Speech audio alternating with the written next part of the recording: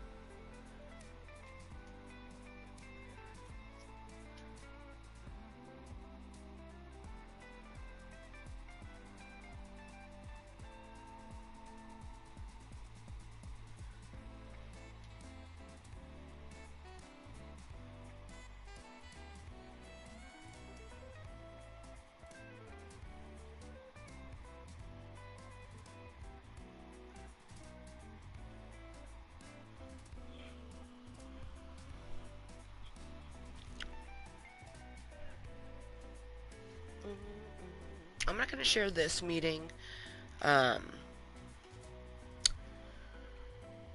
but I definitely have to change these other ones.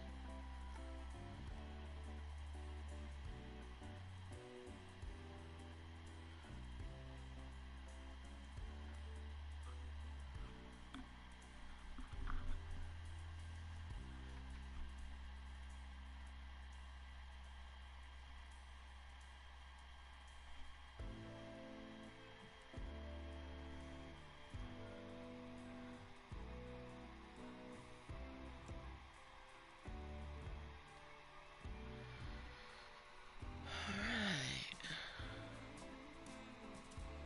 Change this one. Hello.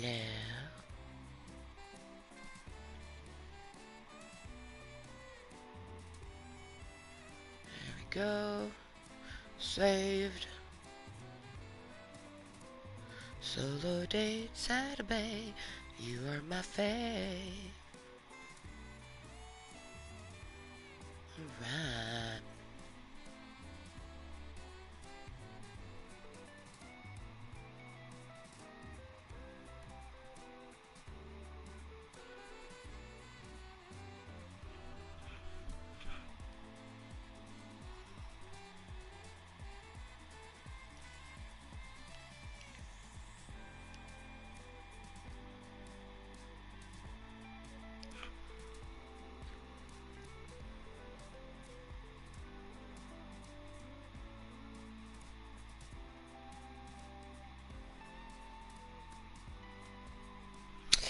Alright. Alright.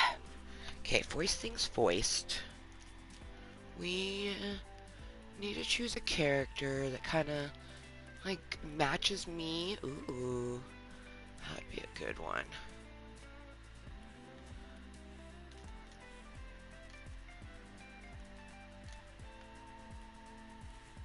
Want it to go nicely. Ooh.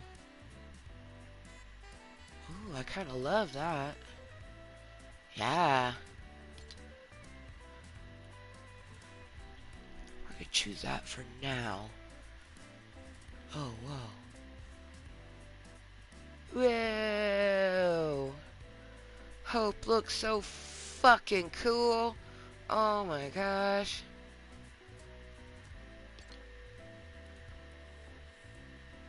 Doesn't go with my outfit, but it's just fucking dope. Ooh, that would be pretty cool.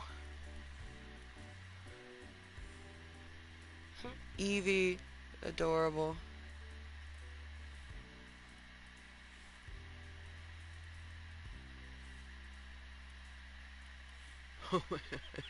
Agent Jones. Oh my gosh. Okay, that is amazing.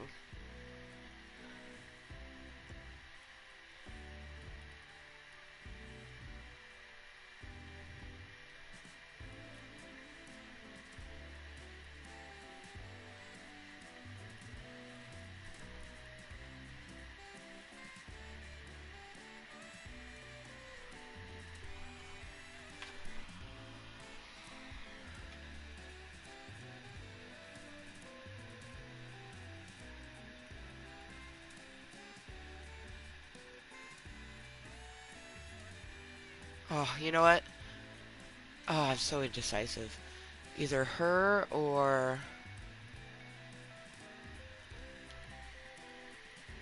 Was it this one? Mariposa is pretty cool. Is that that one? I feel like it was that one.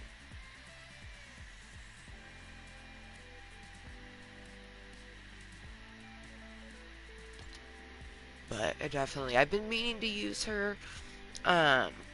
Originally I was going to try to choose someone that kind of went with my outfit, but I just fucking love her, and her hair is so cool. So. And she'll look badass on the Diamond Throne. Yes. This pleases me. Alright. Get my Chizzity chat up and going. We are going to read chapter 3 in its entirety before we move on to some Lego Fortnitery.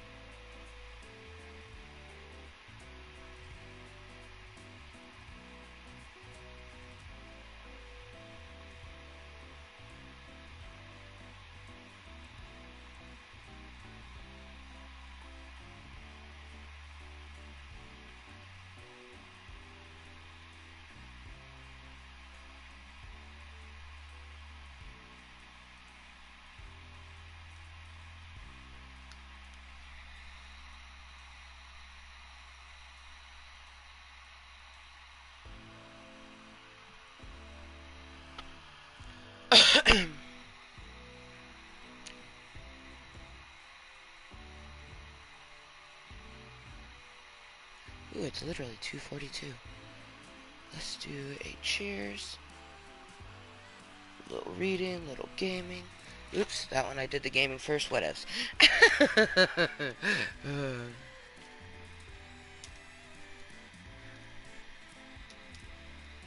We missed it.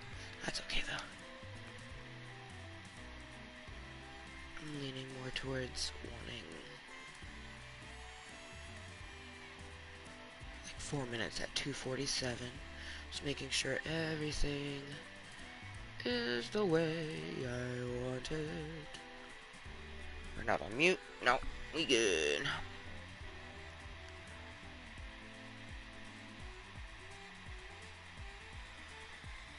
Alright. So we are going to be continuing to read from the book that we started reading in our previous meeting. We're reading The Witches of Blackbrook. It is by the award-winning author Trish Thawer. And I already started reading chapter 3, but instead of being halfway into it, I'm just going to start with chapter 3.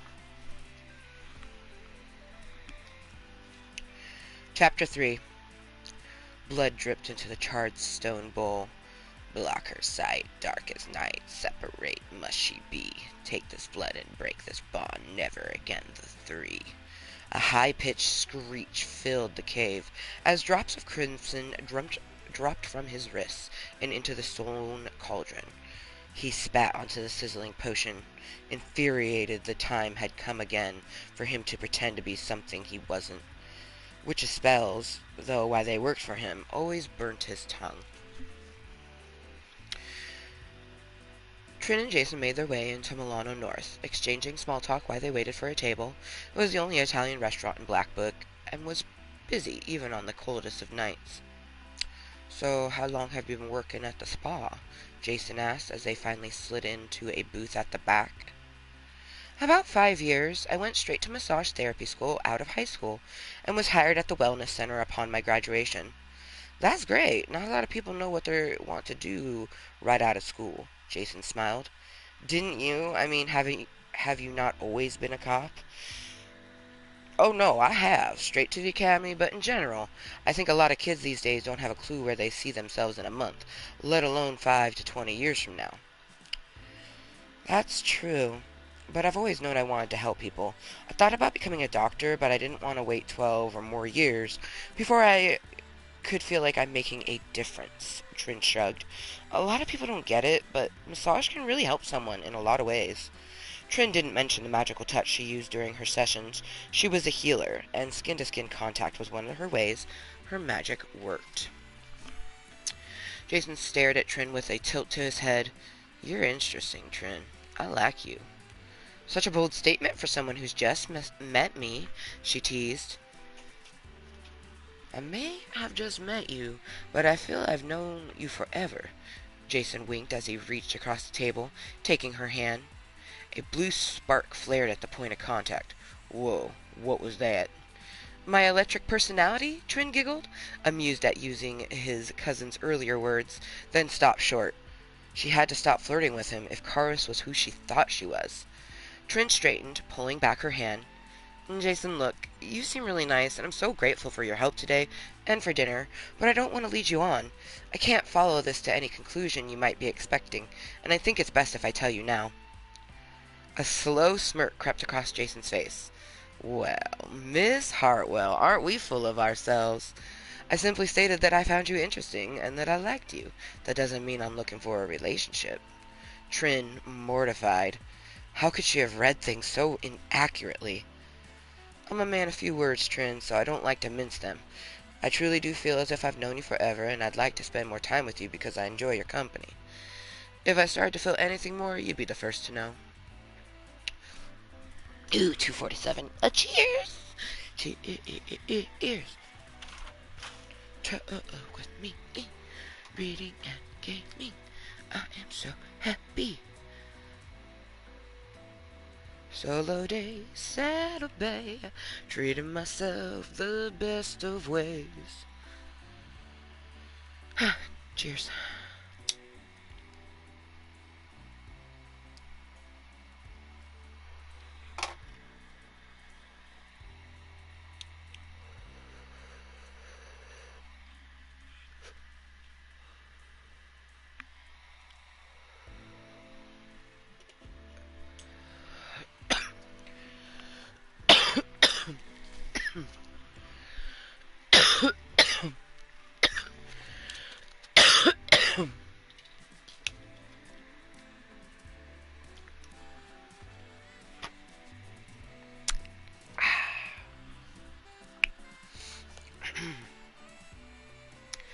"I'm sorry, Jason. Trin stuttered. "Don't apologize. Being single these days can be a difficult thing to navigate. That's why I like you, though you put me at ease and seem so real." Well, thank you. I do try to stay grounded and centered, though with this ridiculous display, I have failed miserably. Trin laughed, feeling lighter again. No harm, no foul. Are you ready to order? Yes, thank you. Trin and Jason gave Chin and Jason gave the waitress their order and continued their evening. Relaxed and engaged, by the time Officer Hardy dropped her off outside her house, Trin shared his earlier sentiment. Jason, tonight's been great. Thank you again, and you're right, it does feel like I've known you forever.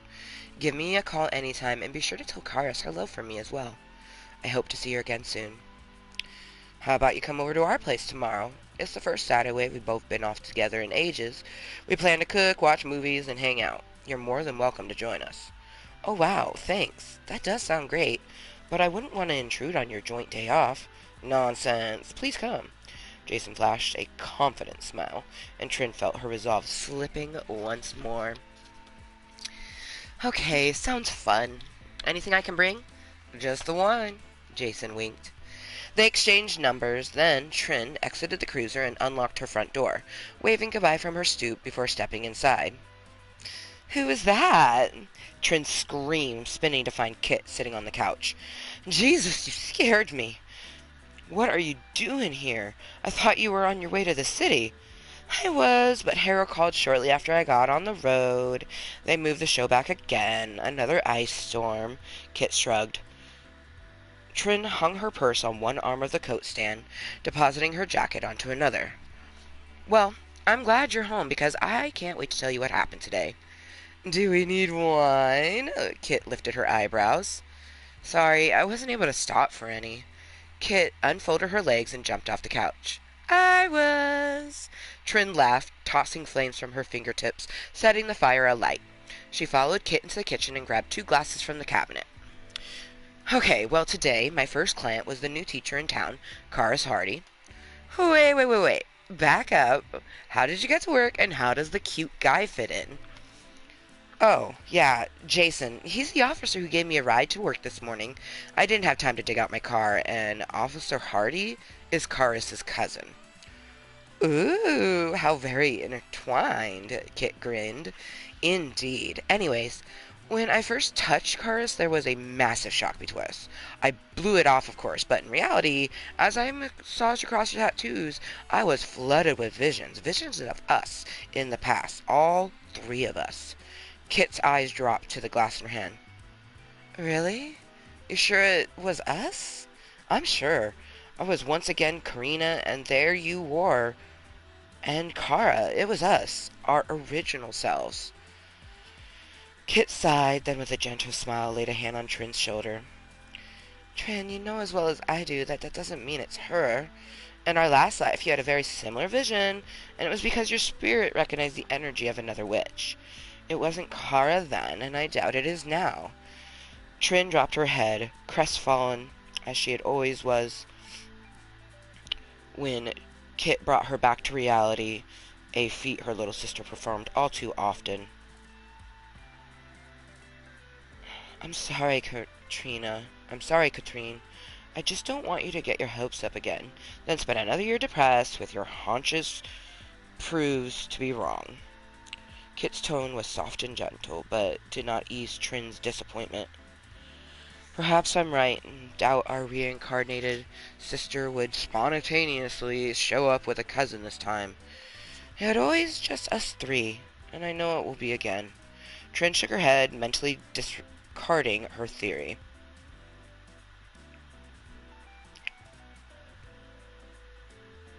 We'll keep looking, I promise. You and I are always going to be able to find each other in whatever life we live.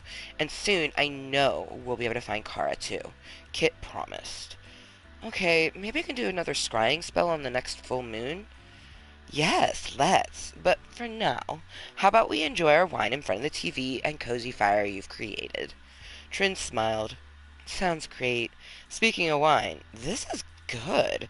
She lifted her glass for another sip. Where did you get it?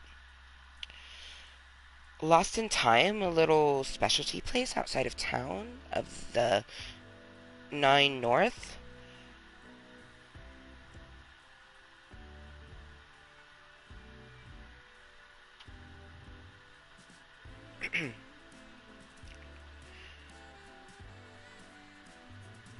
Trin smiled. Sounds great. Speaking of wine, this is good. She lifted her glass for another sip. Where did you get it? Lost in Time, a little specialty place outside of the town on the 9 North. Ironic and perfect. I'll be able to grab a bottle on my way to the Hardys tomorrow. Kit's glass shattered in her hand. Trin jumped. Jesus, are you okay? Kit shook her hand out over the sink, taking a deep breath.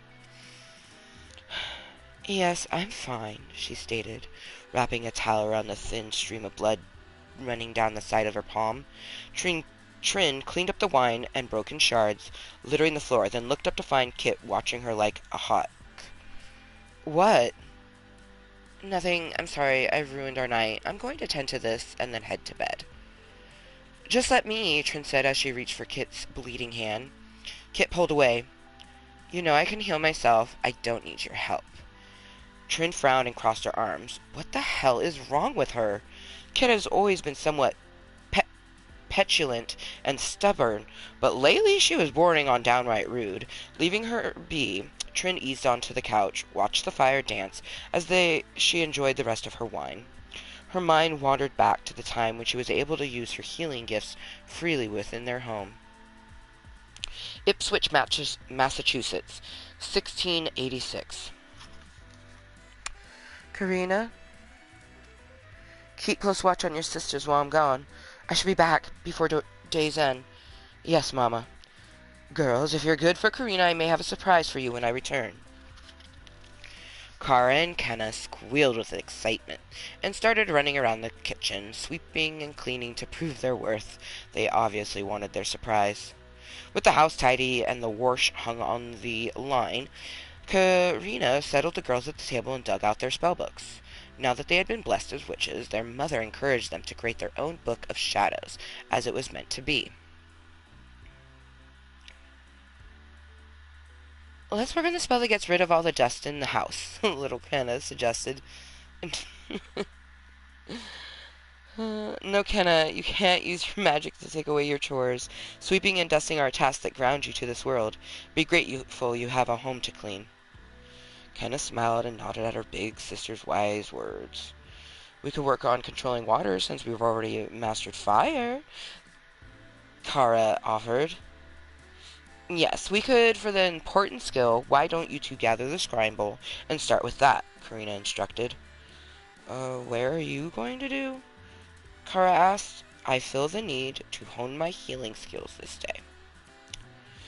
Karina moved to their work area in the back room next to the kitchen and began to pull herbs from the cabinet. Arrowroot for cleansing, healing, and purification. Birch shavings to remove negative energy and hexes. Evening prime rose for healing and protection. Using the pestle and mortar, she ground the herbs, setting them to steep over the fire, then passed a beeswax candle through the vapor being produced. Setting her ingredients aside, she put ink to her book and noted the spell that was flowing into her mind. Illness from an unnatural place, be gone from this person, leaving grace. Cleansed and heal you are anew, blessed by the goddess through and through. As Karina returned the ink and quill back to the work cabinet, Kara and Kenna gasped. What is it? Karina asked. Mama, there's something wrong with Mama, Kara explained as Kenna started to try. Just then the door opened and their mother struggled across the threshold, collapsing as she did. Mama! Karina explained.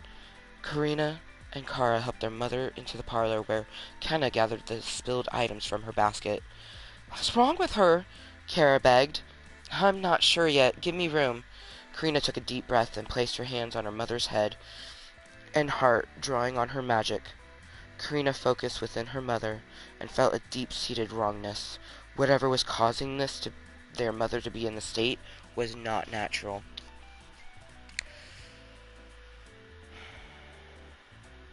Kara, quick, gather a cup of herbs I have on the fire. Kenna, bring me my book of shadows. The girls moved as lightning speed, returning the requested objects in seconds.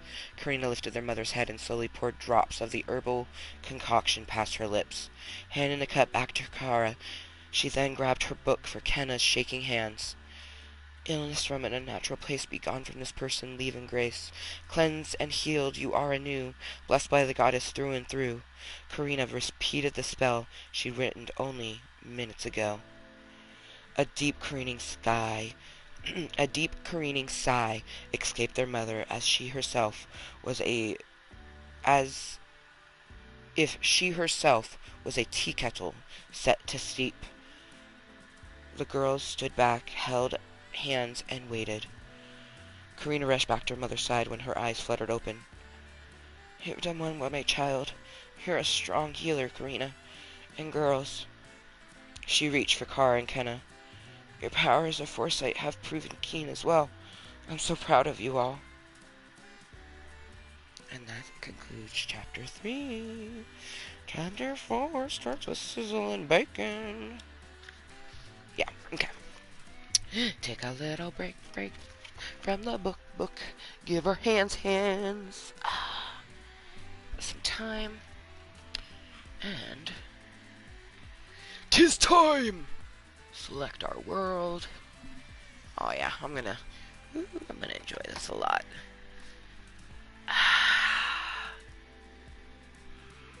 Excuse me. Excuse me.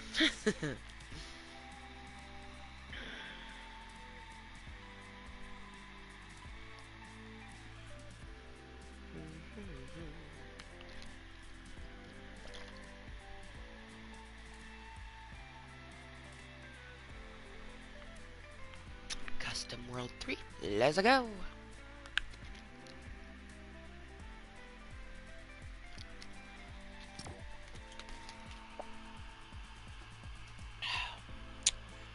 Quite a few water bottles to pick up.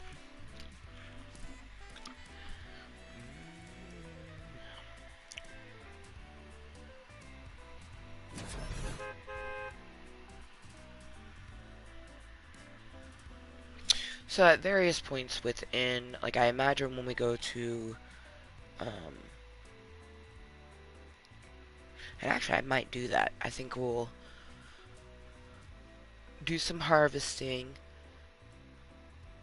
just like in the vicinity, and then, actually I don't even think I need to do some harvesting, maybe some building, or maybe we'll just start with,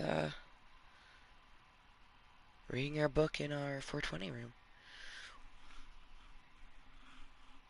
Because the attempt today is to veer out far enough to hopefully find a desert. Because the next portion of my village to be upgraded is needing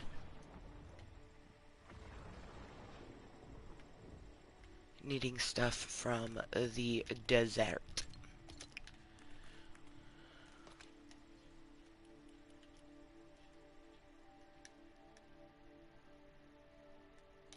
Wow, Past Amber just was like, you know what, I'm just gonna leave this inventory super duper full.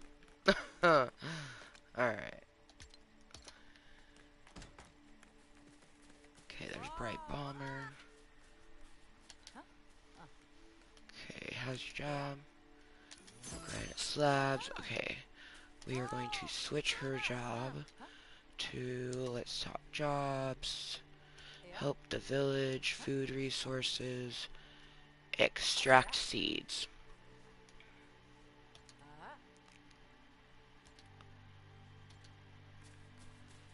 And then Mussels. Let's talk jobs.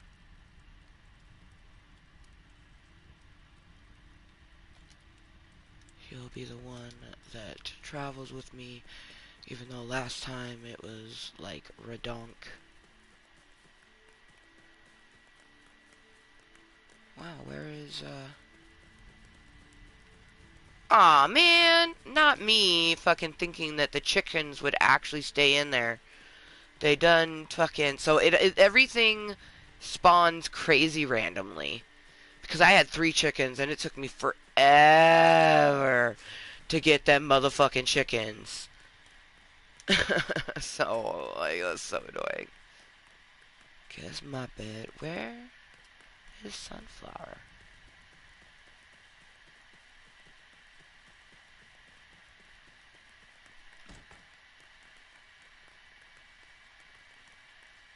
It's Bomber's house.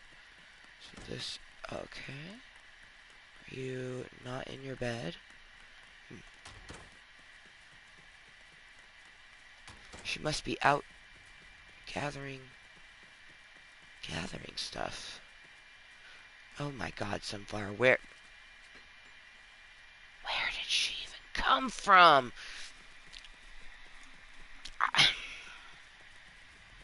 I do not know. I do not know. Where should we put the storage? We could put it behind the house. Nah, let's just leave it here for right now. Alright.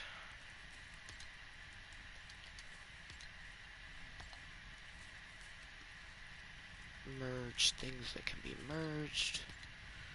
Move things that can be moved.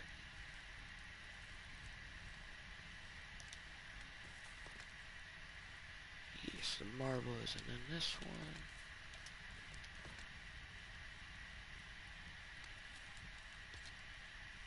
Food.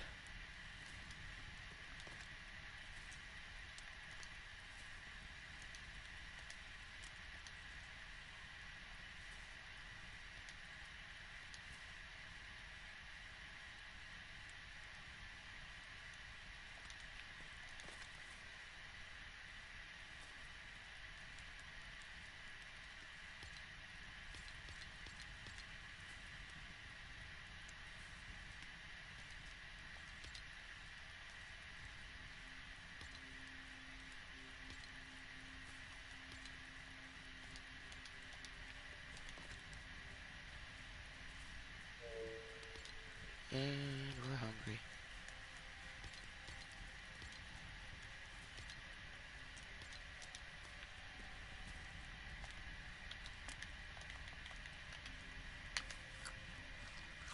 Nom nom nom nom. Nom nom nom nom. Alright, Sunflower, what you got for me, girl? Yes. Thank you.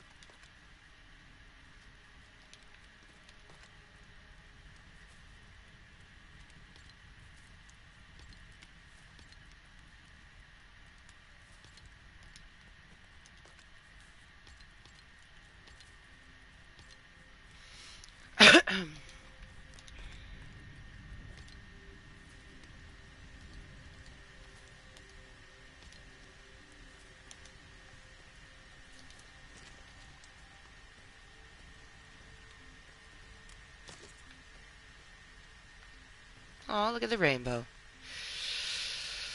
You know what, Muscles? Let's go check out the rainbow. Let's see.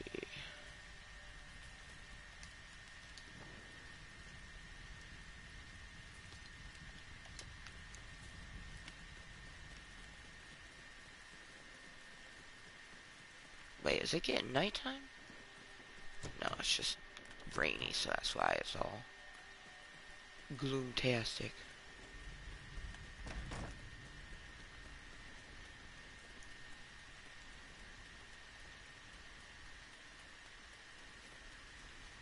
Man, I am so fucking disappointed about those fucking chickens. It seriously took me... Why do I feel like we've been up there before?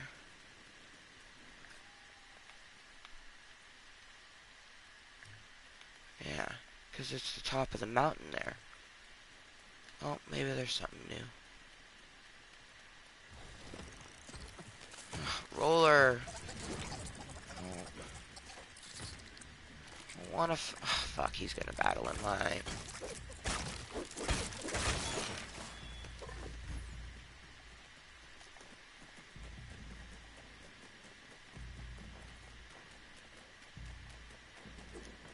Some wolves.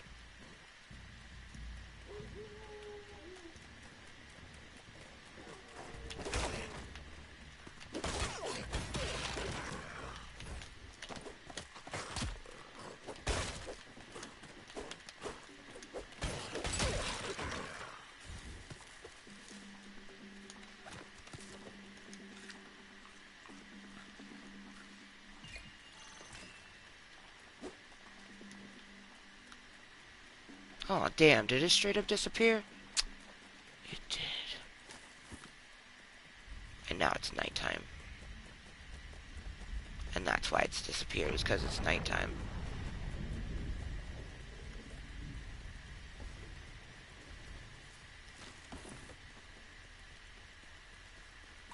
Because I've already been up here, there was a whole fucking people doing crazy shit here. Hey, come here, chicken. It's like he knows what's about to happen to him.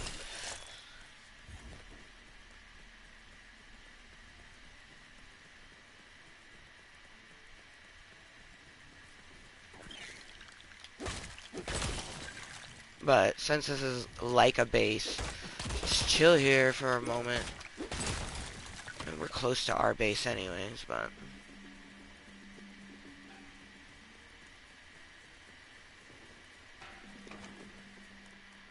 Yeah, that pot of gold was probably just talking about this boobala. But we've already been here, opened it.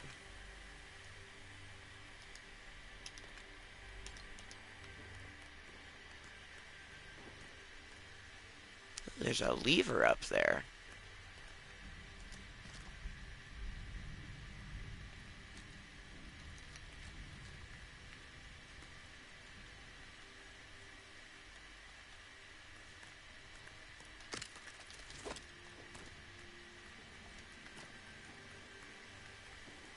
Oh, it's just a bucket of wood. I thought it was a lever. That's so funny.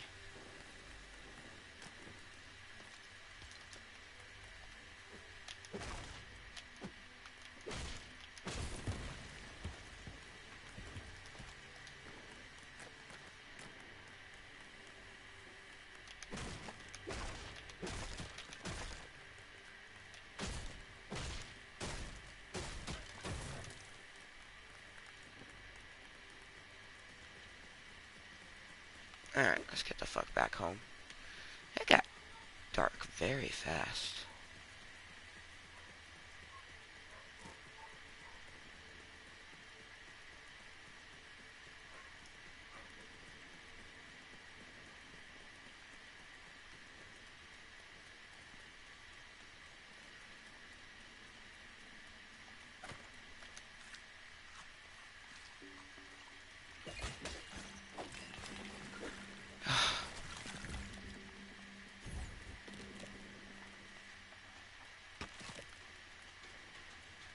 I'm not gonna not pick up the damn bone.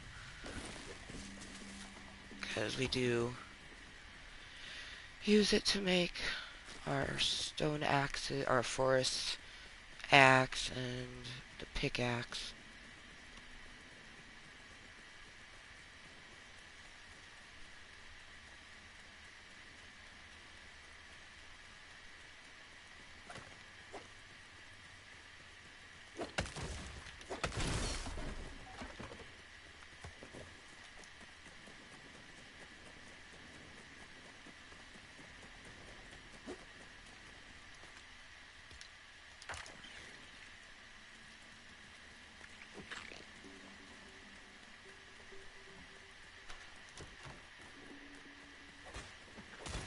Really? God damn it. Me also just get your bitch ass in the fucking house. Come on.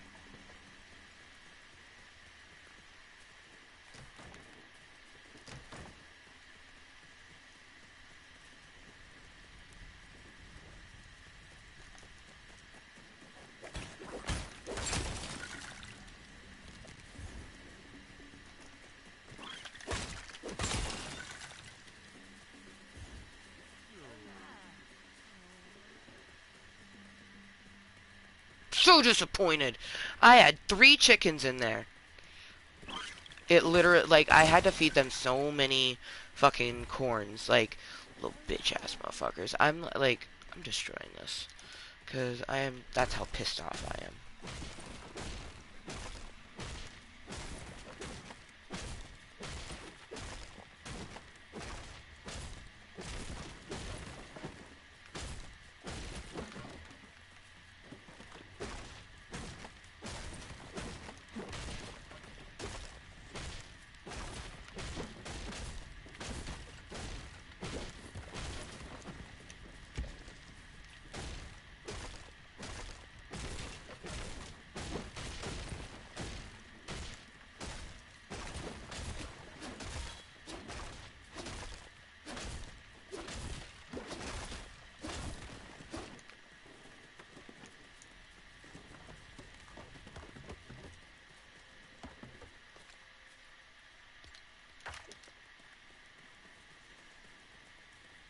Do need to protect my crops from fucking chickens, though, because they were pecking at my crops.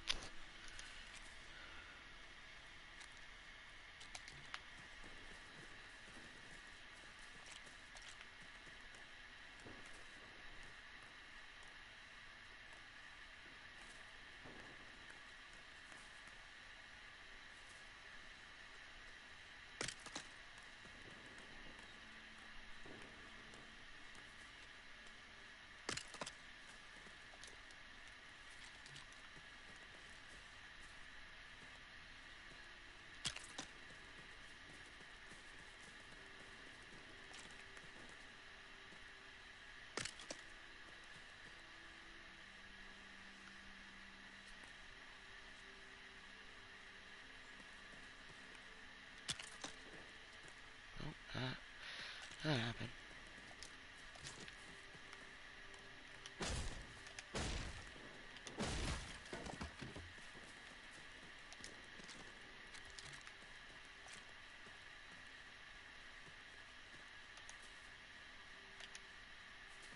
Muscles, move your bitch ass.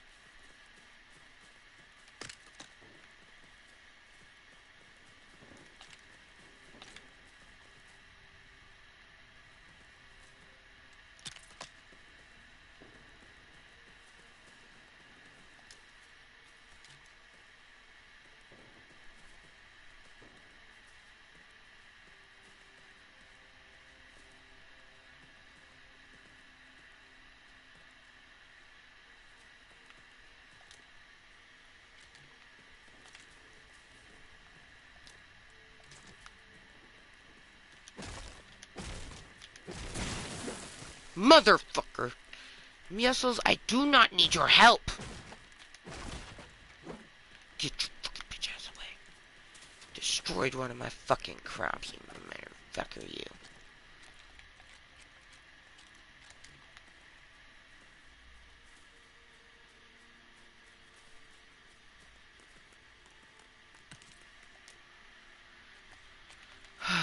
Muscles, muscles, muscles. What are we gonna do with you?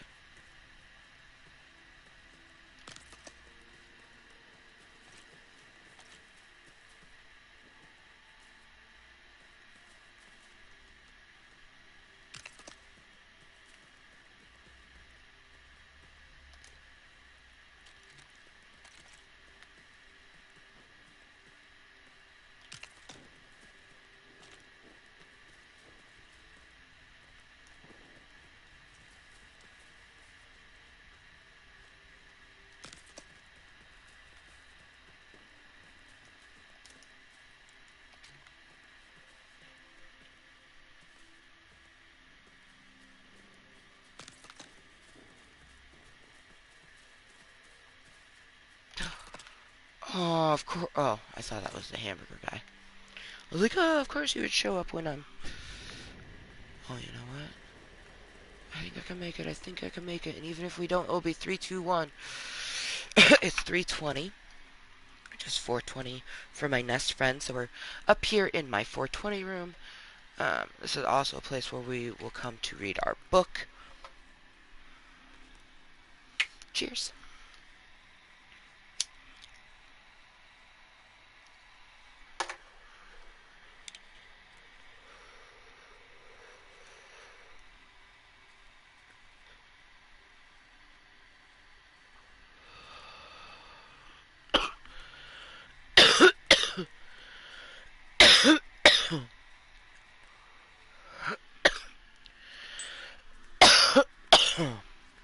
Oh, yeah.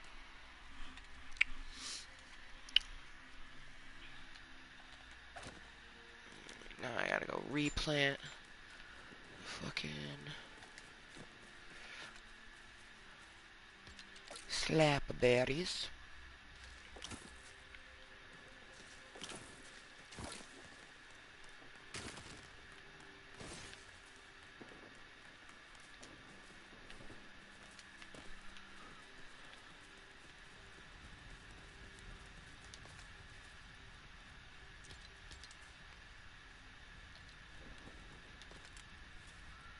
Okay, we're gonna move around some things.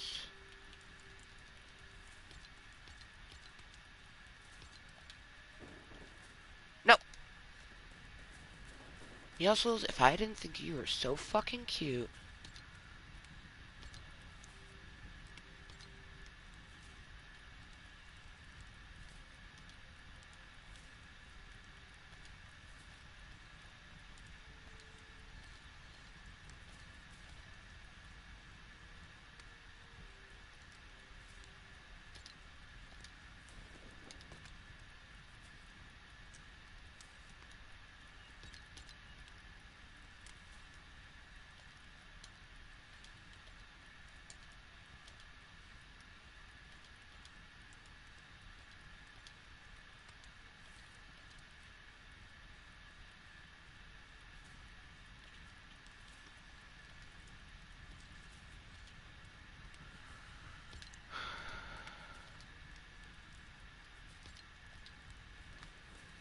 Okay, okay, okay.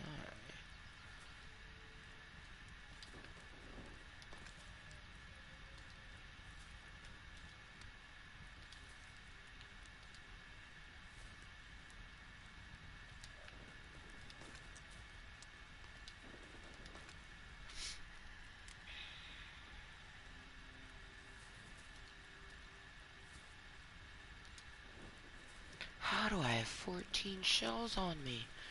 How is that even fucking possible? Was I holding all of them? I thought I put some in here. Oh, I guess I was holding all of them. Well, okie dokie.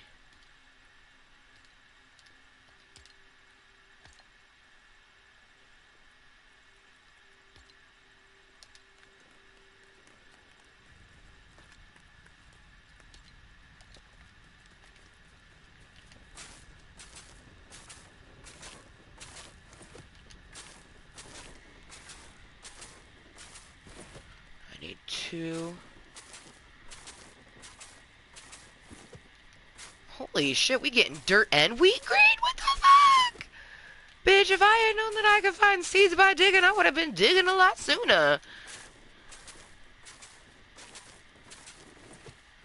But no, we need, soil for our plots. Alright.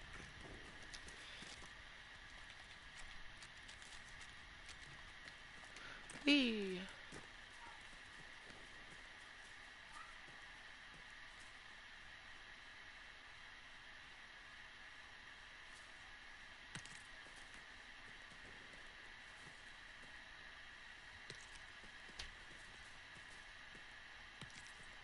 And I don't have anything to plant in these yet, but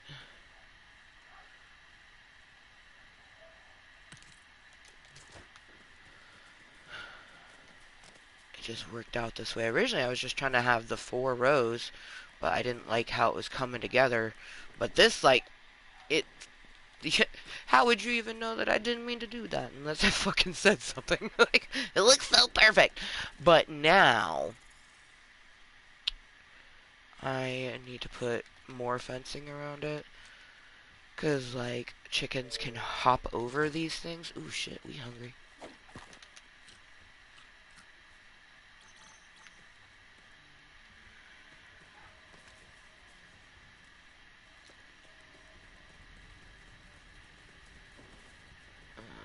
Let's put it...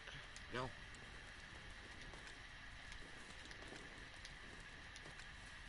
Oh yeah, the mushrooms are food because we use it to make the drinks. So we will put it in here with the drinks because we have a juicer and we can make those different drinks and things. I've already made some slapper ones. Slurp juice, super easy, just fucking raspberries and the slurp mushrooms. And then we can make a snowberry shake with milk and snowberries, which we'll definitely be making a shit ton of those when we, excuse me, go to, like, we're going to go adventuring, eventually find a desert, and in that desert we'll definitely need some soup juicery with this snowberry-ness. Just gonna chill in my room, eat some corn, stare out on my village, stare at Bright Bomber, because we think she's pretty. But she has no idea.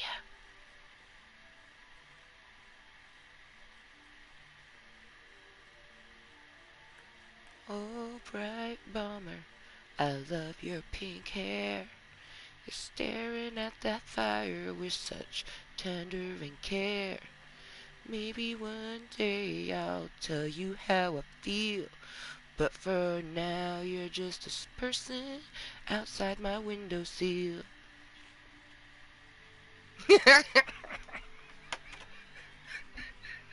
Oh my god, she looked at us! Duck!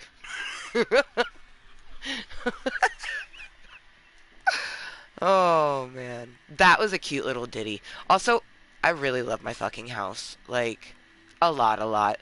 Although I kind of think I might move my table around. Um,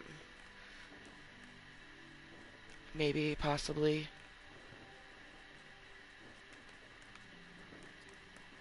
Maybe move this.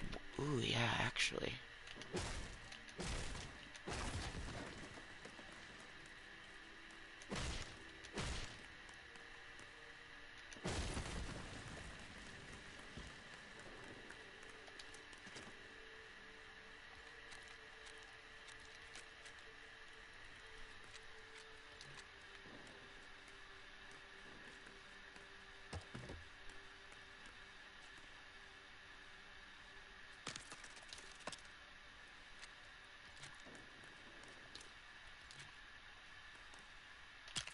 Bam. I like that a whole lot. I think I'm gonna move my bed around too. Put our bed over here. But I'm gonna move the table over this way.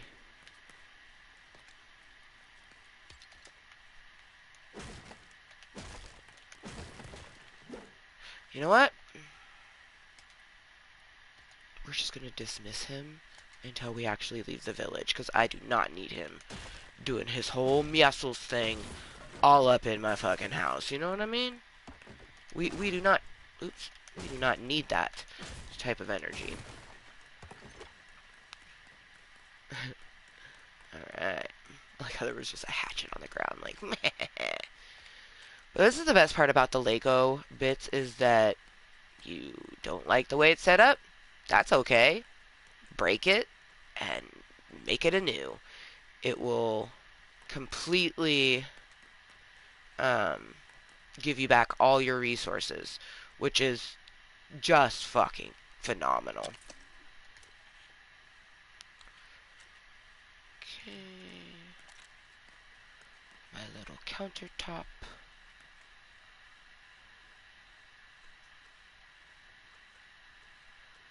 Actually, let's see how this looks in this area.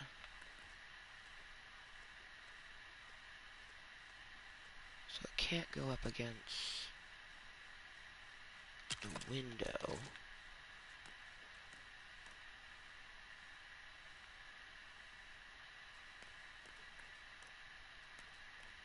No, that's too big.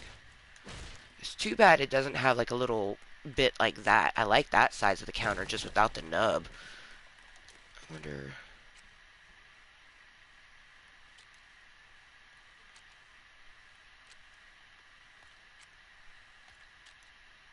Oops, and...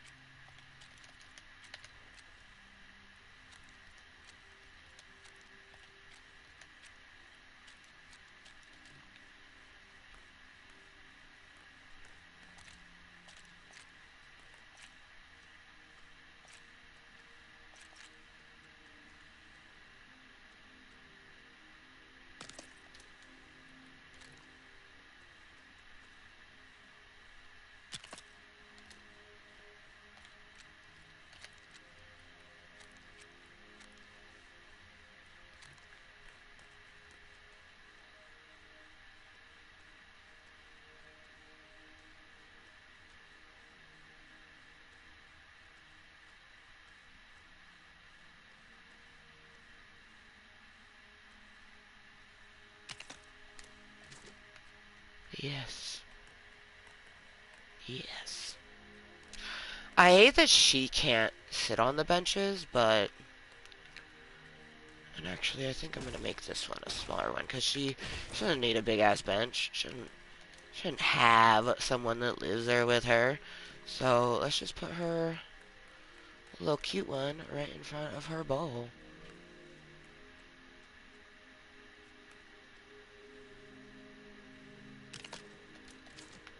Yes.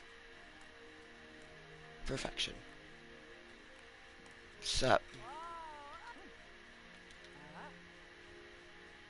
Sapberry seed. Pumpkin seed. Thank you. Fuck yeah.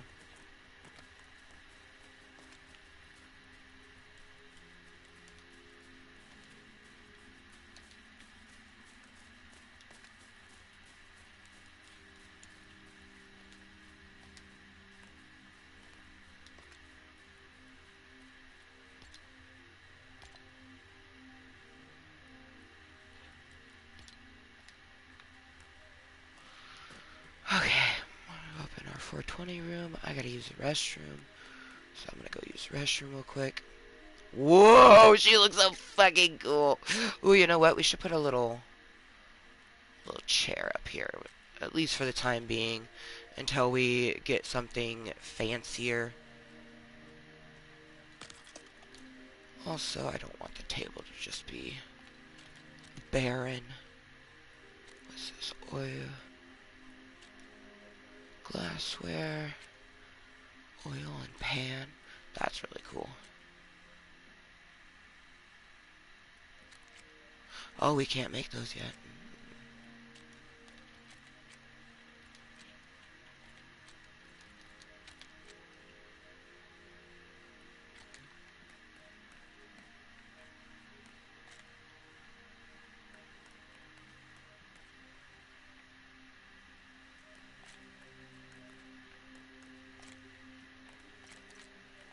So interesting. Oh, where were you trying?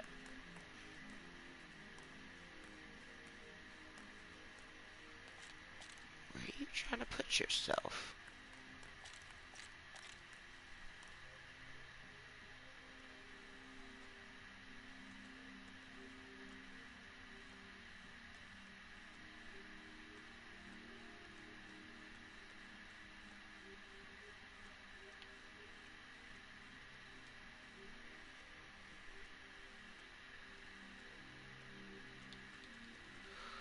What's supporting peace? I'm so confused. Oh. Well, but then why wouldn't you connect on that wall when I wanted you to?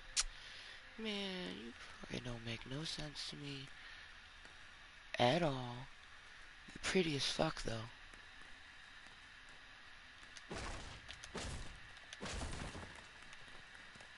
In that theory, you should be able to hang on the wall.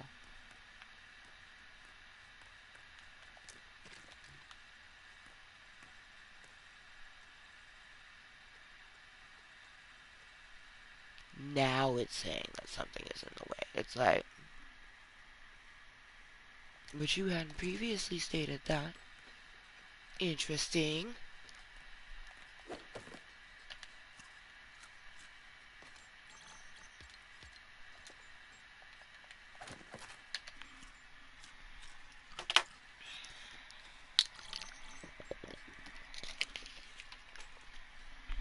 Be right back.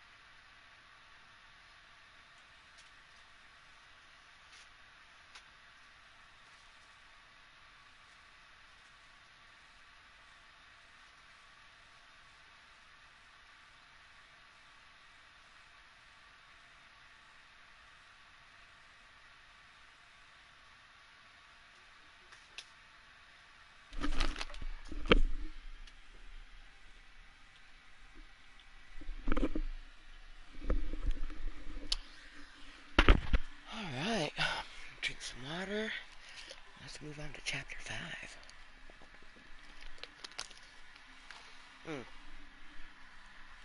Chapter 4? Oh, Jeebus! What'd I just destroy? Okay, nothing was destroyed, thankfully.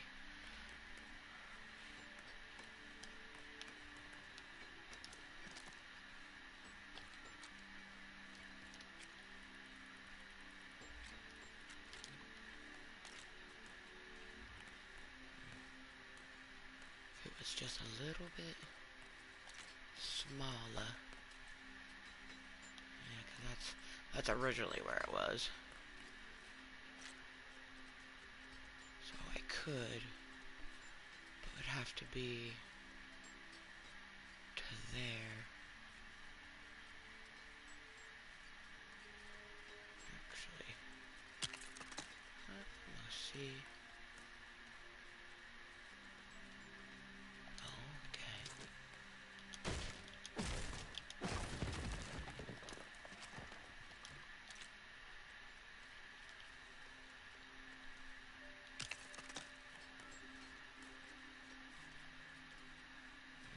Yes. Oh yeah, I don't mind that because I'll put some railings up.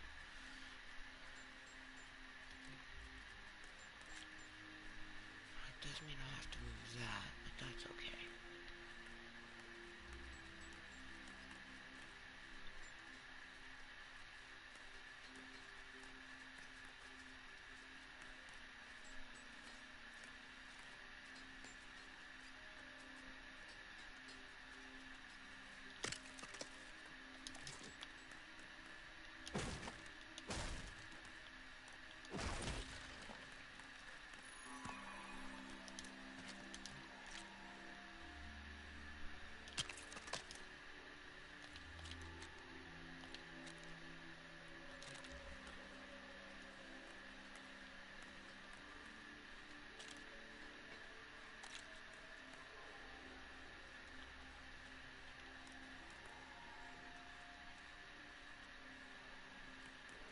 How is that not a supporting piece? You make no fucking sense to me. Like,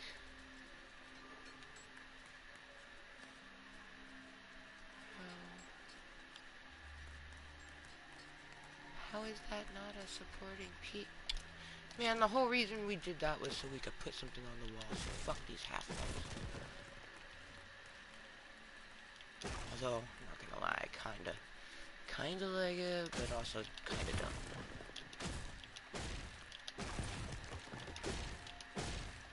But I literally did it just so I could put this up. And it says it needs a supporting piece.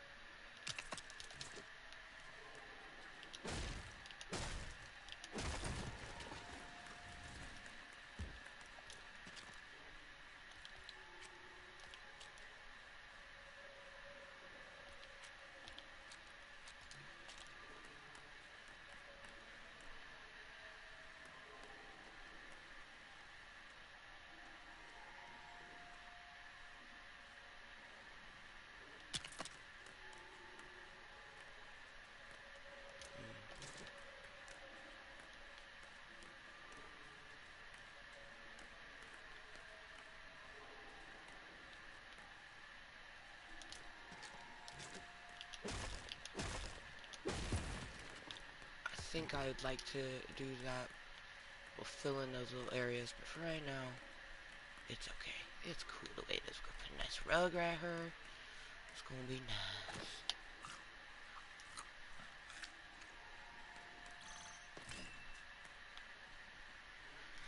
Alright.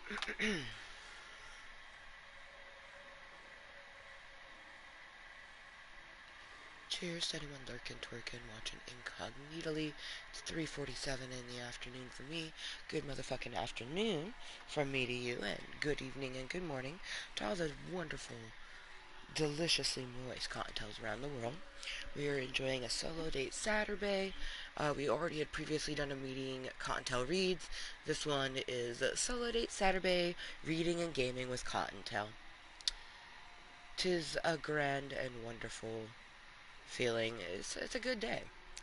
'Tis a good day to treat myself amazingly. Every day's a good day for that. But we put on a cute outfit, feeling all fucking hella comfy, warm, but also fucking cute and sexy. Um, Reading book, playing game, just doing the things that I enjoy. A solo date is so fucking stupendous, whether you're single or in a relationship. And truly, some people might go, oh, I'm in a relationship, I don't need to do a solo date. I have someone to go on a date with. Bitch, that's great, but you still should be solo dating yourself. The only person that knows exactly what you want is you. You know what I mean? Like, it's like,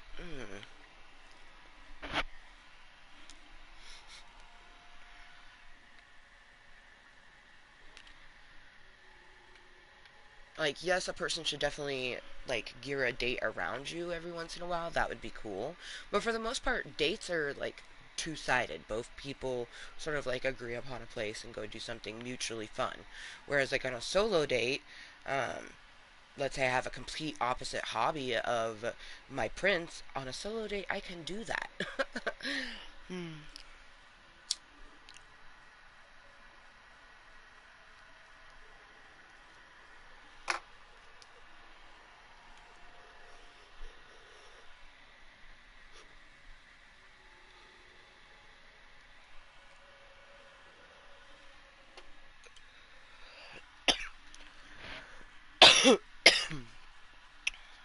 Chapter 4.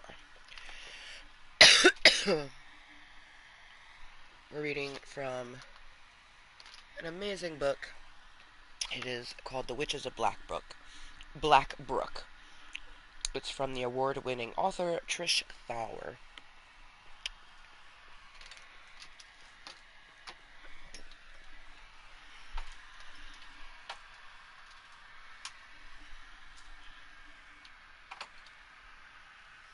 We've already read chapter 3 in this meeting. The first two chapters were in the other meeting. I have to take breaks. Like, I wish I could just read chapter upon chapter, but when I do two chapters, my hand is actually pretty sore to the point that I, like, have to stop for a long while. So, it's just best to take breaks in between each chapter. Oh man, the sizzling bacon makes me think like earlier, I'm pretty sure I smelled bacon coming from above and it was so good. Chapter 4. Trin woke to the sound of sizzling bacon and percolating coffee. Good morning, sleepyhead, Kit teased. Morning. Trin looked around the living room, noticing her empty wine glass and a discarded blanket laying on the floor.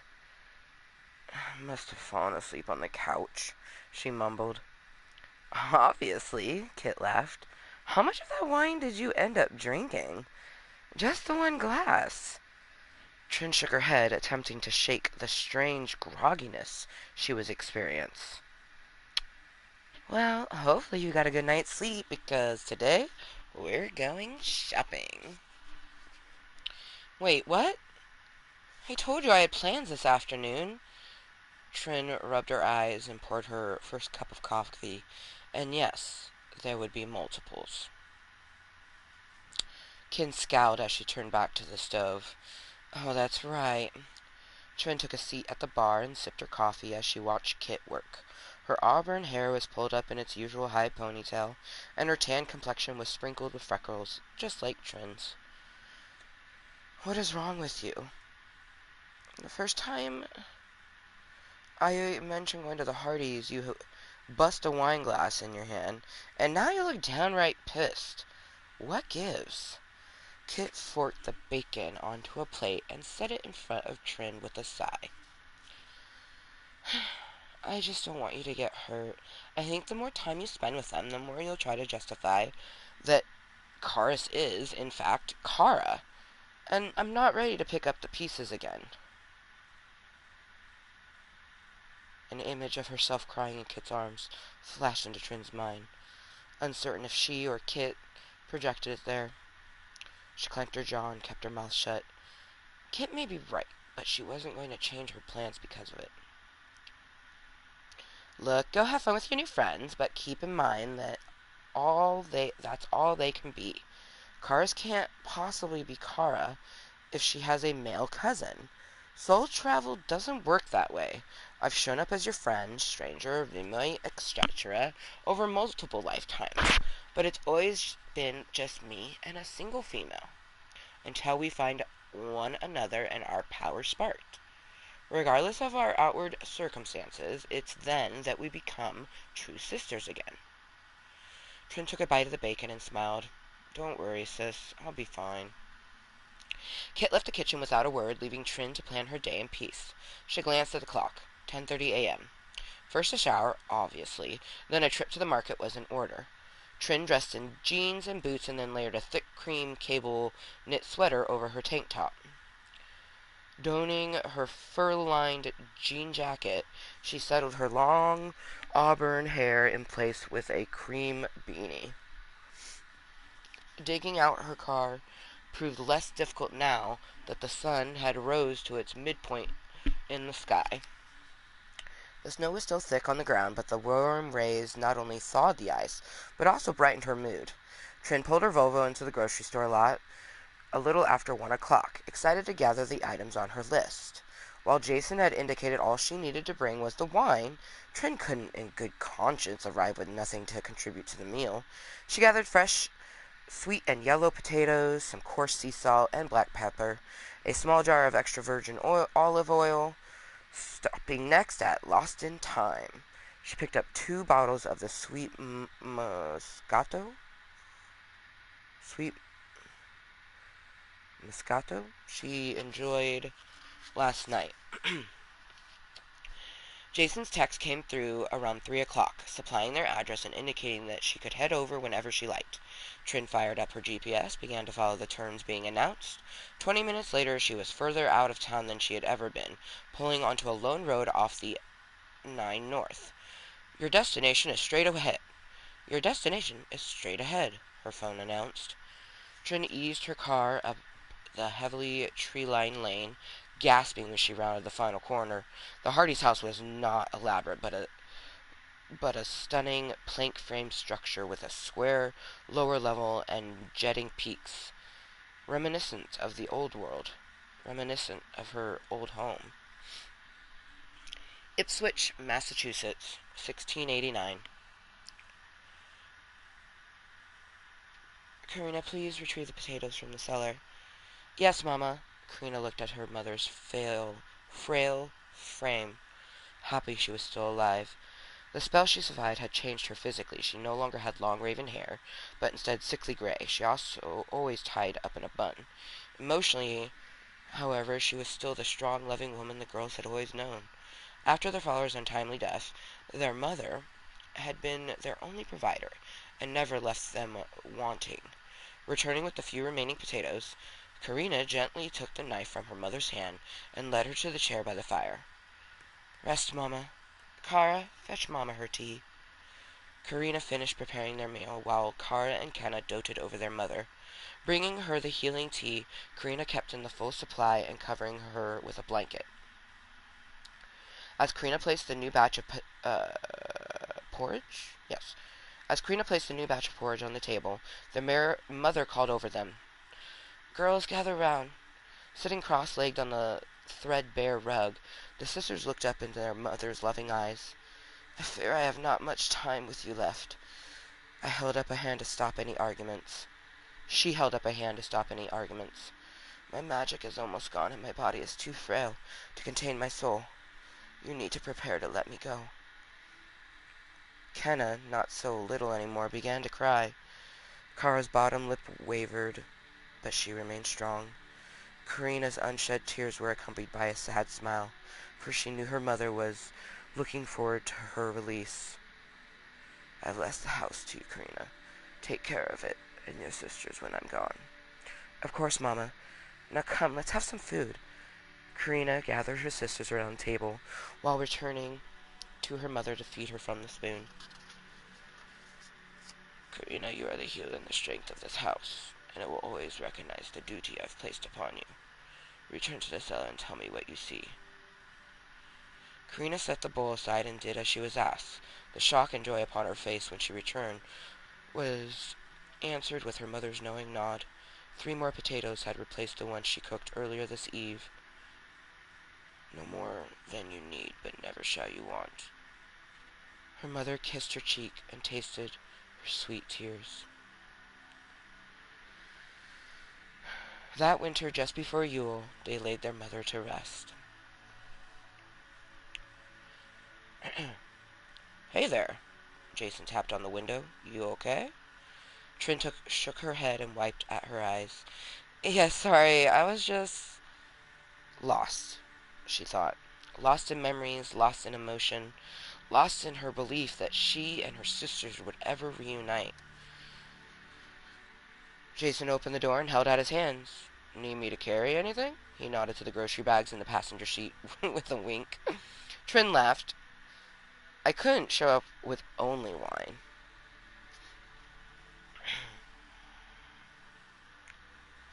We like to eat around here, so anything you brought will be most welcome.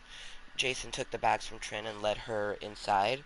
The Hardys' home was light and airy. A cozy fire roared in the old stone hearth, and the most heavenly scents permeated the air.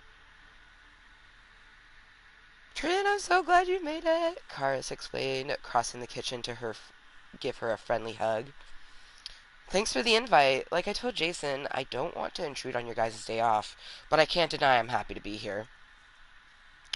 Well, we're happy to have you, and I'm just putting in the roast. Did you want to join me in the kitchen?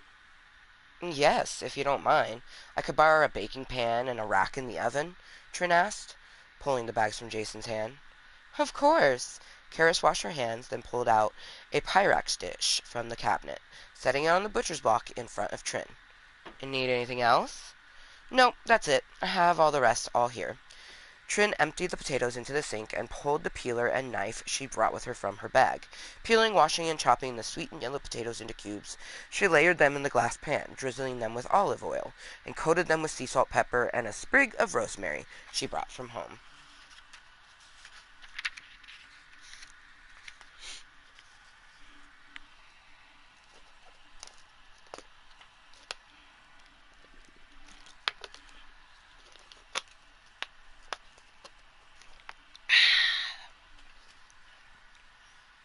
Those look great, Jason remarked from over her shoulder.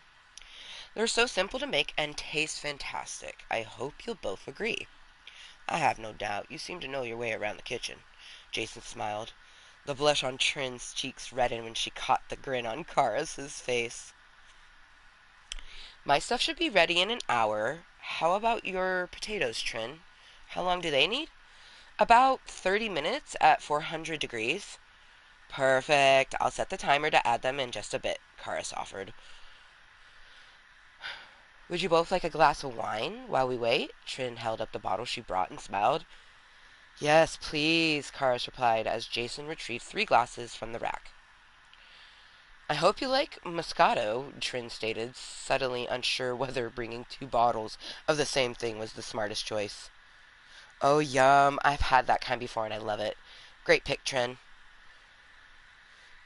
Karis's smile seemed to put her at ease. They popped the cork and moved into the living room, chatting easily while they waited for the food to cook. You have a lovely home. Thank you, Jason replied, taking a seat next to Trin on the couch. It's been in the family for years. Trin looked at the river rock chimney, up the clapboard walls to the exposed beams, and sighed. It was so odd to sit in a modern home and long for one that had been gone for over 3 centuries. Wait, I thought you two just moved into town, she questioned. We did, but the house belongs to my father. He kept it rented until we announced we'd both be relocating to Blackbrook, Jason explained. Well, you're very lucky. I'd love nothing more to live in something rooted in such history. Karis tilted her head at Trin's comment. Have you not always lived here, Trin? Oh, I have. In this life, at least, she thought, except when I was attending school in the city. Trin took a sip of wine. Where did you two live before moving to Blackbrook? I gotta love the bring back. Massachusetts, Jason declared. Trin's glass froze against her lips, and her head started to spin. She tried to heed Kit's word. Friends, that's all they can be. But something about this seemed so much more. And it wasn't just that she and Karis had similar features, with their auburn hair and green eyes, but the familiarity she felt with Jason, the house, their connection to Massachusetts, all of it seemed too important to ignore. Trin thought back to her vision to pinpoint its origin, realizing it only happened once she made contact with Karis's back during her massage. She quickly ran through the events of today, and so far, they had not touched skin to skin. Karis's hug had been at arm's length, her forearms only touching Trin's sweater due to her kitchen-soiled hands. Trin set her glass on the rustic coffee table and reached across for Karis's hand. Another shock arced between them.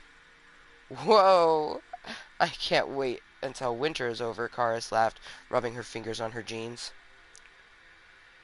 Sorry, I was only wanting to see if you'd like another glass of wine while I check the timer, Trin diverted.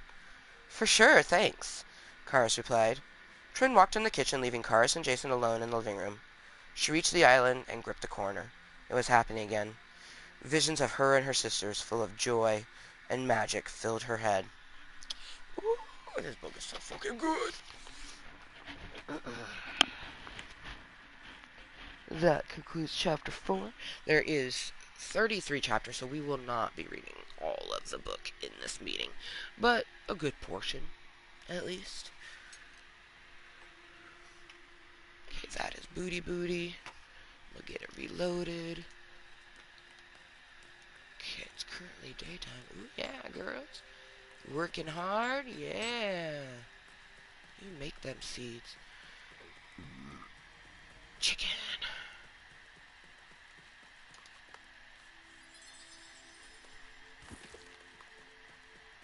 Learn my lesson. I will not try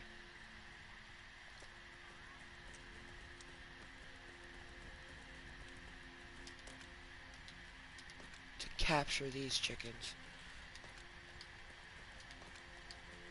Do I not have any vines? Oh shit, yeah. Interesting. Hello, chicken. Oh, come here. I want to pet you. You're giving me an egg, and I like that. Oh, apparently you were the chicken I already pet. Okay, where's your homeboy at? Bocking it up in the bushes? Bok. I didn't want the fertilizer, but thanks. The poop can stay on the ground.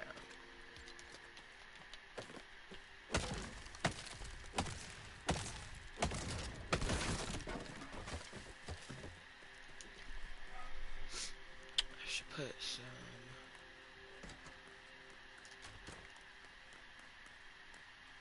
I have a few vines.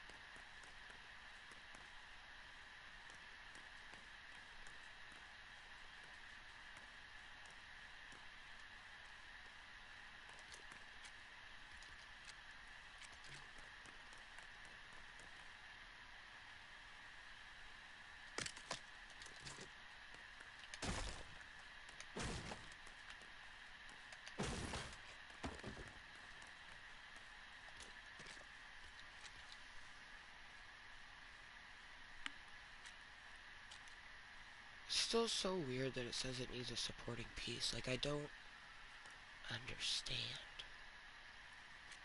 But yet this one doesn't. It, like, doesn't make sense to me.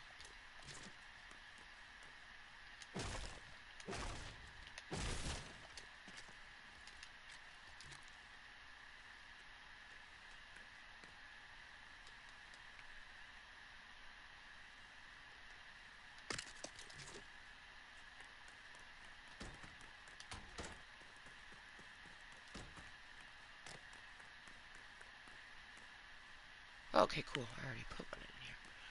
Very nice.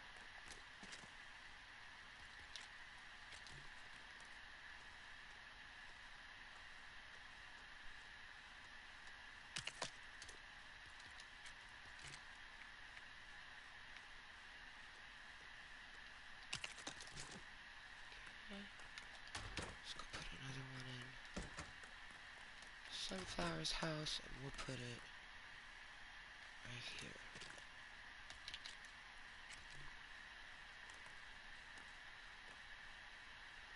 Or, yeah, right here. The opposite corner of where the other one is.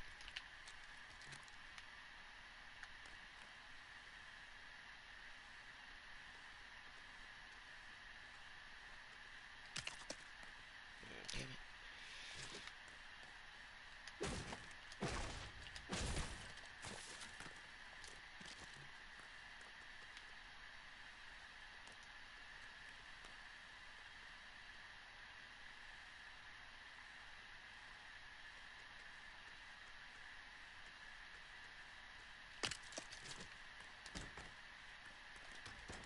Yeah, it's quite right.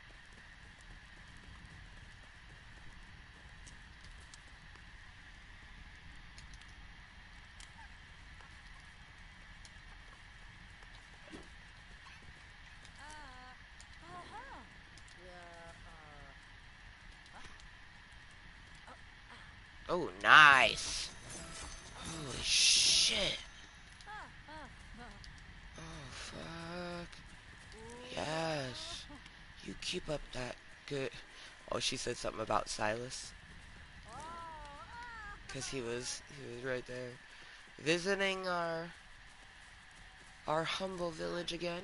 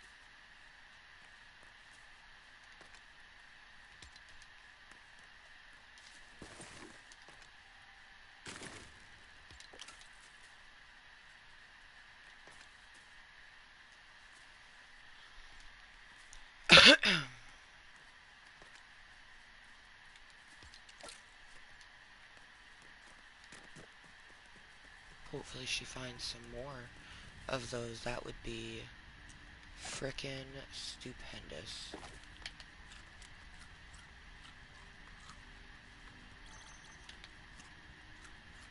Okay. So nighttime. Wow. So beautiful. After this night, we will go traveling. We're gonna go up this way because this is the frozen area over here. So I'm thinking over here might be some desert. So we will venture and see.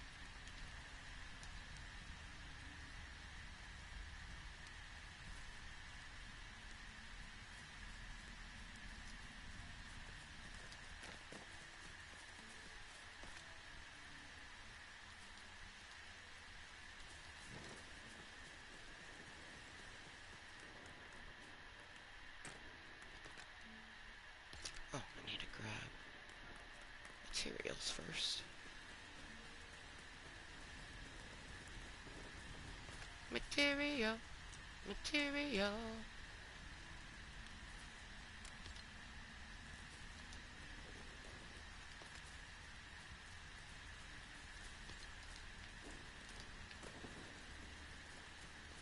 Take what you got. How you doing?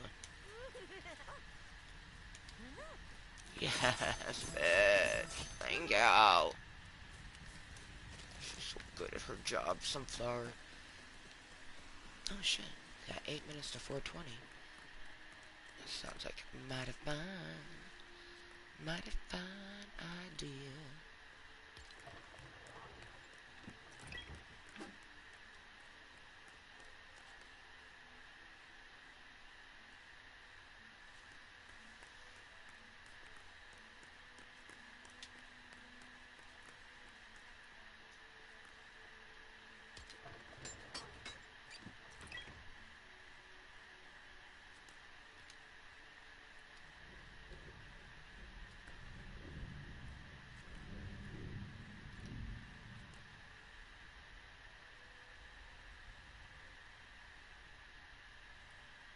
I wonder if you can do more than one health charm. Ooh. Oh, we should totally make this. One shell, 3 silks.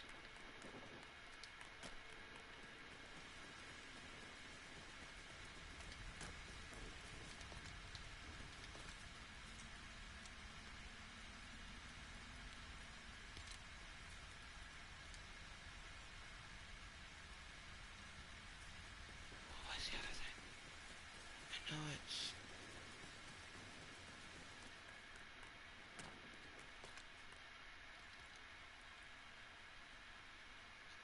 marble.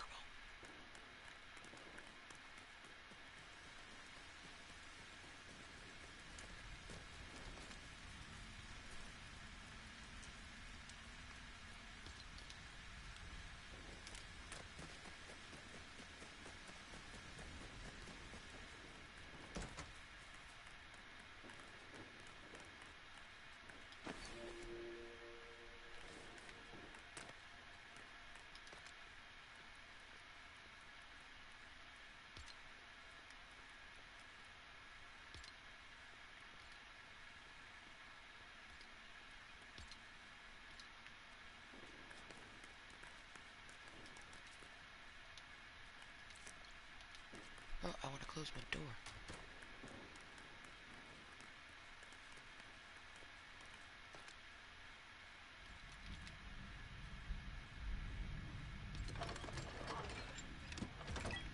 I'm just curious if, like, you can do more than one charm, you know what I mean?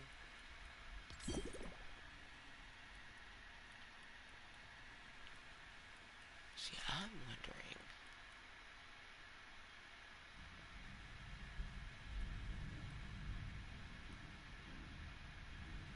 if instead of having,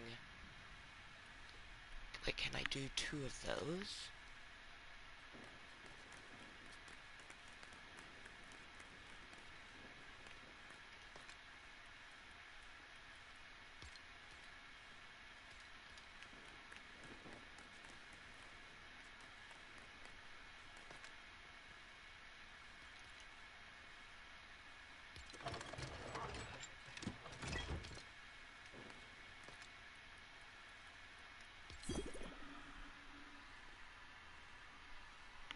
No fucking way. Okay.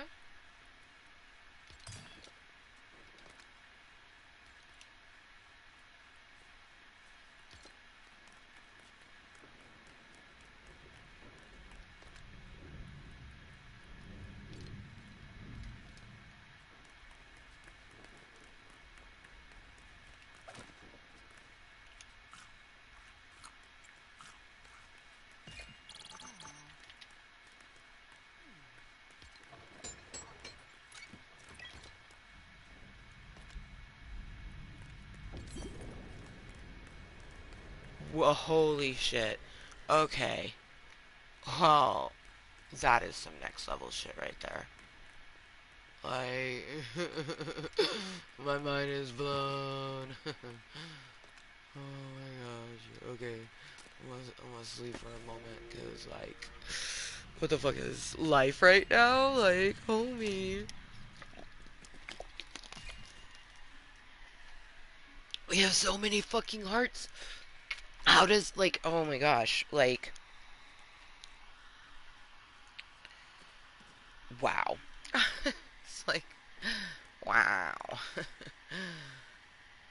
Wow. That's... I I don't know how... I don't know how to feel right now. Like,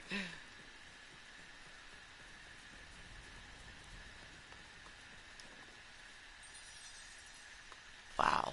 Like, wow. That's so many hearts. Oh, I have a 420 area, but I kind of want to token Yasuo. Like, dude, I made him such a wonderful fucking, like, tower room. This bitch ass motherfucker. And he is, like, one of the worst travel companions. Like, if you can call him that.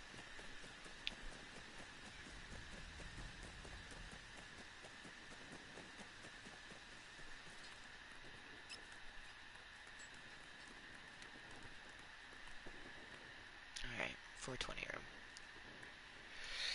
Okay. Let's get Jada Rose cashed out. Motherfuck! Okay, we need to put something in my hand so that I am not...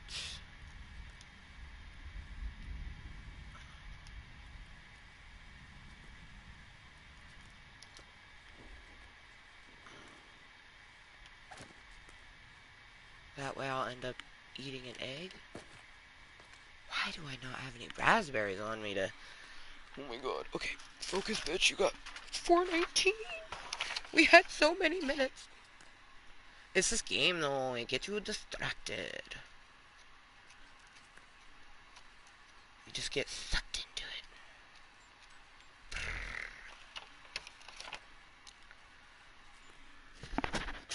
But we can do it. Get a 420 toke loaded.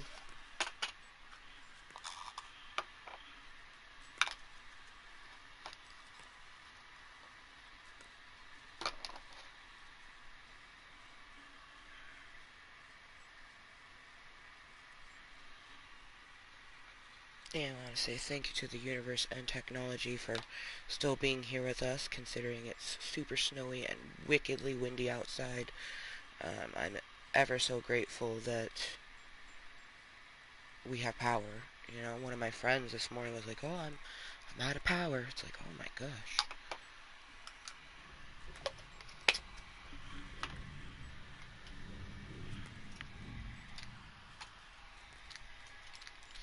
Cheers, happy 420 from my Lego Fortnite 420 room.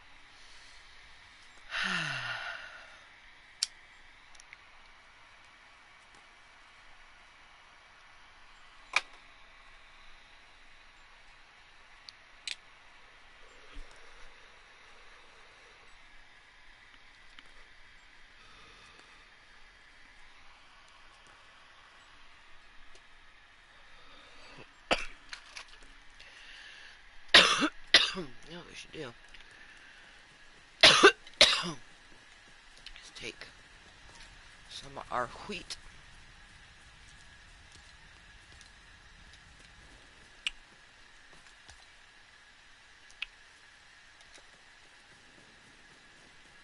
And use our... Oh, she is using that. Well, I can't use it if she's using it. Okay, well, let's make us some slapberry. Actually, we have some of those, so I guess we're gonna go get some raspberries so then we can mix it with the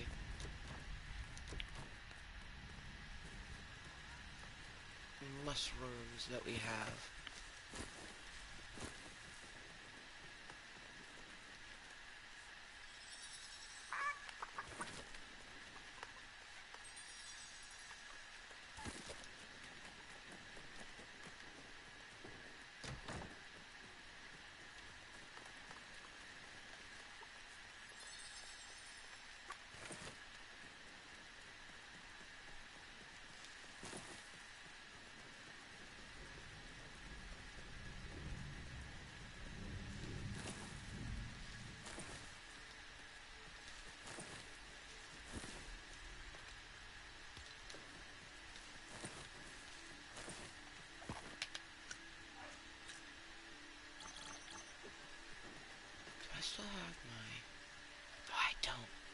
wanted to try digging around places that I have previously seen stuff.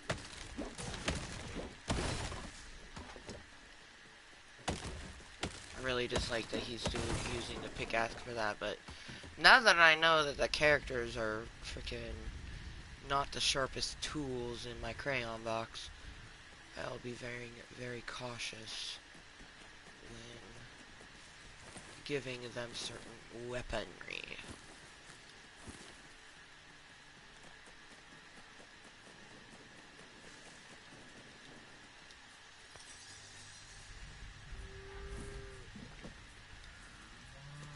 Hey, milk.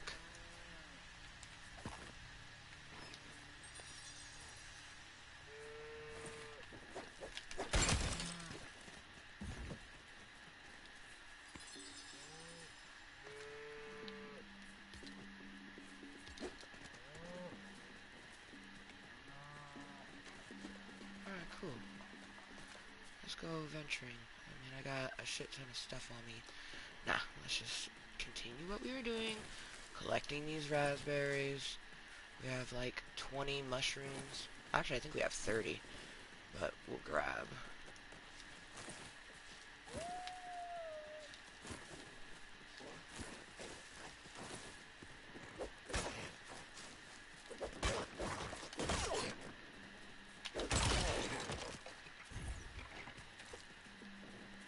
I have so many of these, but I already know the moment that I don't pick it up, like, all of a sudden I won't have them, like, access or something. It's just like Murphy's fucking law, man. Ooh, that's got a roller up there.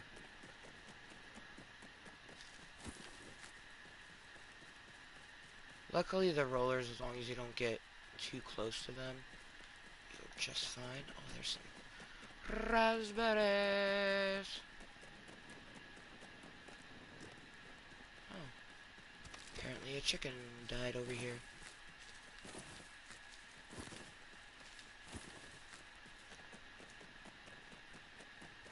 Oh, we have 32 raspberries. More than enough. But I'm gonna go ahead and collect a few more. Cause why not? Hello, chicken.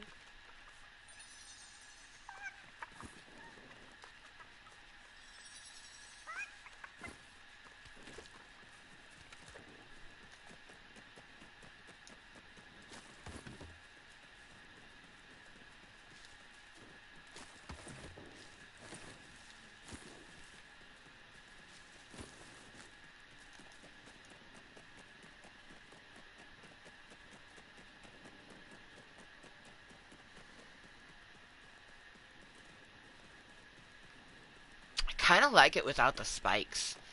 I haven't decided yet if I'm going to add them or not. Or just destroy the spikes that are on our gate.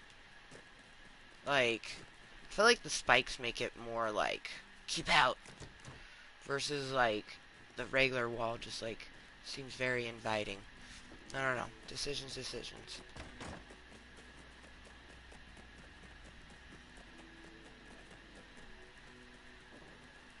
Grab some mushrooms first.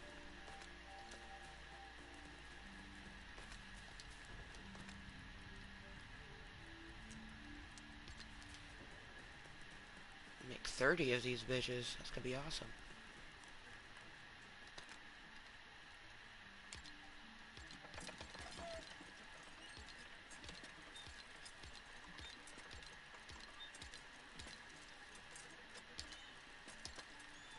Cool.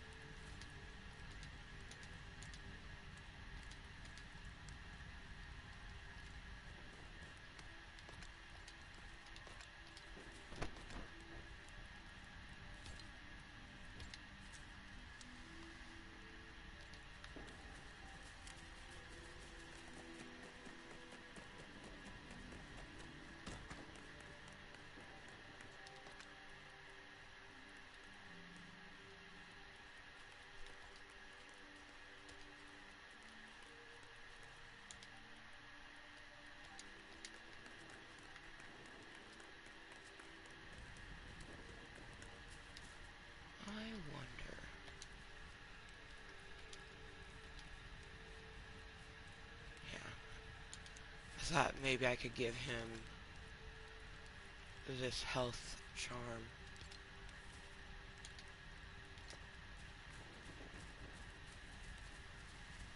Because, I mean, I don't need it.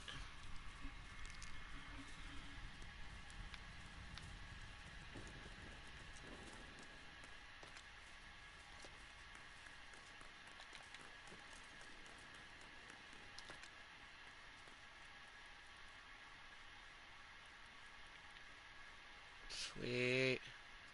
To make corn.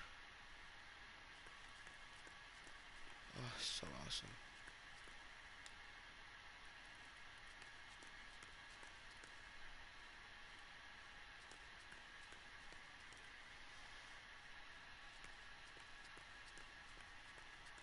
Interesting.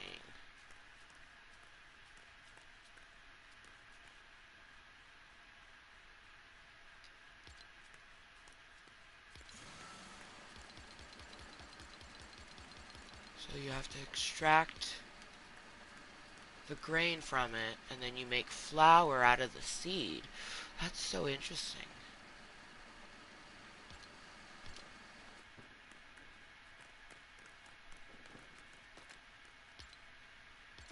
Yes. Yes.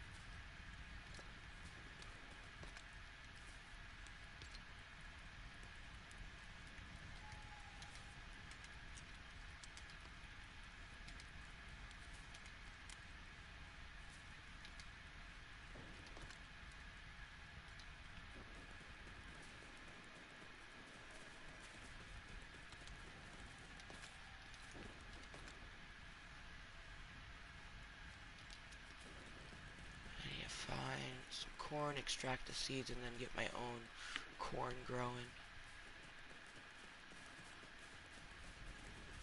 Do that with my peppers, all but one.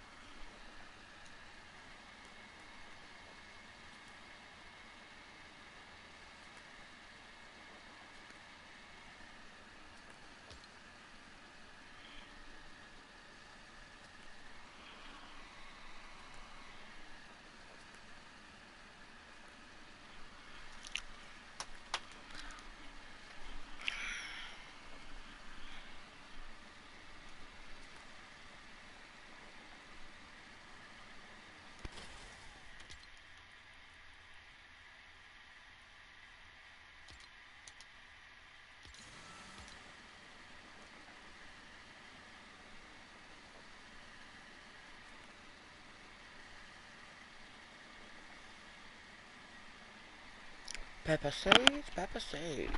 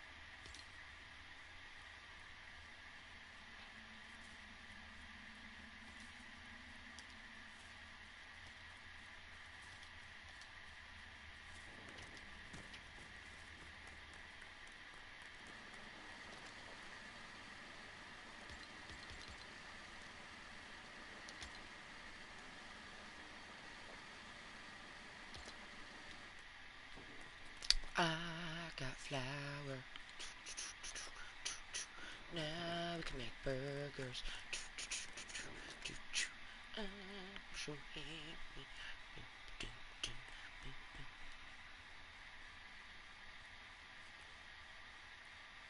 Because we found an ice cave already.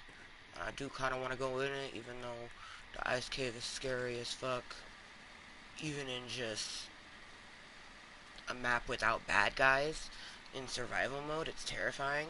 So a map where, like, I came across a cave that was full of wolves. That happened. Um, the bad guys are here, but when I die, I don't lose my inventory. Thankfully. But really, I'm getting pretty good at dipping and diving. Be right back. Throwing stuff.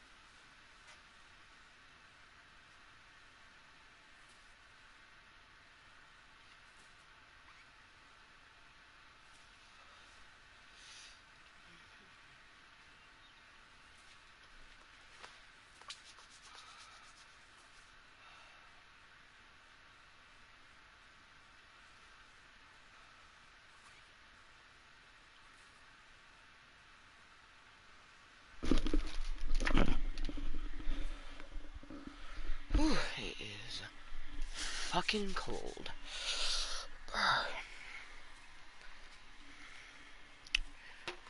Hello, motherfuckers, and welcome to my Club of Kottontales. It is Saturday, the 13th of January, 2024.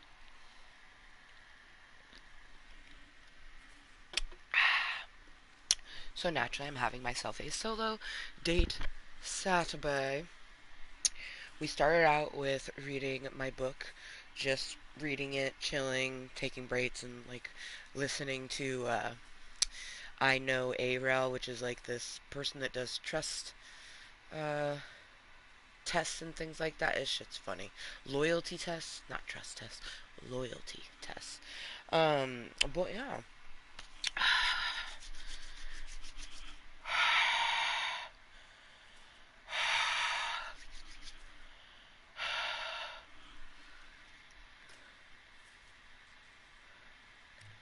That's probably in the frozen area. I see this thing right here, and I kind of want to go check it out, but I feel like it will be in the... Yes, everyone, take a seat. Oh my gosh, they're like almost all just like sitting in a row. Meowscles has to be the like odd man out. That is so awesome. And dance.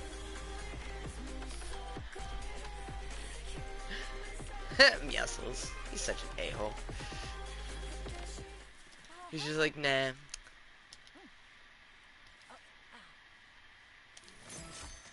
Some flour. Well, thank you, thank you.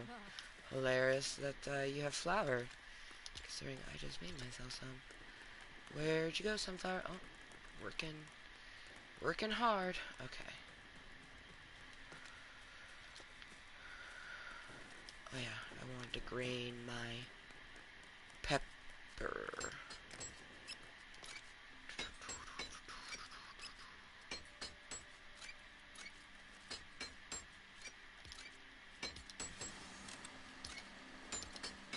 I like that more than one of us can work on it at a time.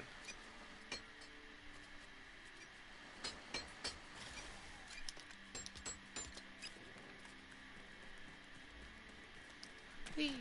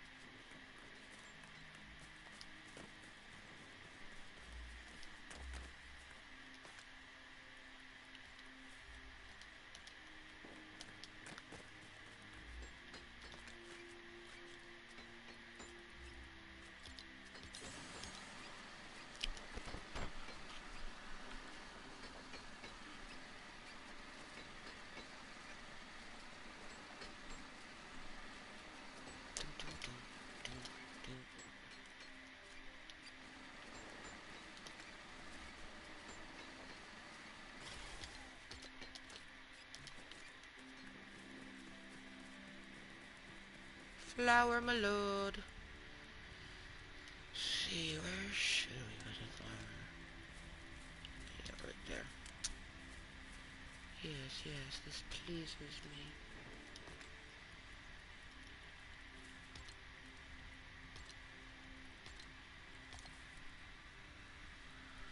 Medge. Medge.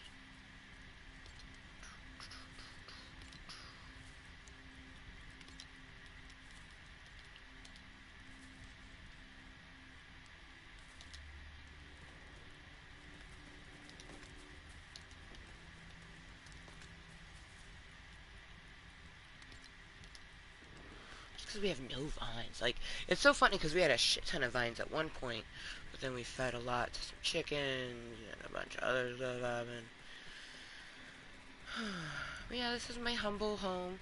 So this is my house slash like community area. We built this sort of like connection between the two. This is a log home, and this is a log cabin. So the log cabin is my house. There's my bed, a little dresser where I keep some things. Plan on adding some more stuff at some point. Got a cute little edgy bookshelf. I really like where it's at. Obviously, I could see outside right there, so I have some more building I need to do, but for right now, tis okay. I can see an opening there and there, so I definitely need to put like another flat piece.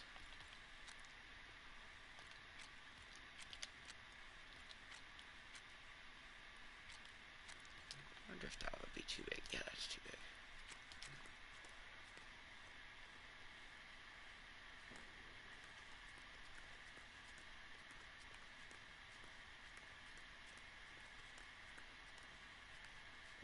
That might be okay.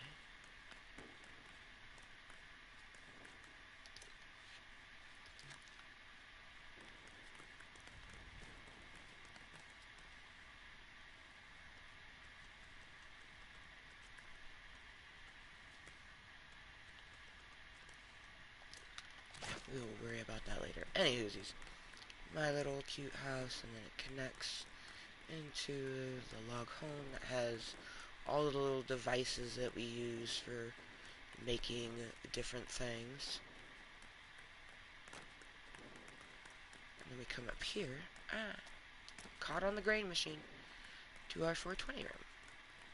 Eventually gonna have a nice little rug here, because you eventually, you know, unlock new decorations and things like that. Once we know how to make wool.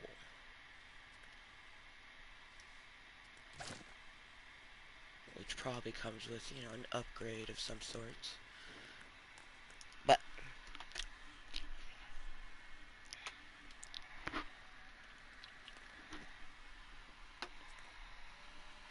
we're gonna toke Jada Rose and read the next chapter of The Witches of Blackbrook from the award-winning author Trish Thoyer. We'll be going on to chapter 5. So far, we've read chapter 3 and 4. In a previous meeting, I read the prologue and chapters 1 and 2. Because I have to take a break, like I can't hold my book for a long period of time, I read 2 chapters in a row and my hands were like, ah! So I do 1 chapter and then we play some Lego. 1 chapter, play some Lego.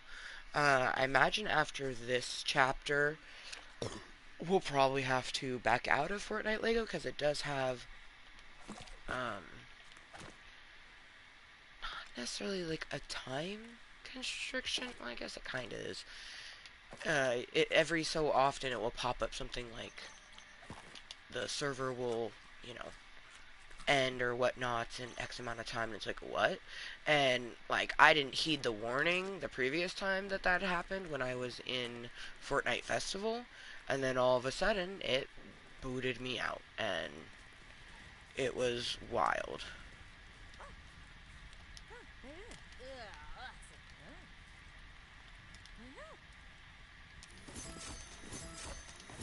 Yes, bitch. Doing good. Where's Bright Bomber at? I could have swore she was somewhere.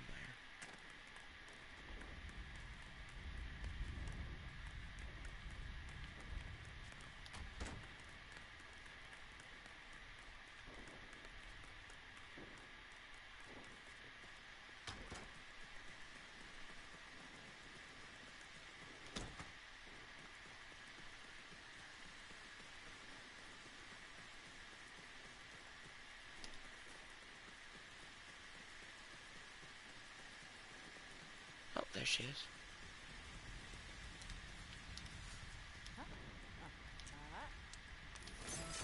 Thank you for the pumpkin seed. I like to see that.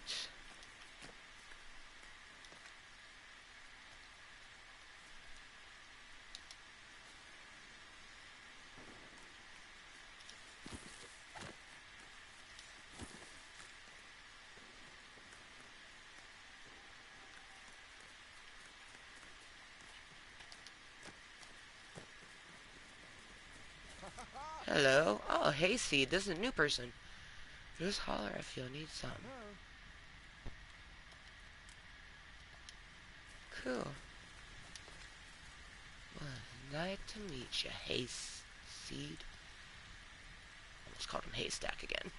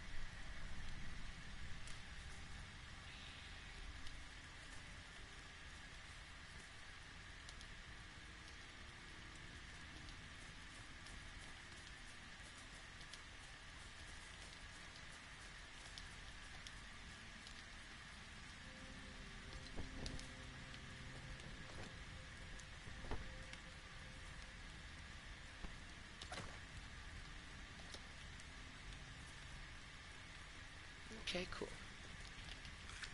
Have her eat an egg. Perfect.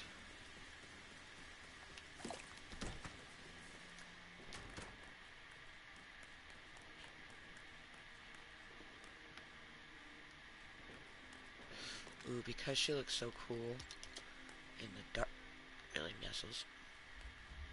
Her little ruins and things on her arms glow. So rad. Alright. Cheers to anyone that's lurking, twerking, watching incognitally. We're gonna read a bit more from which is a black book. It's such a good fucking book. Um, it's hard to put it down. Um, when I'm being mindful of my hands is the only time I do put it down. Like, it's so fucking good. It's only 33 chapters, so it's not crazy duper long. 244 pages. To me, 500 plus pages is a lot. Um,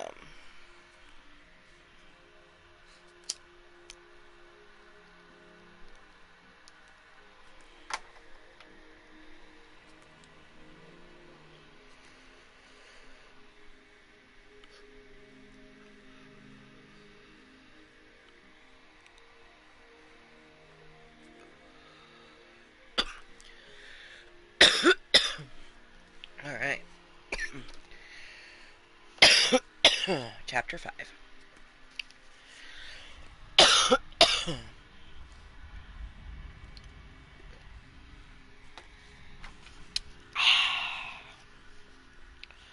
Karis grabbed Trin's elbow, again touching only the material of her sweater. Trin, are you okay? Yes, I'm sorry. I just got a little lightheaded for a moment. No more wine for you, Jason teased. Very funny, Trin retorted. Really, I'm fine. I think I just got up too fast.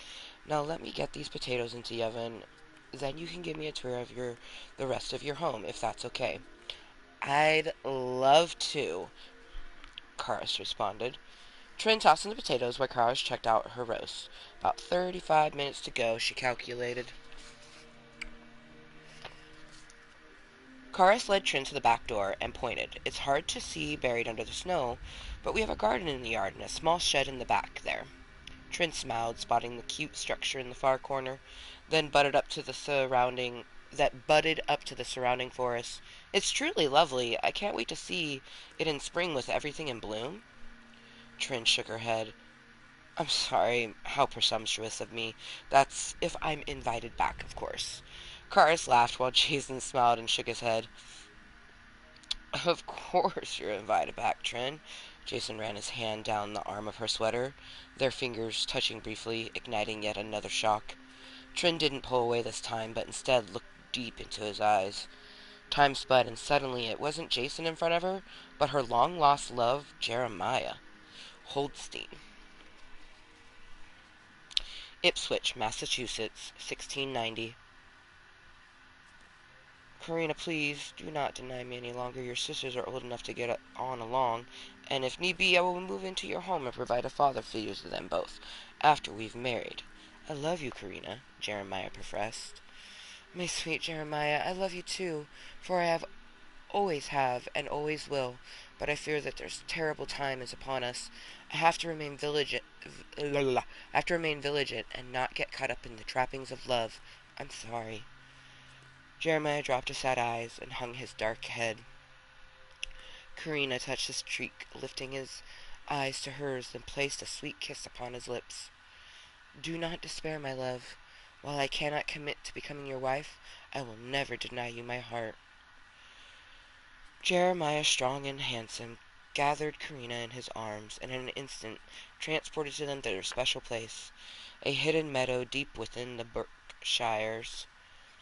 I want you, Karina, mind, body, and soul. Their passion ignited as did their magic, lighting up the night sky. Witches both, they were bound by mortal rules. Freedom to love and celebrate one's wild nature had always been the pagan way. Rejoicing in the circle of life, the turning of the wheel was celebrated across the land of this Beltane night. Earlier this same eve, hidden deep within the woods, there circled the maypole, secretly dancing to drums and partaking in the cakes and ale of the ritual, smiling coyly at one another. They kept their distance until their passion could no longer be denied. Now here, under the stars, they made wild love and cast their thanks and wishes up into the night sky. Trin, my God, are you okay? Jason asked. Trin looked up from her new location on the floor. Oh, what happened? One minute you were looking at me, the next you fainted. Here, drink this. Karis offered her cup of tea, smelling strongly of oat straw and rose hips. Yet another thing to alight Trin's curiosity. How did Karis know to brew her such a grounding potion? Thank you. I'm embarrassed. No need to be embarrassed. Jason made many girls faint with his ridiculous adorations. Karis joked. Ha ha. There is nothing ridiculous about this. He looked at Trin. You scared me. Are you okay? Are you sure you're okay? Karis moved away, leaving the two of them on the floor in front of the fire. Trin blinked rapidly as words caught in her throat. Jason soothed the hair from her face and smiled kindly, gesturing the cup in her hand. Drink up. A few more sips and Trin was once again grounded and centered. Thank you. Jason helped her to her feet and trailed close behind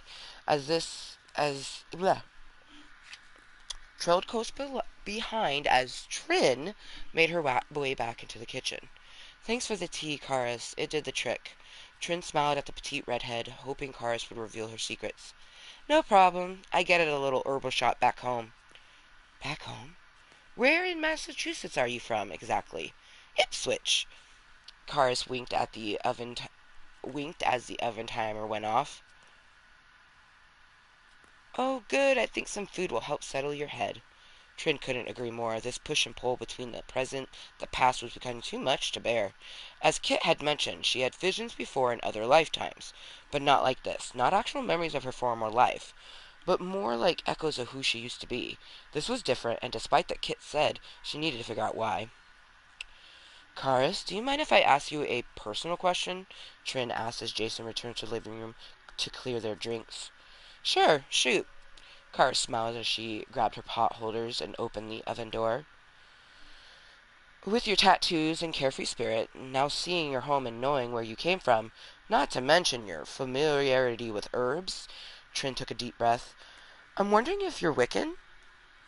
There, she blurted it out, hoping it was the best way to go. She didn't think her tone sounded accusatory, but was left to stand nervously while Karis set the roast on the counter, then returned silent to the oven to retrieve the potatoes. I'm sorry. Please don't be offended. Timber! I'm sorry. Please don't be offended. I only asked because I'm Wiccan and thought I recognized a kindred spirit within you, Trin explained. Kara set the potholders down and smiled up at Trin, taking her measure.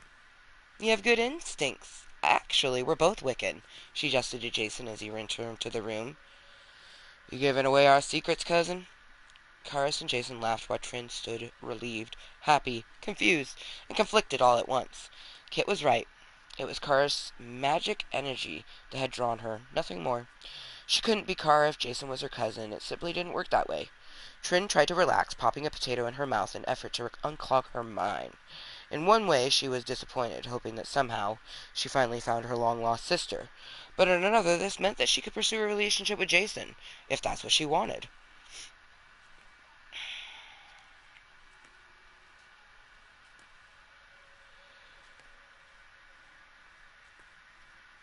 Trin asked, and I answered. Besides, like you said, I feel like I've known her forever. She puts me at ease, so yes, I told her our secret. Karis winked at Trin and gathered 3 plates from the cupboard. The rest of the evening was pure heaven. The pork roast was tender and juicy. Trin's golden and sweet potatoes were the perfect match. Karis had also prepared a salad and roasted carrots. They'd grown and harvested them themselves this past season. They talked about the root of their practices, Trin keeping her true story concealed, of course, then spent the remainder of the night watching movies. At a little after 11, Jason helped Trin to her car, depositing her bag of utensils she brought from home into the passenger seat. "Thank you again for another pleasant evening," Trin gently expressed. "You're welcome. I'm glad you came." "Me too." Jason leaned in, causing her stomach to flutter. The internal debate taking place in her head would have provided decent laugh for anyone privy to her thoughts. Cheek? Lips? Do I turn away? Say something first. Wait, no, after? Shit, what should I say? The brief kiss was over by the time Trin got out of her own head. "What are you doing tomorrow?" Jason asked, taking away all the pressure. "Nothing." "Great. Would you like to accompany me on an adventure?" Trin giggled. "Sure, sounds fun. I'll pick you up around noon if that's okay." "Should be fine. I'll see you then." Trin smiled and let Jason place another light peck on her cheek before backing out the drive. The road was fraught with rainbows and flying unicorns as her heart began to soar. It's exactly what it will be like when we get our next first kiss. Will be exactly like that. Rainbows and flying unicorns. Had her heart began to soar. Man, I just... Chapter 5, I forget that... I totally forgot that Chapter 5 was when she, like, gets to have the kiss with Jason, and she's thrusted back to a moment where Jeremiah was thrusting her. Chapter 6 is the next one.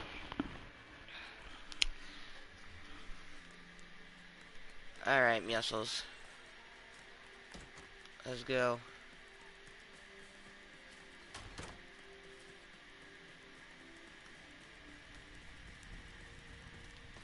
Inventory's good.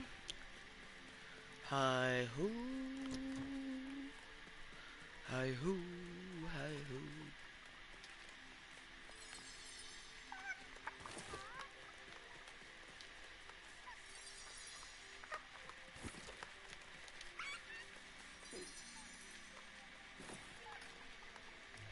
This is the way we're going.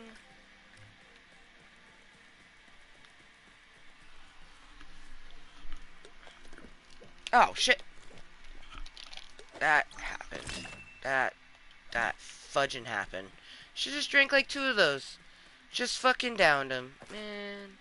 Luckily they're easy to make. Couldn't have had a sword in my hand. That would have made that a lot better.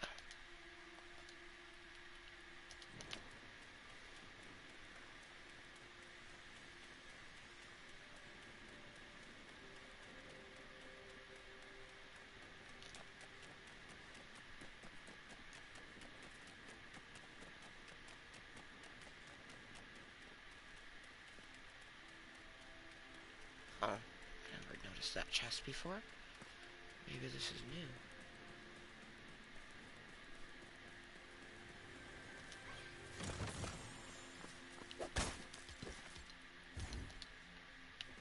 Good job, muscles.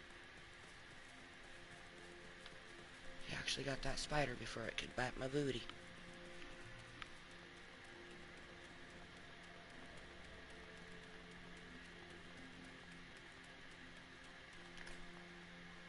Okay, into noon. There's a cave over here. We've been in it though. All that's left. This was the wolf cave. All that's left in.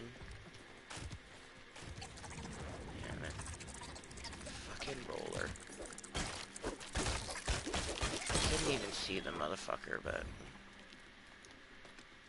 all that's left in that cave over there, this one right here, is granite. We haven't gone in that other one. I might when we come back, depending on how much room I have in my inventory. I just want to go this way, because I feel like, obviously that's going to connect towards the snow, but we're going to veer off and just like kind of, I see a house up here, we're going to go to that first, but then we're going to go over, away from the frozen area.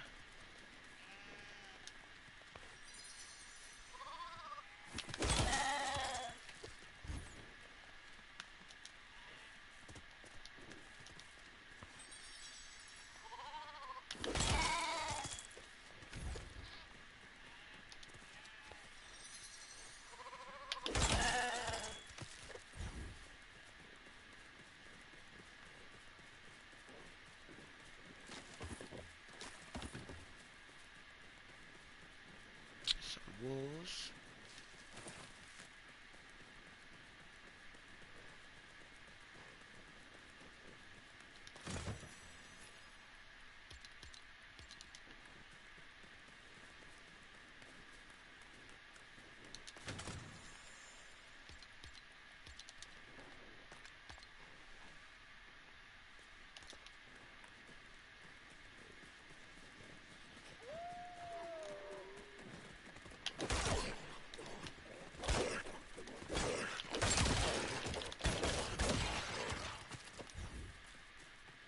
Good job, Mussels. Made light work of that.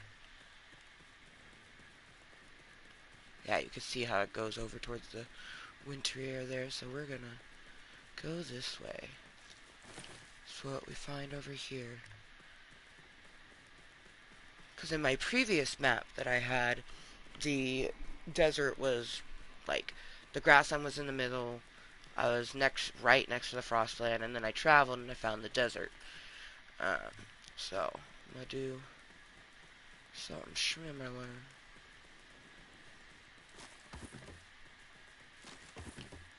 Ooh, a gazebo. Let's go check that shit out.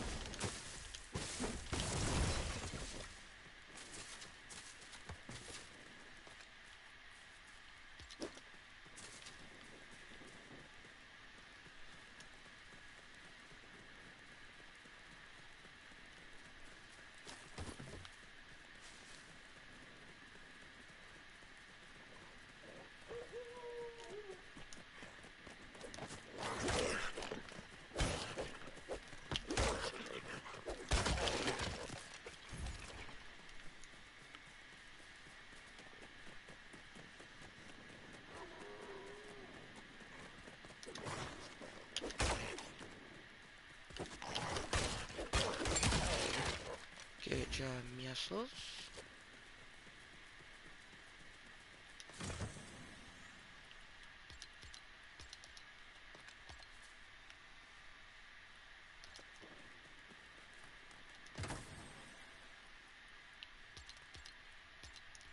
So nifty that we came across these, because this is the thing that I want to make and transfer all of the stuff that's in the log home into this and make like a nice little community area, except for the juicer I'm probably going to leave in the log home, and I am of course leaving the stove eventually when we get an oven.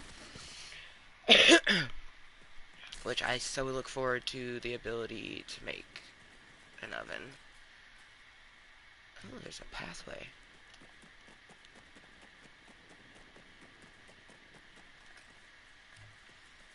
Over here.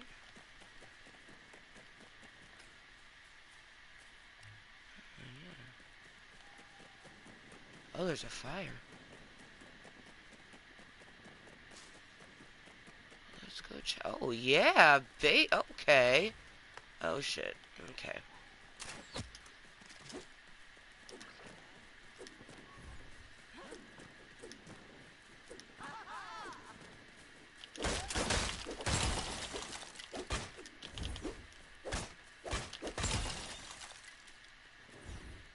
They straight up said, ha ha ha, and got their asses whooped.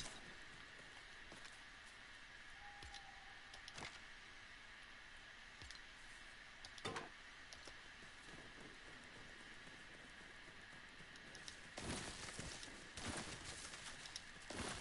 was hoping to find corn, because we want to grow our own corn, and we need corn to get the seeds off of them. So I was hoping.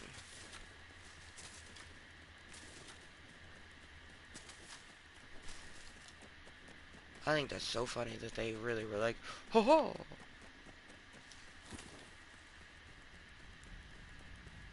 Stay here for the night. Oh, there's a fucking banana.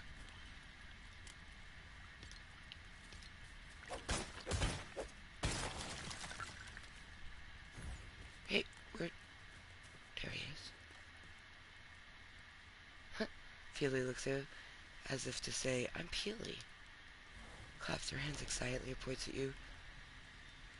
Looks like they've been exploring for a long time. Dude. Do I have room in my village?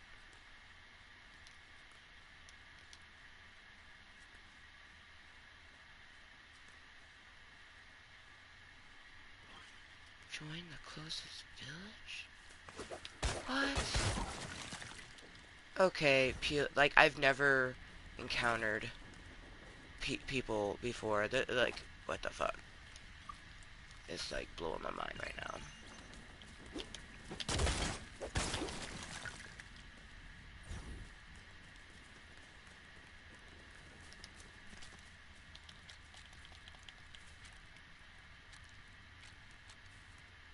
Oh, I need some granite.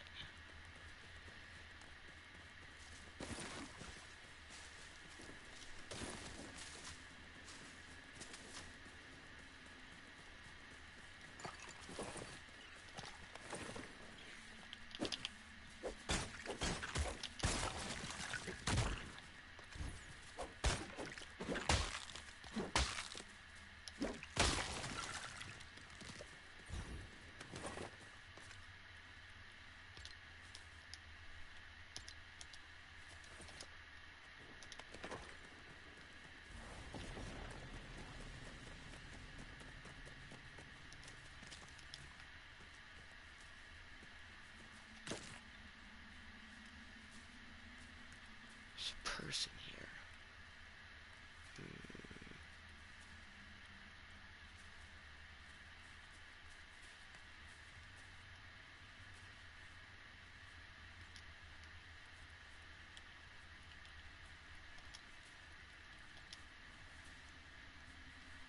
Make it orange so we know it's peely. Dude. Like...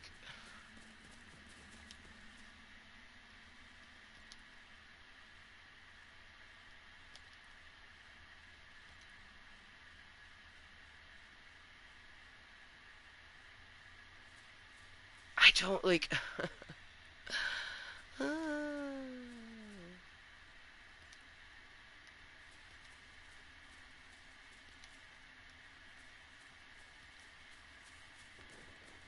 I just, like... Is there a village nearby? Like... Oh, shit.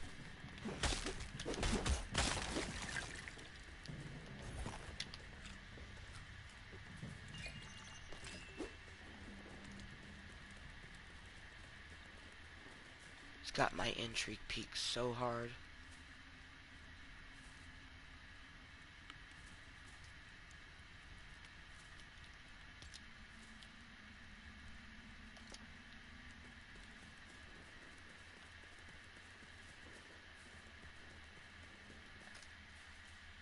Ooh, there's water. Ooh, in a cave.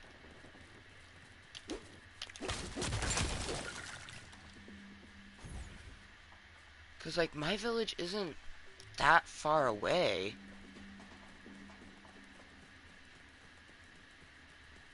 But I feel like there must be one even closer.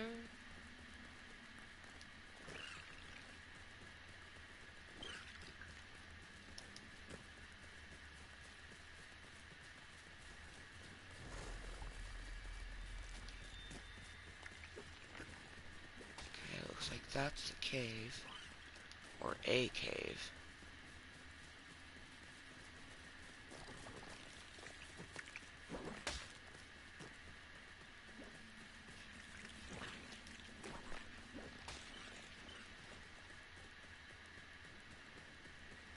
More corn.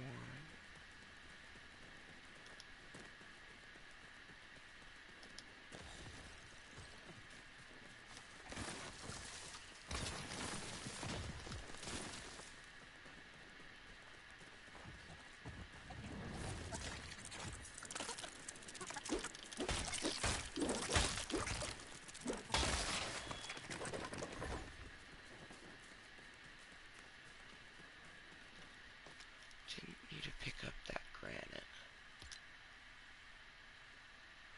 Yeah, fuck it.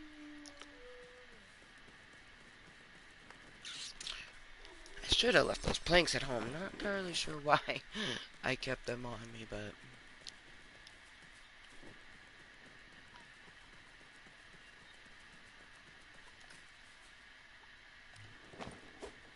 Yeah, so that over there is where Peely's at.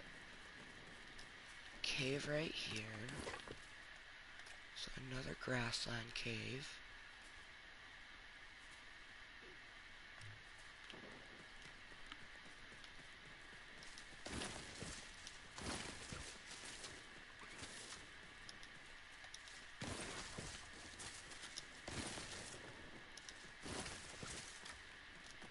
Oh, the corn. Sweet, sweet corn.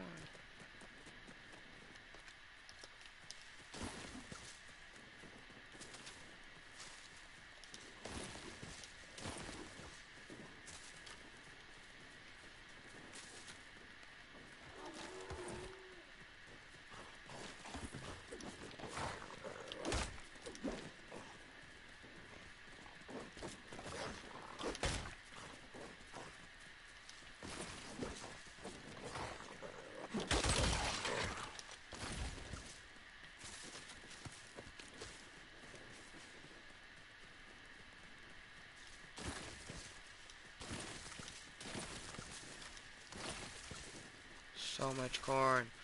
I'm so eager for this.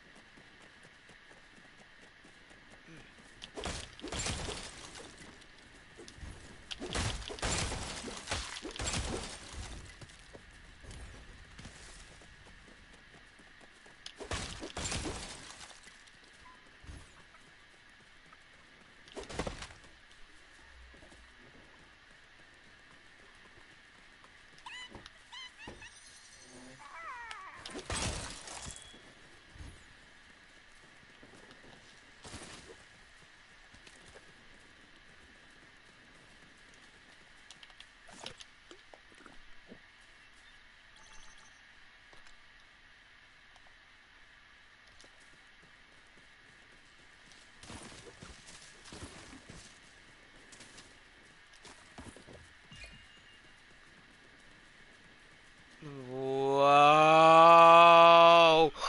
What the f... Did we just find a fucking ocean?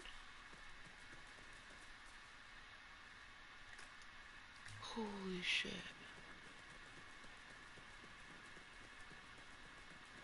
Oh, this is sand. I wonder if I can get some of them sand rollers.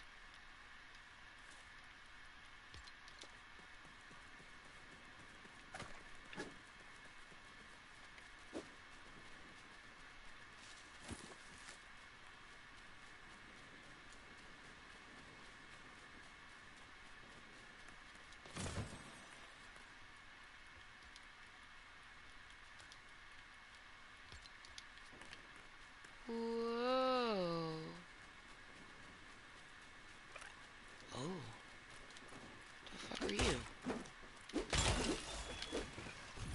just meat? What is it? What? Like a crawfish, maybe?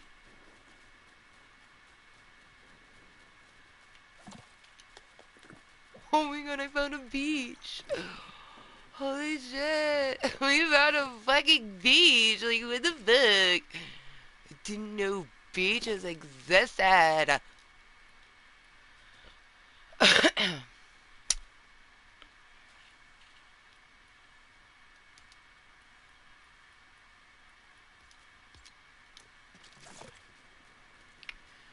There's a beach called Cannon Beach, so I'm hoping the blue rock will make me think of it. This is insane and terrifying. I think that's the desert.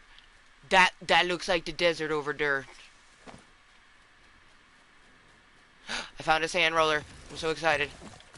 It's our first sand roller.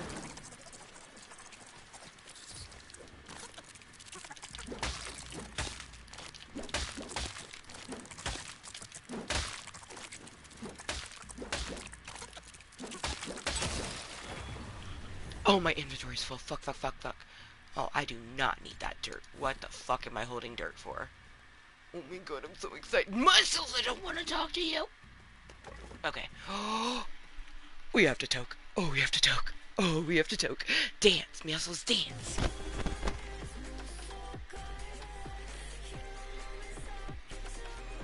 Oh my god, I'm so happy. So, we needed sand roller. Oh, there's... Oh, is that gonna be... That's grassland. This little shut. This is so awesome that we fucking found beach. Like beach. Fucking beach. This is pure insanity and exciting. We definitely need to build a fire.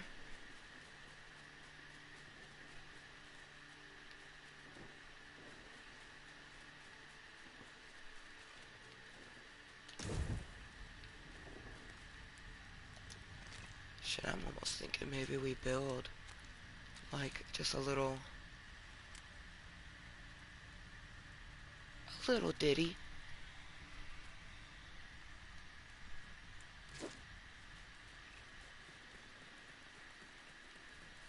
Right next to some grasslands. What's this? Entering shore! We found fucking shore. That's just so fucking cool. Like, the remnants of a house. Is that another sand one? Yes, it is. Ooh.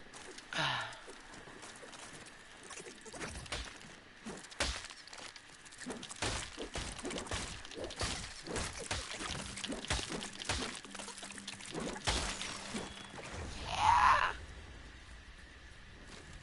Yeah, baby. Yeah.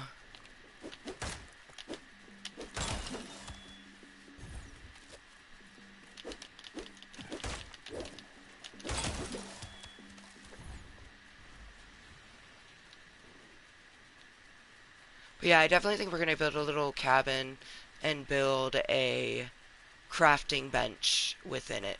Ooh. Some natural slap berries. That's what's up. That's our first natural slapberry plant.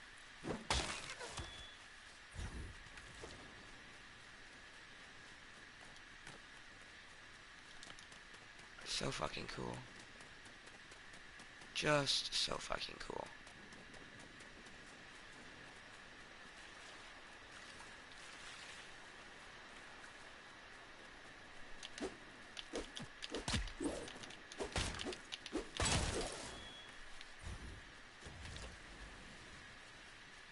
Whoa, what the fuck was that?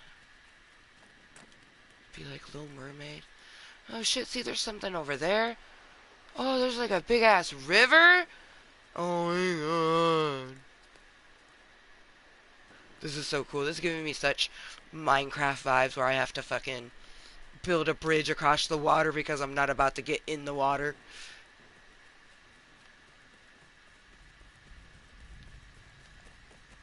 Dude, this is so fucking cool. like, this is so fucking cool. We're definitely gonna build, like, a stove and a,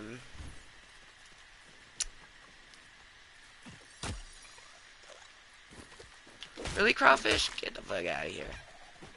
Ooh, what the fuck are these? Okay, bro! Yeah! Bitch.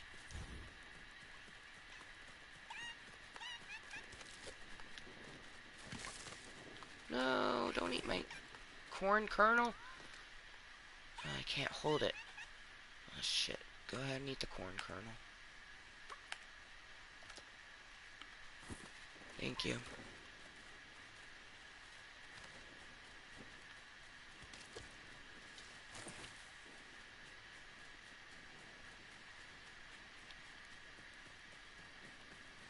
Because we'll be coming here often to get sand rollers. And, I mean, honestly, we're not that far from our fucking base. That's pretty cool. I'm still intrigued. So we found Peely, but it was like, we asked him to join our village, and it was like, join nearby village, and I was like, what? It was just, I don't know. I think I'm gonna have to do some Google searching on that one, because this got me fucking confuzzled.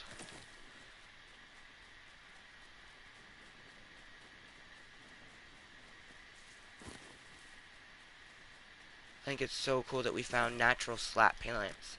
Like, I didn't even know that was a thing.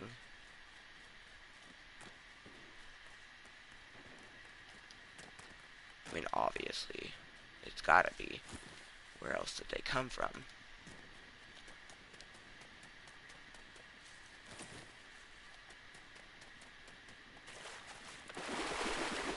Oh! We were swimming for a hot moment.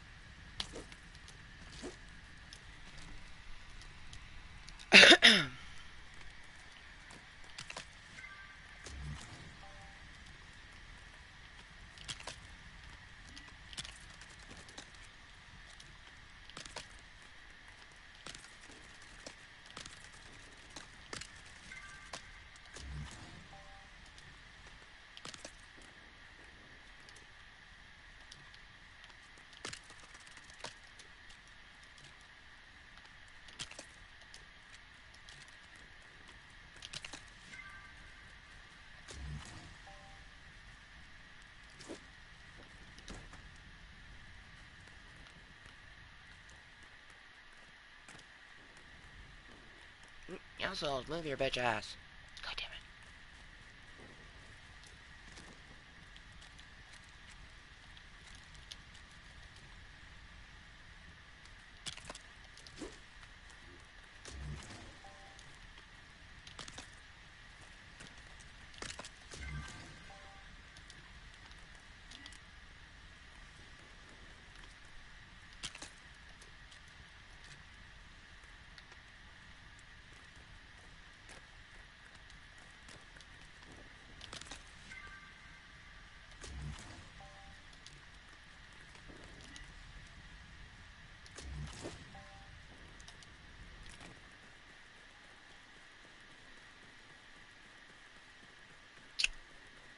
Said not enough resources.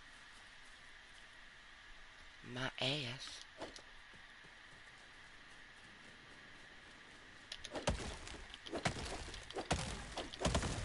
Yeah, bitch, get in there and punch some shit. 8 wood, okay. Let's go. Ooh, that looks like a big, big one. Yeah. Got a little curve to it.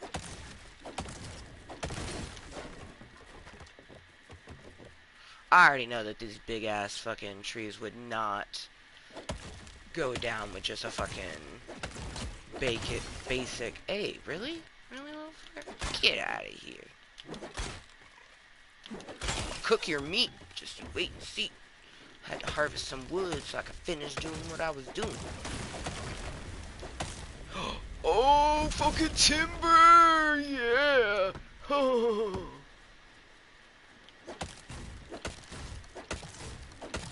That was a biggin'. He was a biggin'.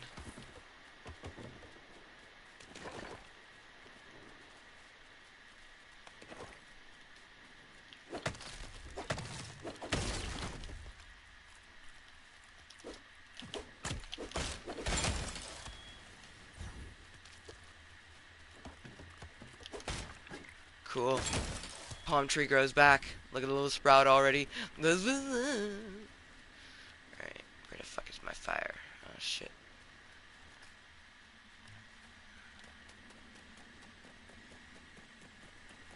There it is. Whew. Should definitely...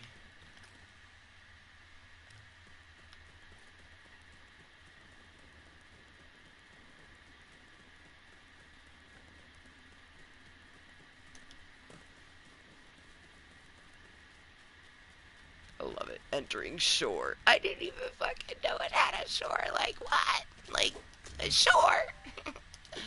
The fuck? So exciting. I've been building myself a shed. Gonna make it my little beach cabin. I could have built something bigger, but I didn't want to. Be more resources too. Plus, like, really all we need is this because I'm gonna build a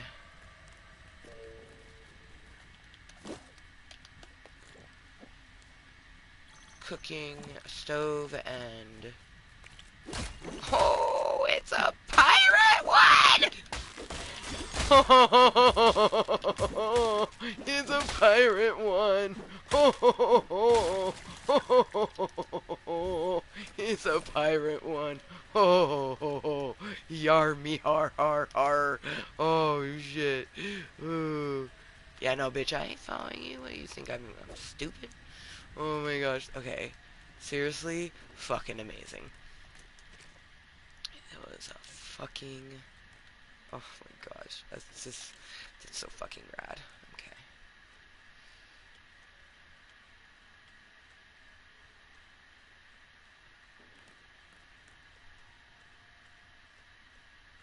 Put that there. Collect some more stones.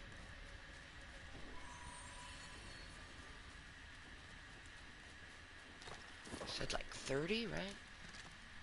Yeah.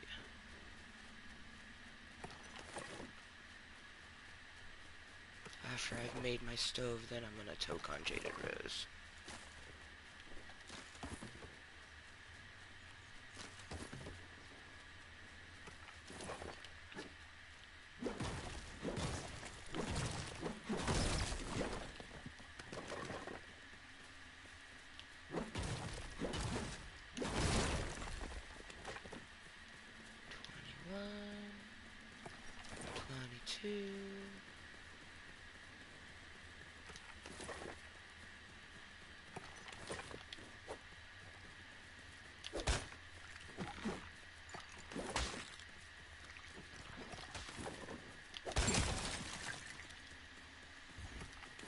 I am on a mission, skeletons. You do not understand. How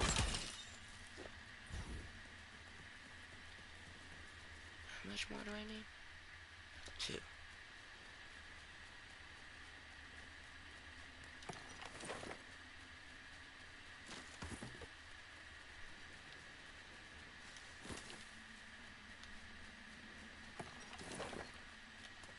Yee.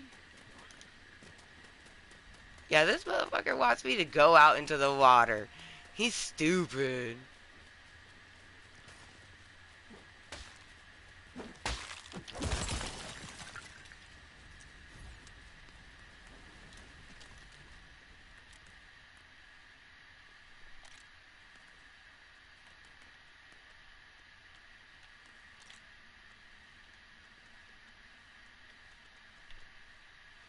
window's gonna fuck with it.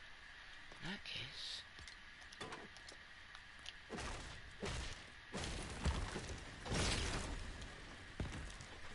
destroyed a fucking tree while I'm making, you know, all in a day's work, I guess.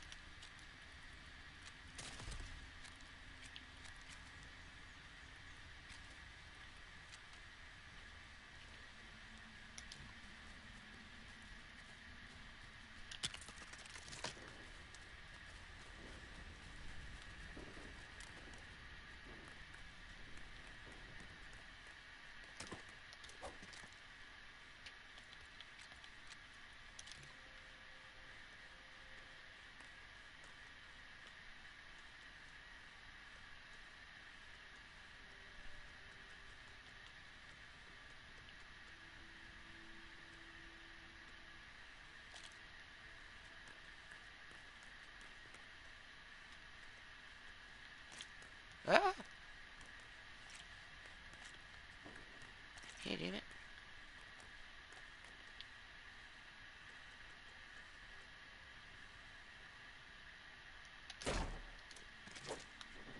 Ah, yes. Alright. Make us some meat.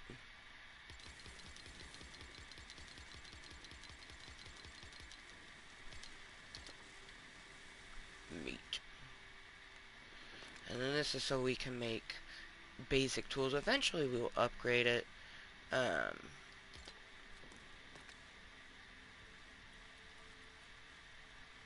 hell no. Oh, okay, those are just regular shells. We got regular shells and sand shells. Oh, yeah, that's right. I defeated some rollers on the way here. I guess if we happen to find one more roller, we'll be able to upgrade it, which is kind of cool. Pick that up.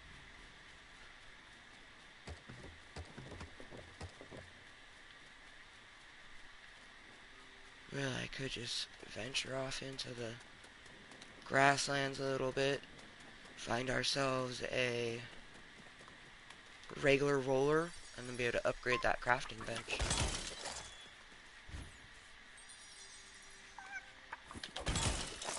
Dude, I so look forward to the time when I actually, can get my best duder to play some Lego Fortnite with me.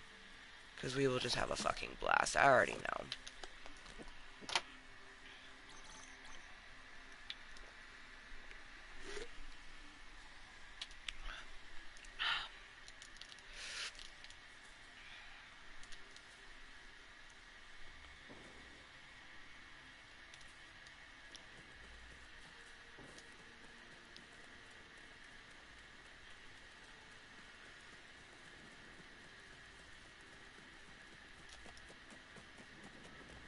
Got some Spiderises.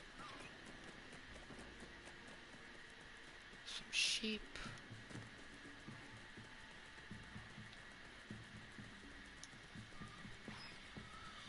I'm pretty confident we just walk into the grasslands for a little bit. We will have a roller that will attack us.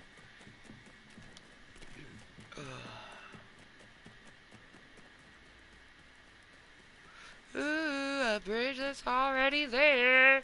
That's so cool.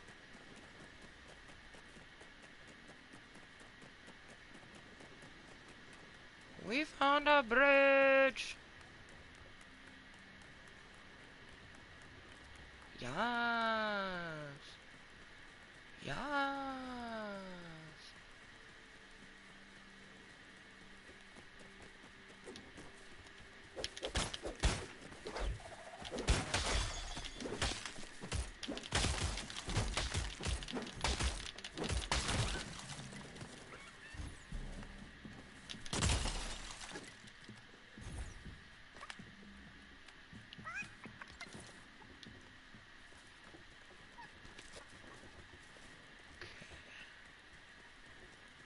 Here, roller, roller, roller. Here, roller, roller, roller. Ooh, a house. Ooh, a roller.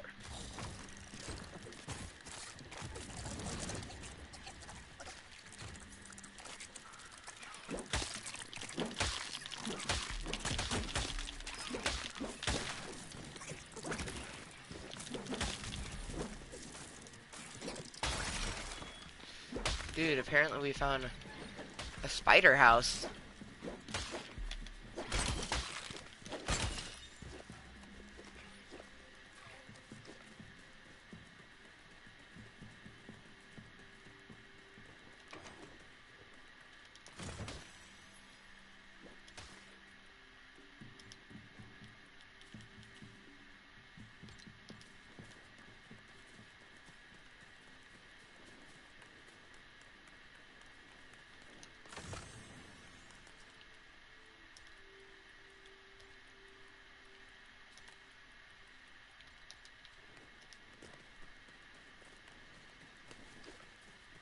Dope.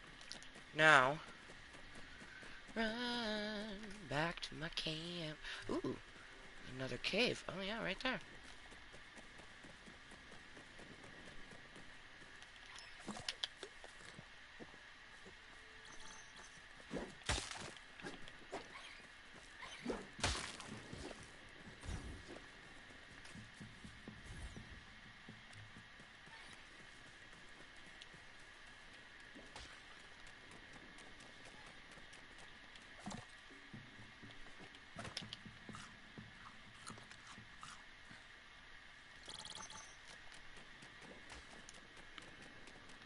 Oh, a booby.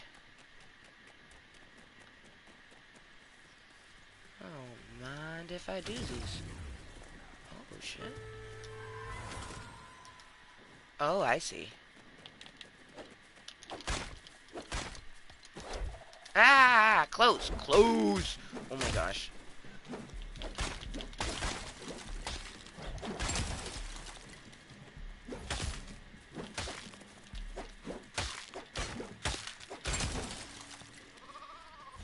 So I feel like they have these like trap ones where like they have someone.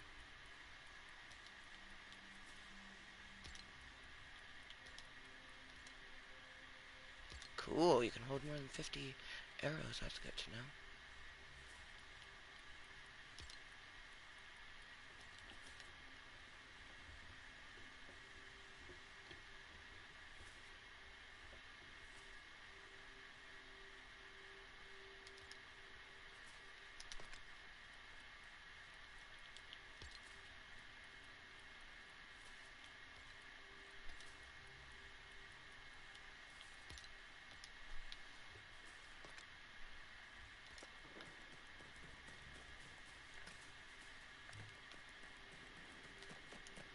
Alright, make it go back to our base. That we have our beach base.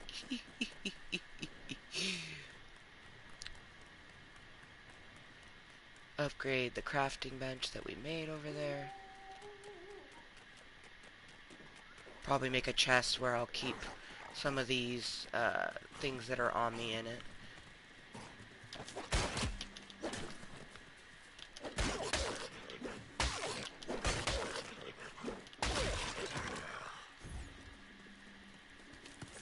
If anyone's killing a sheep, it's me.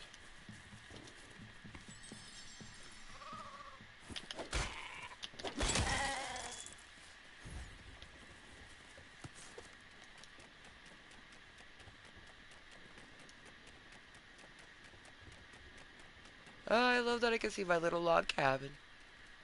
It's a shed, technically, but...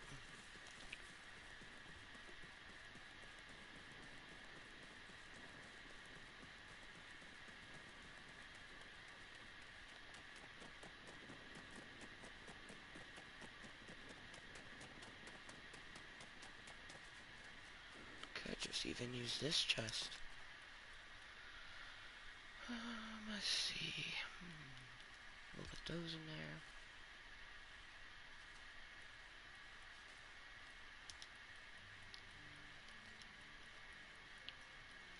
Put those in there.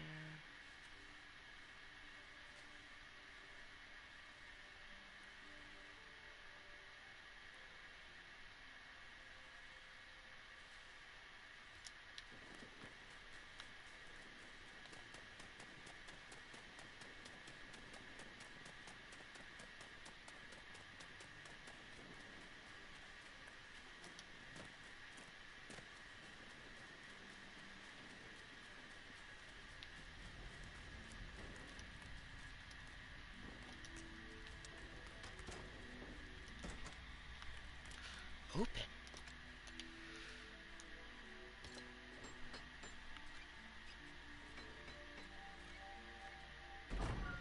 Yeah. Now we can make all the extra good tools. See, the crafting one that's actually in our village, that's why we're getting these sand shells. But this one is at least upgraded to the way that we have the other one. Okay, good, our inventory is no longer super fucking filled. I'm not gonna make corn on the cob. I'm going to make some fried eggs.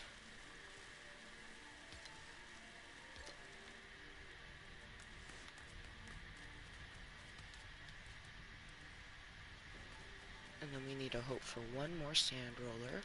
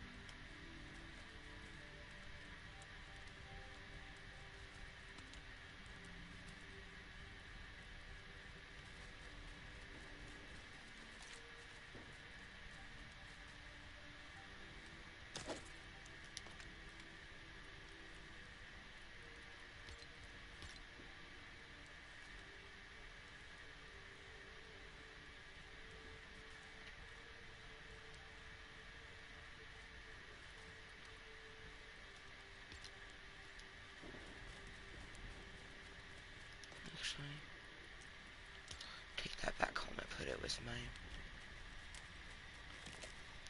one that I have home, but I will put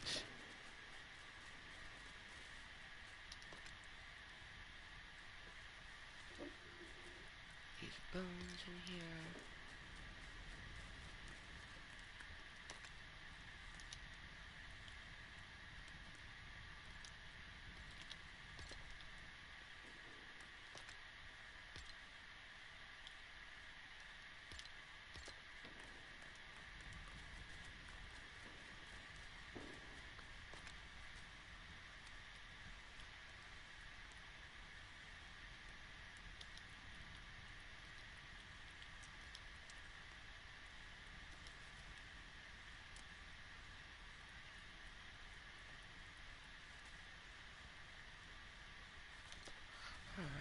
Alright. I don't want to start traveling while it's night. So we're just chill here, but that works out because we can then put a lot of bones into our little storage there. How you doing, Yesels? Just like, I went over there and started doing some weird shit. And now he's posing. Okay. I'm not sure what Meowsles is doing, but I'm gonna be right back because I have to go potty. Then we're gonna toke on Jada Rose and get her reloaded because it looks like it's almost gone. Be right back.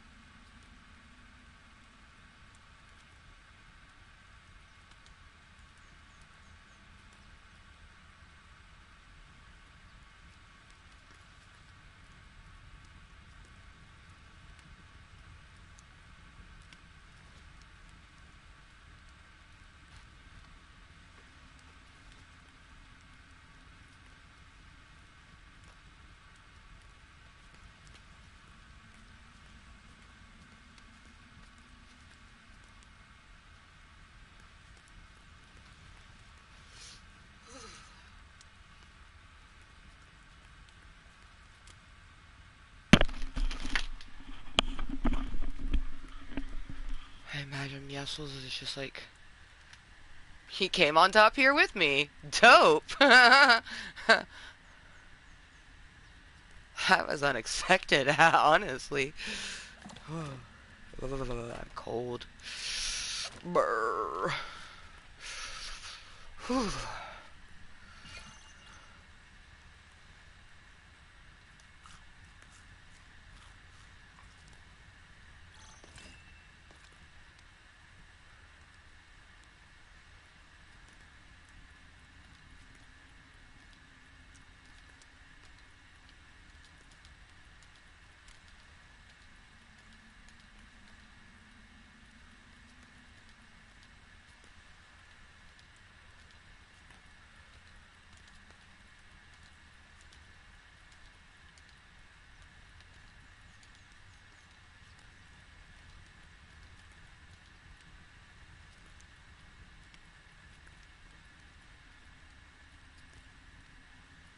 That's pretty satisfying.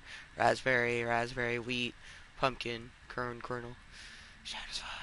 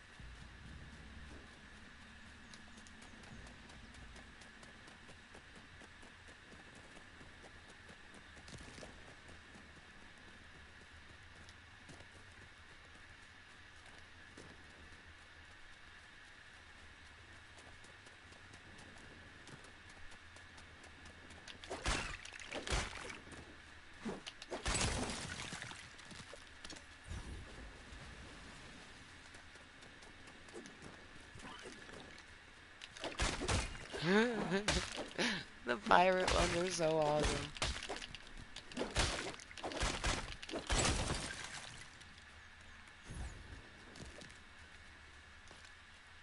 Ooh, he had a little sword. Don't mind if I do.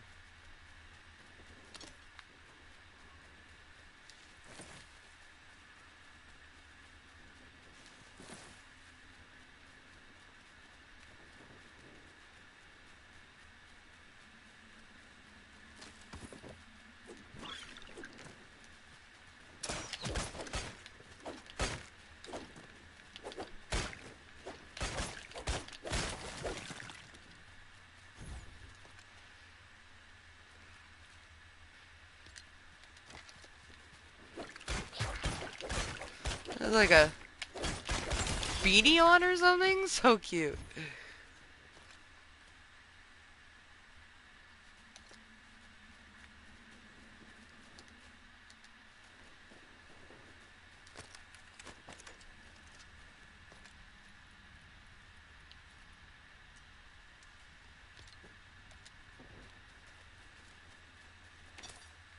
Actually, because I don't use it very often, we'll put this one in there and take that one. And then we will split these up and put like just a few. Oh yeah. Hey. 420. Tis a sign! Cheers and good evening. It's almost 6 o'clock for me. It has been a stupendous Saturday. I have been enjoying a solo date Saturday, and it's been just wonderful.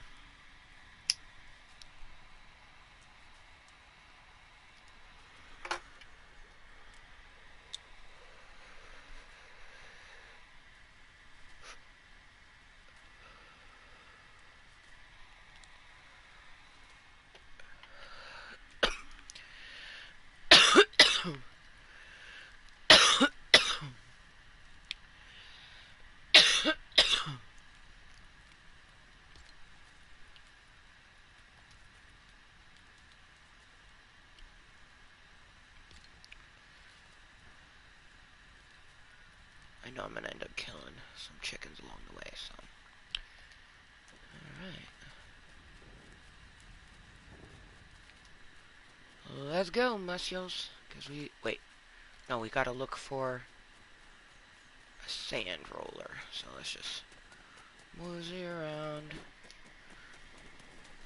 the sand area.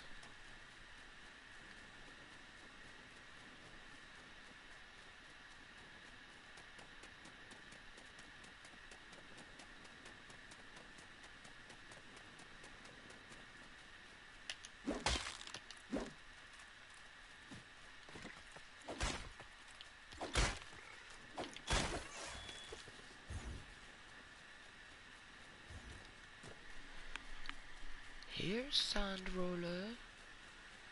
Here's sand roller.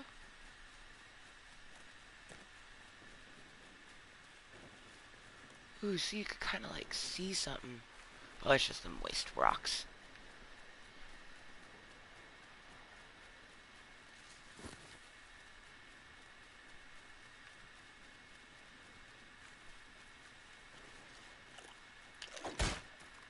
I don't know what these are. Maybe they're like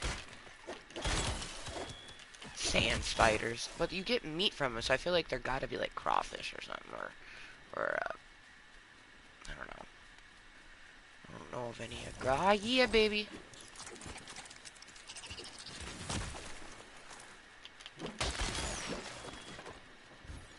Nice.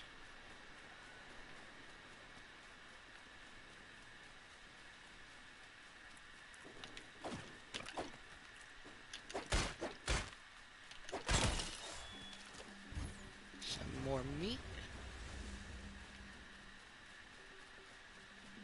It's so wild when stuff falls into the ocean. It makes such a dramatic sound.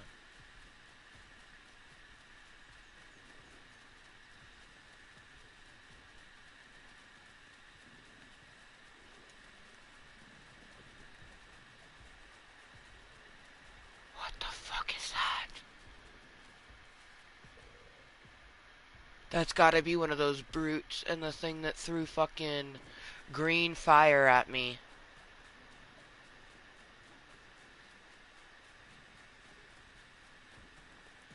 So I'm just gonna go this way.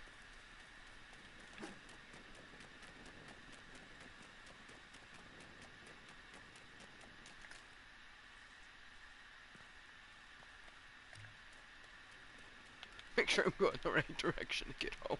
Okay, we've got 3 spots of inventory, so let's go ahead and take some milk.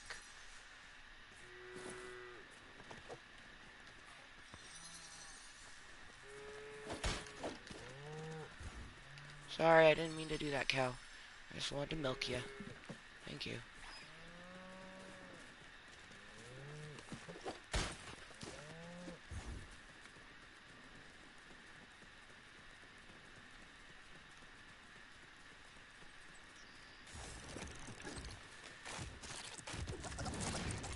Ah.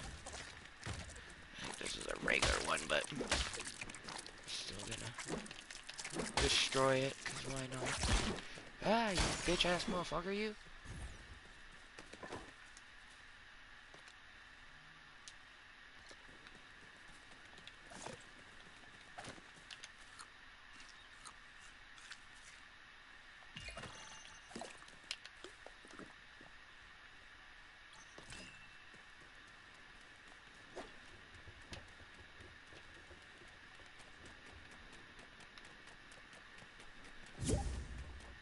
Oh, yeah.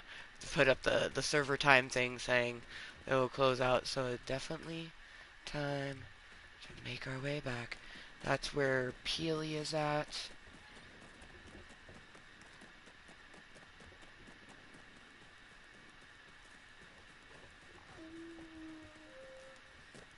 Oh my god, he's not here anymore.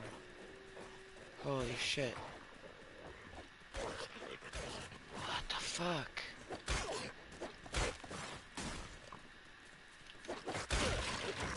That's insanity. He's not fucking here. What the fuck?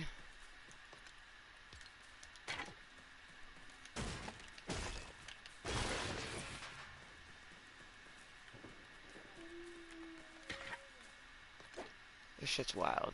Like, wild.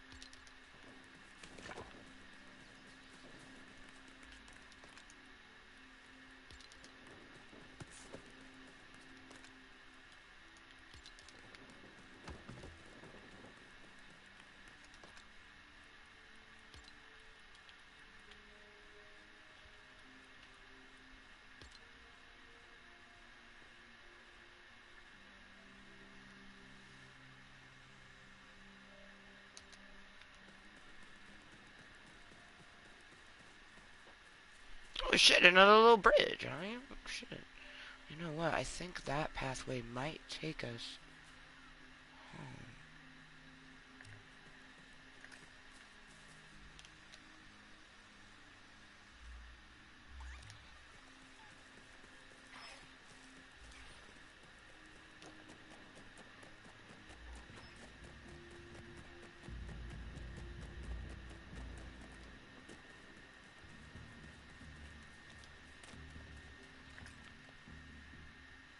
Oh, okay, so it breaks off. Because it goes across the river. Cool. Another fucking cave. Dope. I think we're gonna go into the cave and get us a little bit of knot root.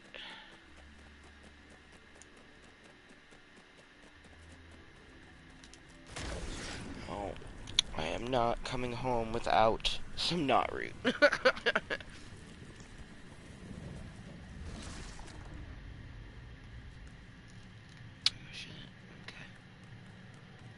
Big fucking cave. Ooh, with a roller in it? Okay.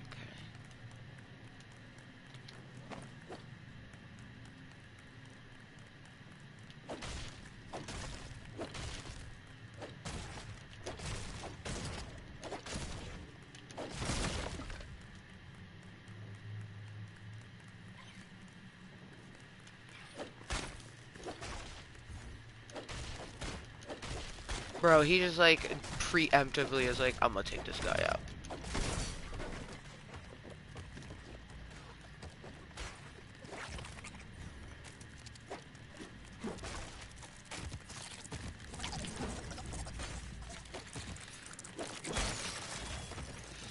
Oh, shit. Must be a roller cave. Cool.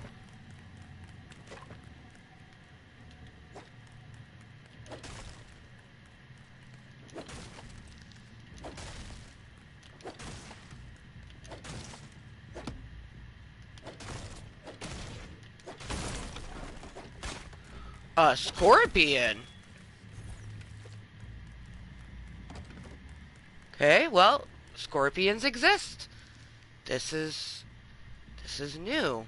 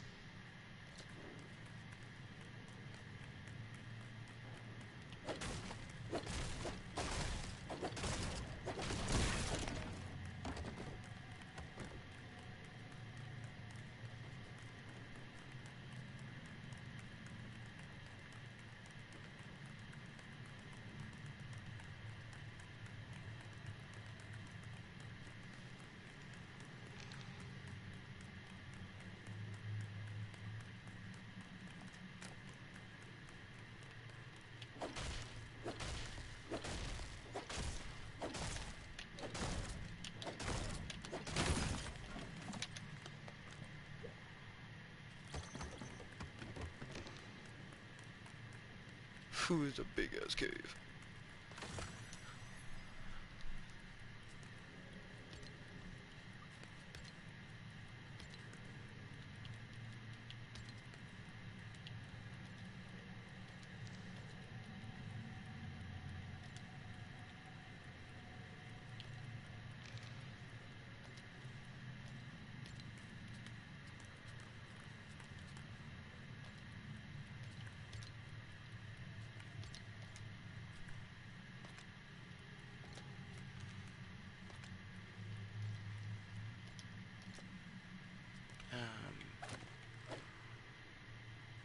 Where's my... Why... Why isn't my torches showing? There we go. That was fucking weird.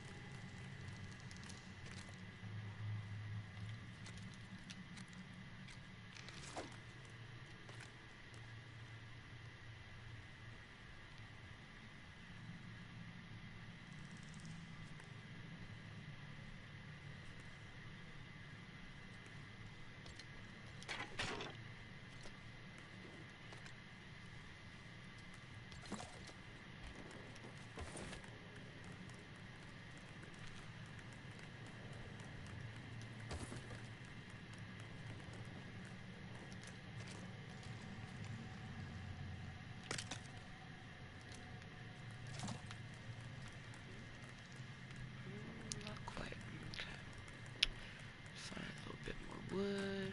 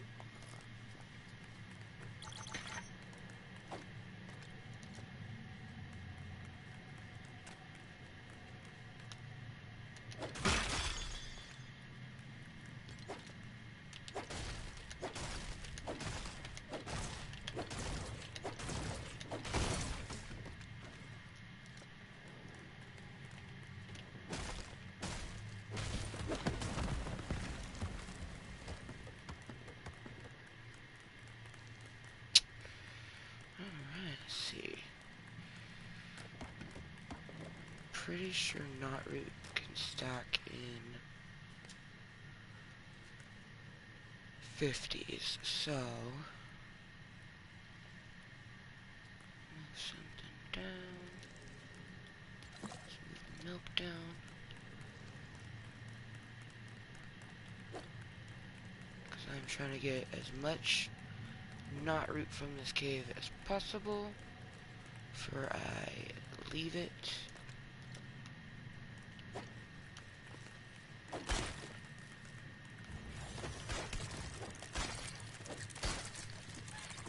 Damn, there's a lot of fucking spiders.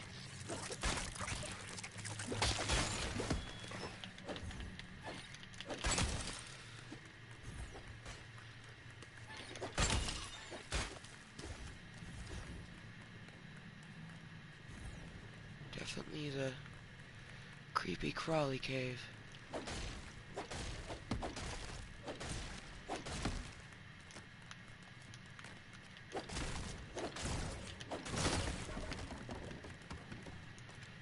Yeah, stacks of 50. The fuck? There's like a fucking some kind of skeleton, bro. Like, what? Apparently skeletons can be in here too. Okay, cool. You learn something new every day. Dude, bro just like fell or jumped down there? I'm not entirely sure.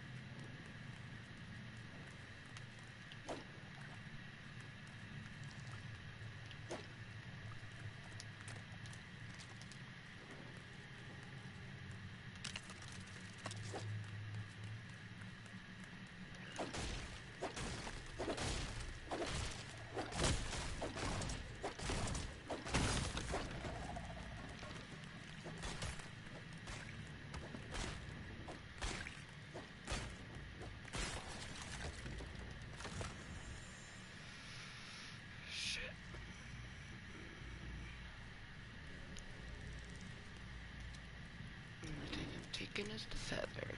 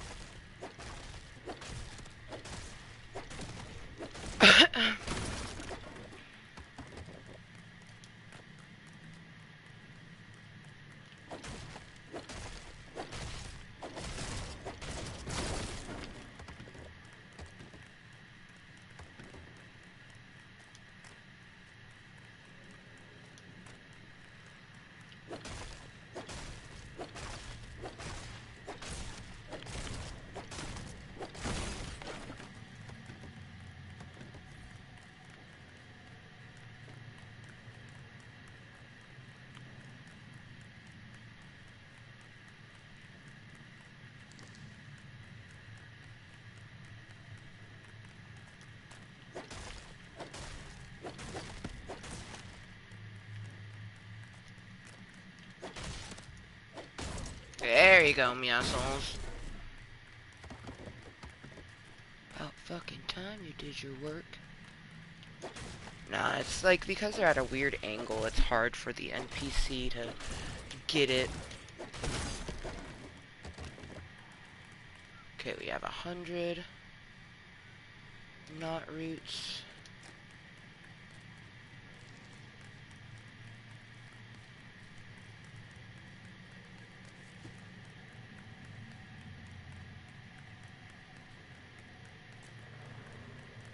Is this the way I came?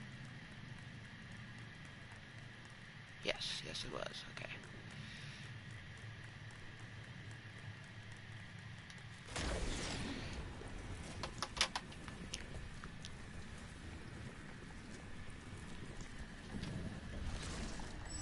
Alright.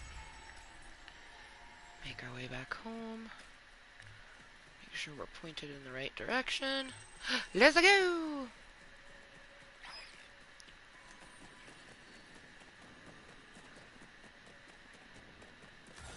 There's plenty of caves close by, too, for us to get knot root. I just didn't want to come home empty-handed, like... Dude, Roller, I don't want anything to do with you. Not right now, anyways. Okay, fucking fine. You wanna fight?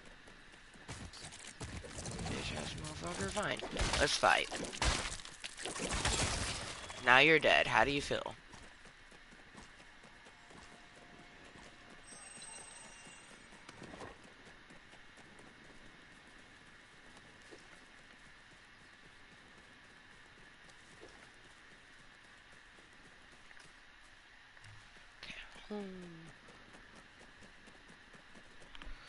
You know what? It's almost Aloha 420. And we're gonna reload Jada Rose. Oh, shit. The server.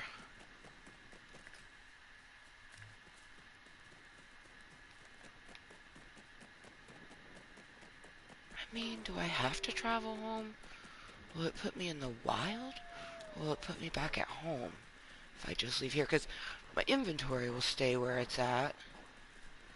You know what? Let's fucking find out what will happen.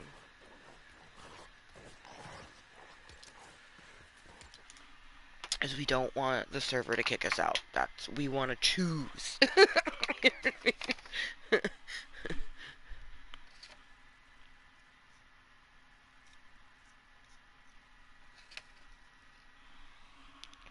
Oh, they're still here.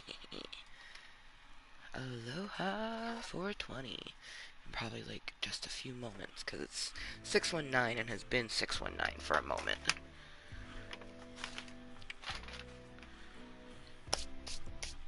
Oh, excuse me.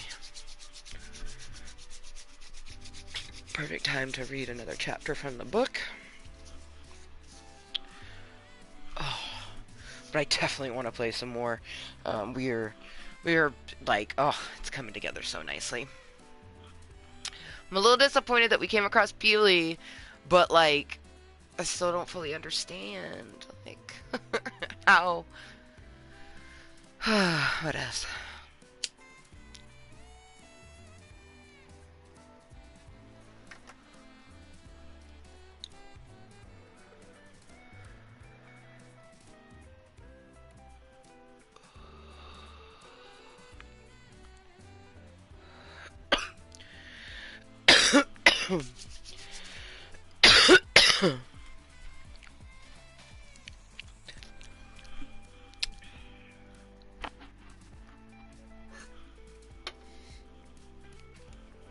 Let's choose a different character.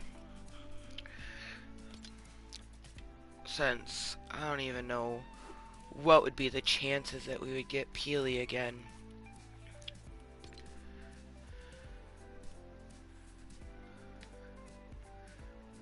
Oh man, I do kind of want to be Broadly, but I'm gonna be Peely because I don't know when we will actually get Peely.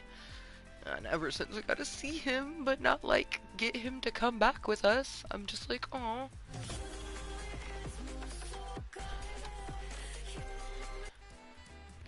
So cute. So cute with those little banana knees. Alright. We're going to be reading another chapter, and this will be one of the last chapters, if not the last chapter. I probably see myself reading a chapter in Lego Fortnite again, because I am not done. But I definitely want to read another chapter from the book, or just, enjoying a solo date Saturday, reading and gaming with Kottontale. I am Kottontale47. How you doing? It's very wonderful to meet you. We've only had lurkers pop in and out. We haven't had anybody actually stay, but that's okay.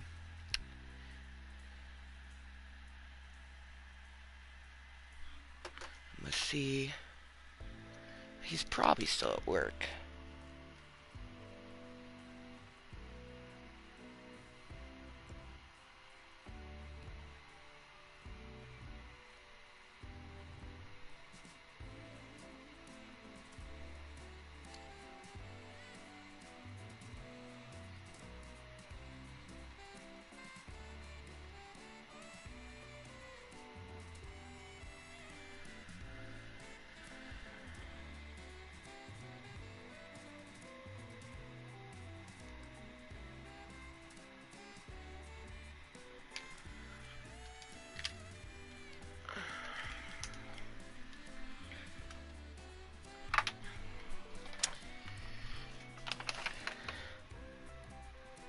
Actually, yeah, I think this will be my last bowl and last chapter of the book. And then we'll just play some Lego Fortnite a bit more. I want to see if, because we came back to lobby while we were on an adventure, I want to see if it's going to put us back somewhere randomly in the world, or if we'll be at our village,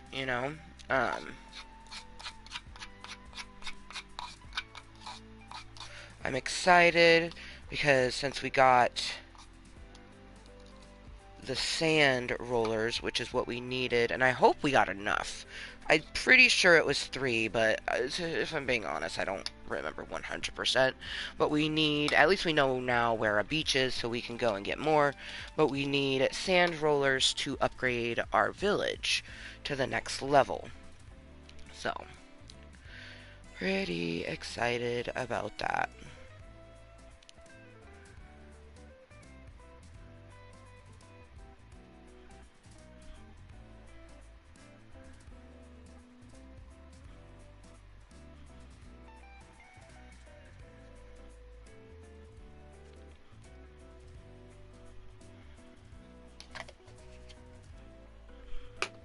Ooh, Lore Olympus has been updated. I definitely have to catch up on that. I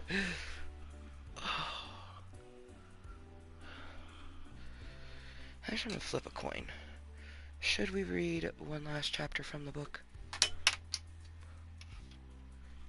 said yes, and it did a crazy flip to get to it.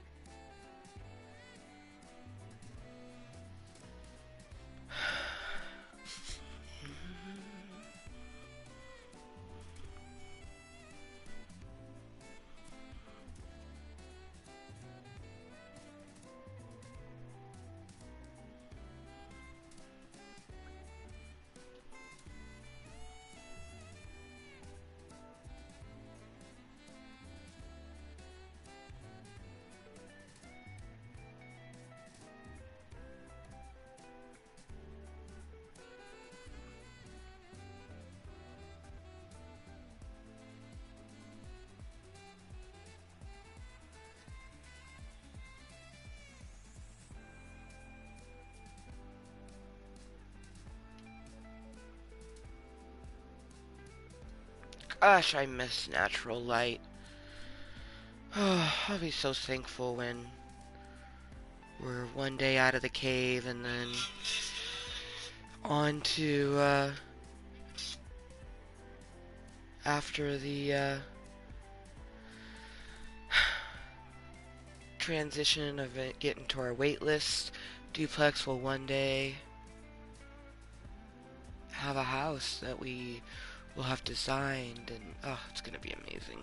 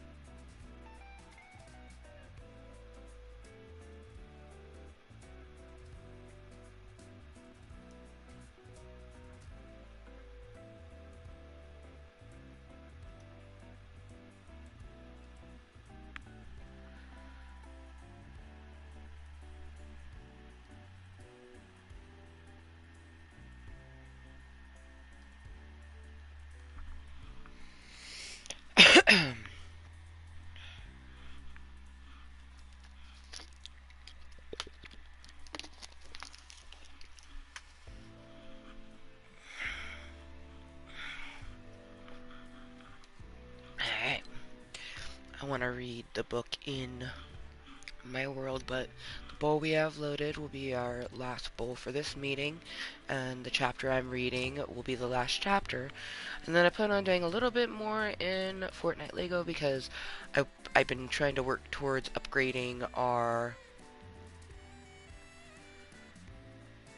village, and I think I got everything to do that, so we're gonna upgrade our village. I still can't believe we found a fucking beach. The shore, as it's called. We found the shore. Entering the shore. Or entering shore, I think is how it says, just like entering grasslands.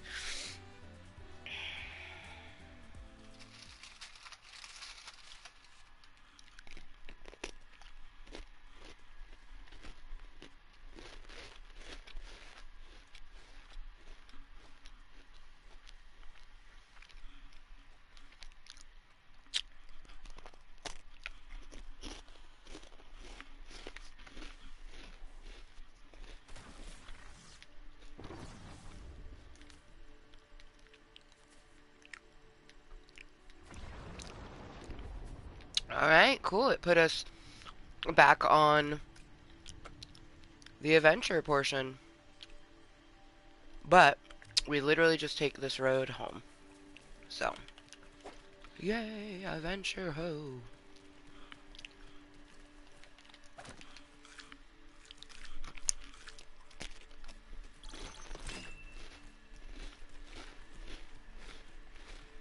I'm not gonna lie, when I logged in and I saw Peely, I was so confused for a moment. But it's like, duh, I am Peely.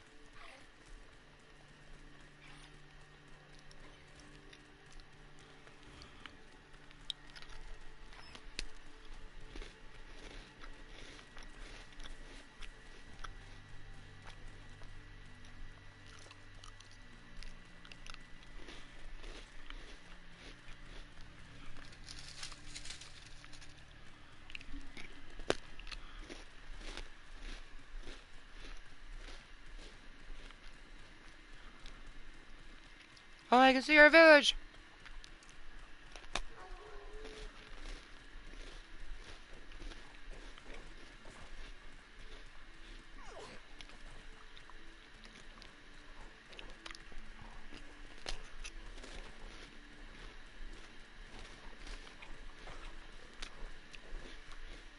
There's Mieso's watchtower.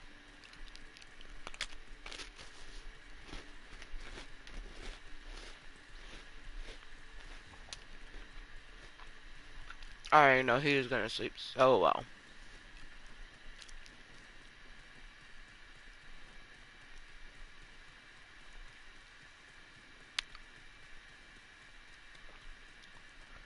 Ah, village, sweet village.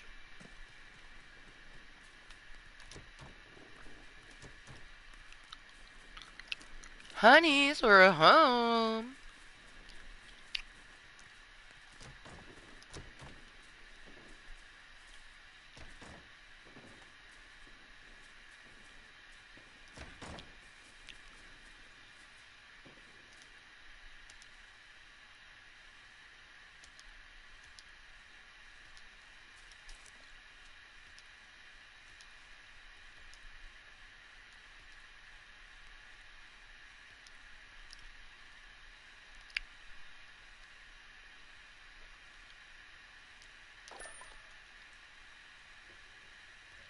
Actually,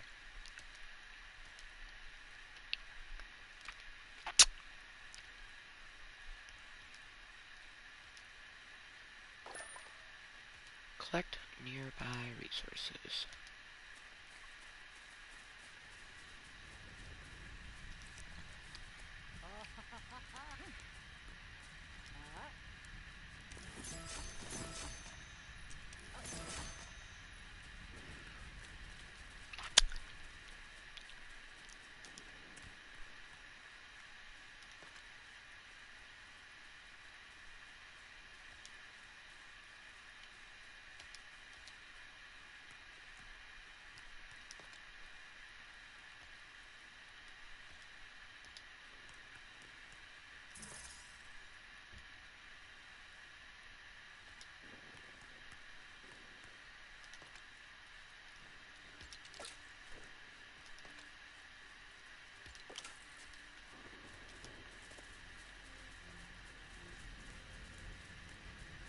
Ah, shit. He ate my pepper seed.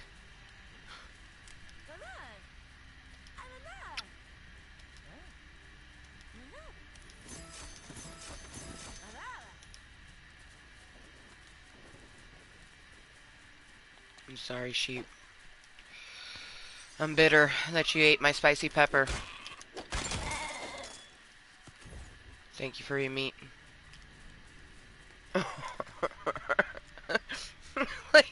like you bastard.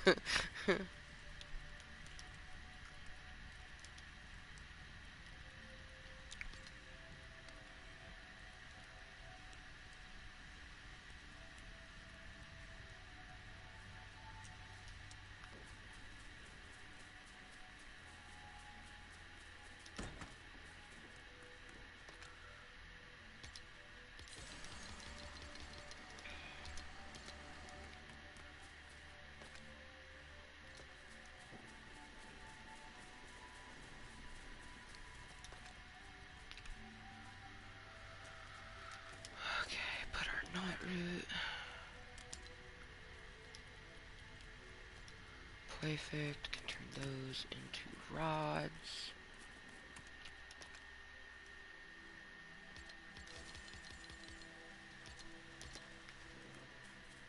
Let's turn our silk that we have.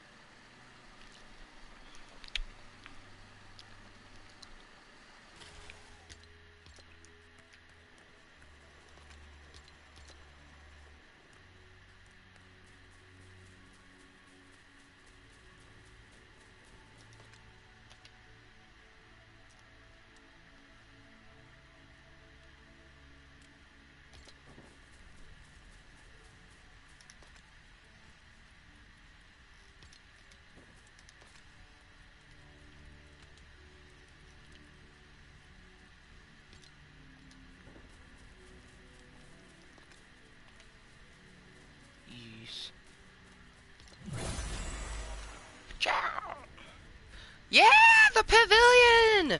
Whoop whoop! Whoop whoop! Yes! Yes!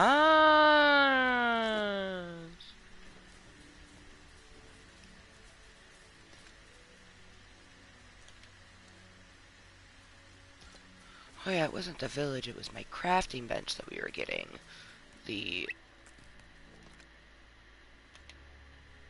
those for.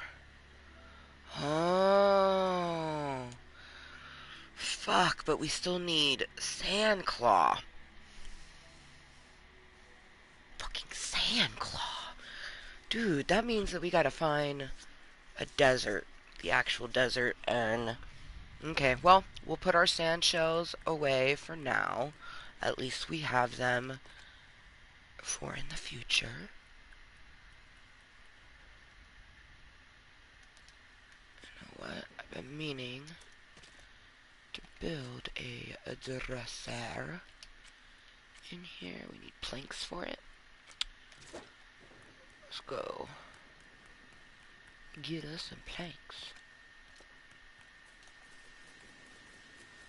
Whee!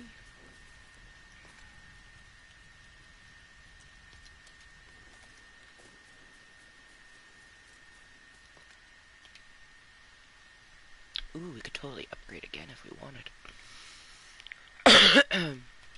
And see, next level that we get another person looks like level 8.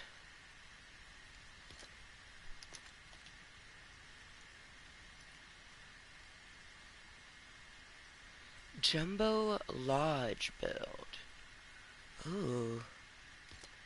Maybe we make a Jumbo Lodge instead of... No, I imagined the Pleasant Park thing. Although, big thing, like over her maybe.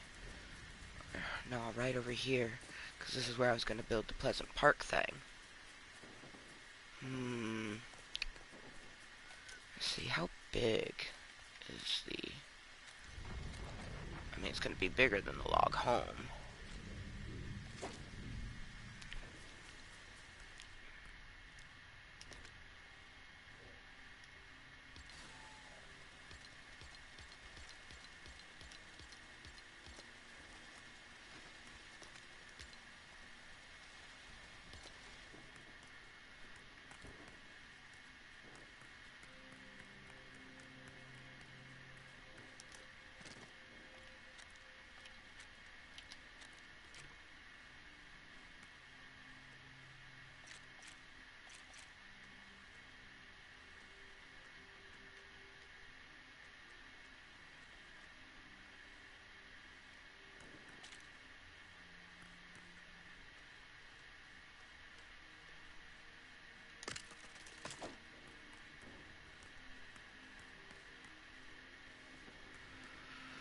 Do I like it there, or do I... You know what, actually I think we'll like it better along the wall. Over her.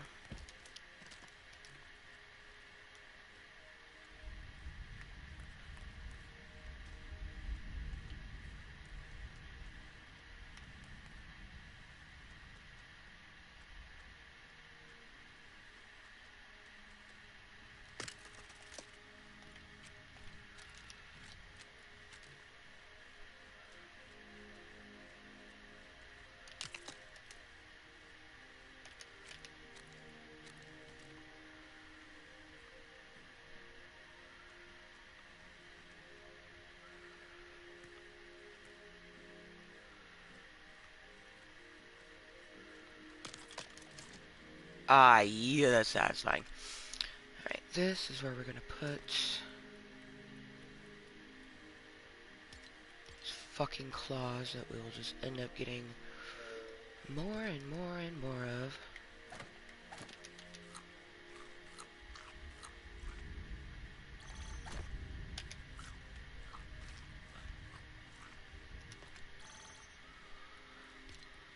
Put the claws in there.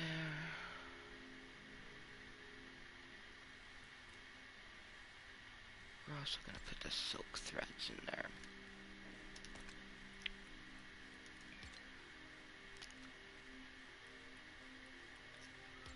Leave my feathers in there.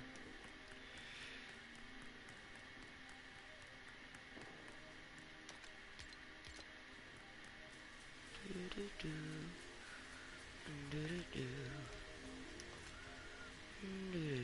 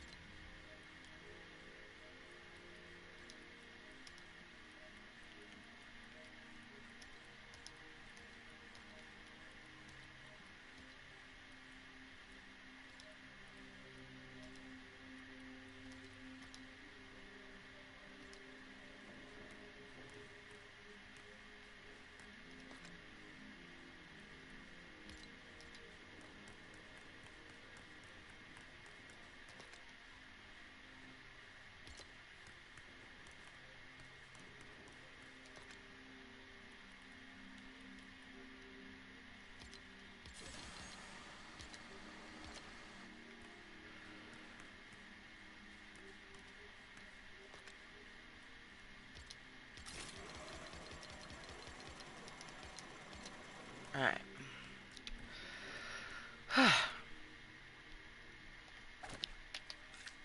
Eat an egg. And now it's 4:20 between egg and meat. Alright. Peely's gonna chill in our 420 room that we made. So, really, all we did to achieve that is this is a log home that we noticed during the build that this was just an empty space, and if we destroyed that wall, we could turn it into a loft, and that's exactly what we did, and it looks fucking fantastic. And we're gonna build a pavilion or possibly a um, log lodge to move all these things and actually make this be a giant home instead of like this is my home and this is like community area. Sup, Bright Bomber?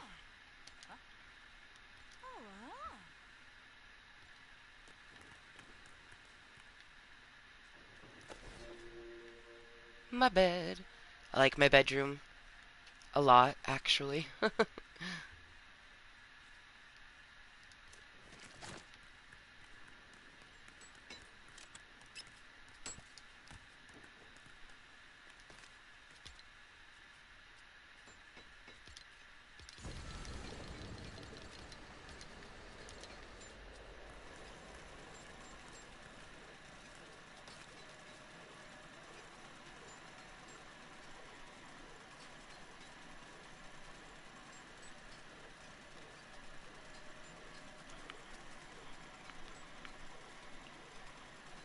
I like the sound of her using the grain machine.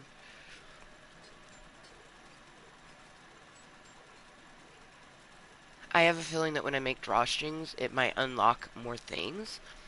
So, I'm like really wanting to put them chords in and see what happens.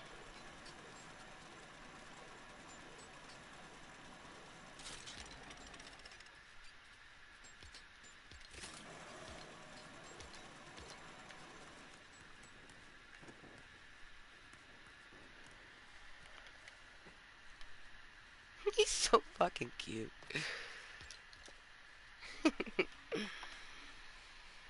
Alright, we're gonna chill. Toke. And then we're gonna read another chapter. So the bowl I have loaded is my last bowl.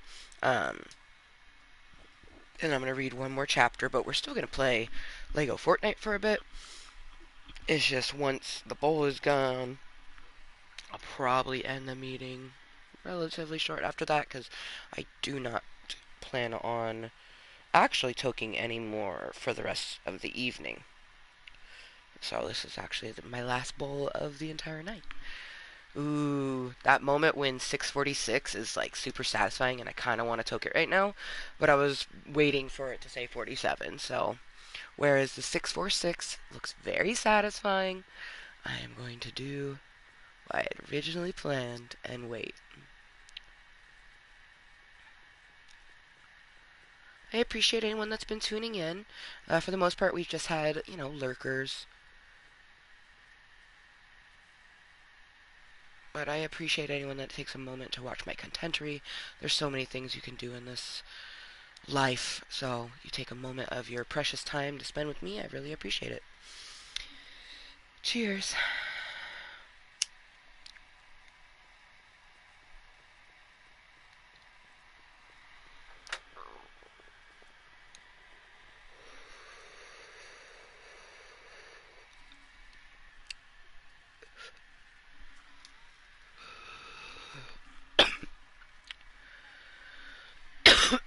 So, a book that we're reading right now, and we will be reading the entire thing in Club Kottontale, just not in one meeting. Actually, so far there's been two meetings. The first meeting had the prologue in chapter 1 and 2. So far, we've read 3, 4, and 5, but by the time that we've ended this meeting, we'll have read chapters 3, 4, 5, and 6, because we're moving on to 6. And this will be the last chapter of the book that I read, so the rest will just be gaming. Chapter 6. He dragged the witch by the hair, deep into his cave. Disappointed in the failure of his last spell, he'd taken steps to boost his power. Feeding on the blood and magic of witches has always been his kind's only hope of survival. He wasn't about to lose his favorite meal. She whimpered as she lay frozen on the stone floor, his knife nicking her precious flesh. Boost my power, boost my sight, forbid 3 to reunite. Blinded by blood, shielded by lies, my strength alone will forbid the rise. Trin crept in the front door and across the living room to the kitchen, trying not to step on the squeaky plank in the floor. You're home late, the kitchen light flipped on. Trin jumped. Shit, Kit! Will you please stop scaring me? Sorry, I didn't mean to scare you. I was just worried about you since the roads are getting icy again. Are they? I didn't notice. Trin walked to the sink and laid her bag on the counter. She'd deal with putting everything away in the morning. Right now, all she wanted to do was sleep and see where her dreams took her. Why are you smiling? Kit prompted. Oh my god. Tell me everything. Did you let Officer Hardy frisk you? Trin burst out laughing. Shut up! No, of course not. I had a pleasant evening with him and Karis. That's all. Now I'm going to bed. Good night, sister. Good night yourself. But tomorrow you better plan on waking up early and giving me all the details. Kit wagged a finger at her as she ascended the back stairs that led from the kitchen to their rooms. That night, Trin dreamt of Jason and crystals, Jeremiah and ropes, Kara and water, and Karis and herbs. She tossed and turned, slipping through space and time, sister, lover, cousin, friend. Her head spun as she tried to use her magic to break through this hellish mix of hopes and dreams, fears and regret. But it was a final image of being devoured by a shrouded being that jolted her from the nightmare.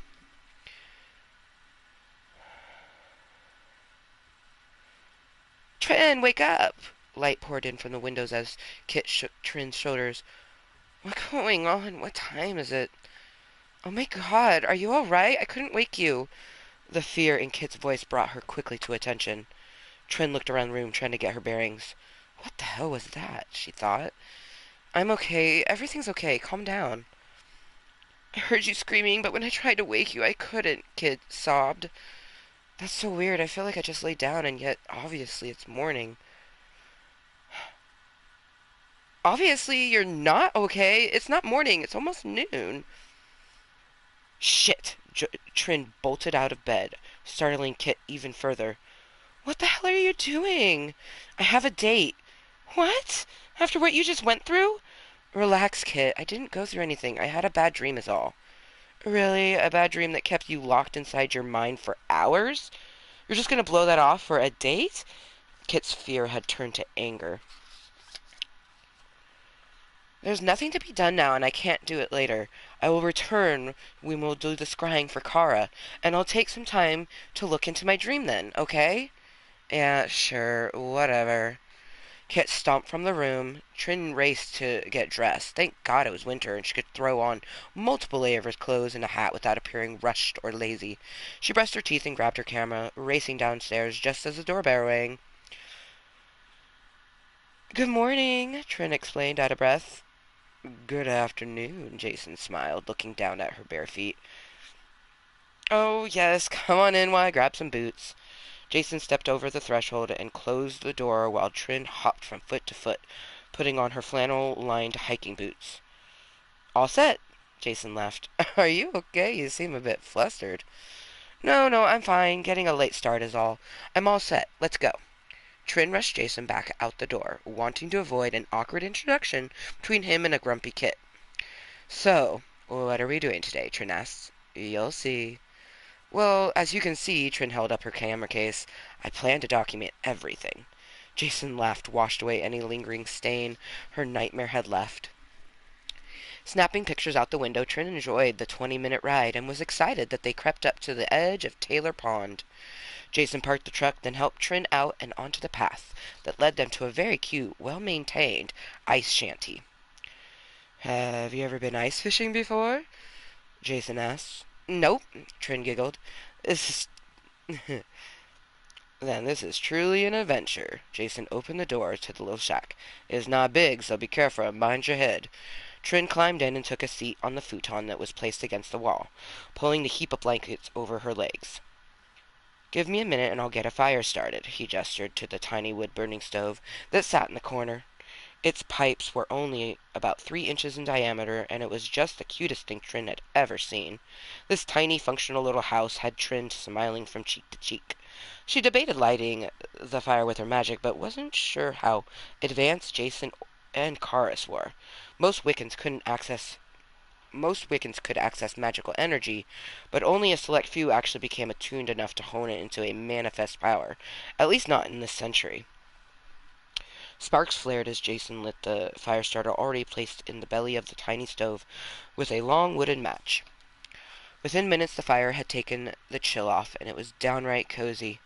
Trin couldn't help but notice Jason's broad shoulders and strong arms as he took off his plaid coat, unlatched the small door in the floor of the hut. The round hole beneath was large enough for a person to fit through, and while still visible, it was now almost completely frozen over.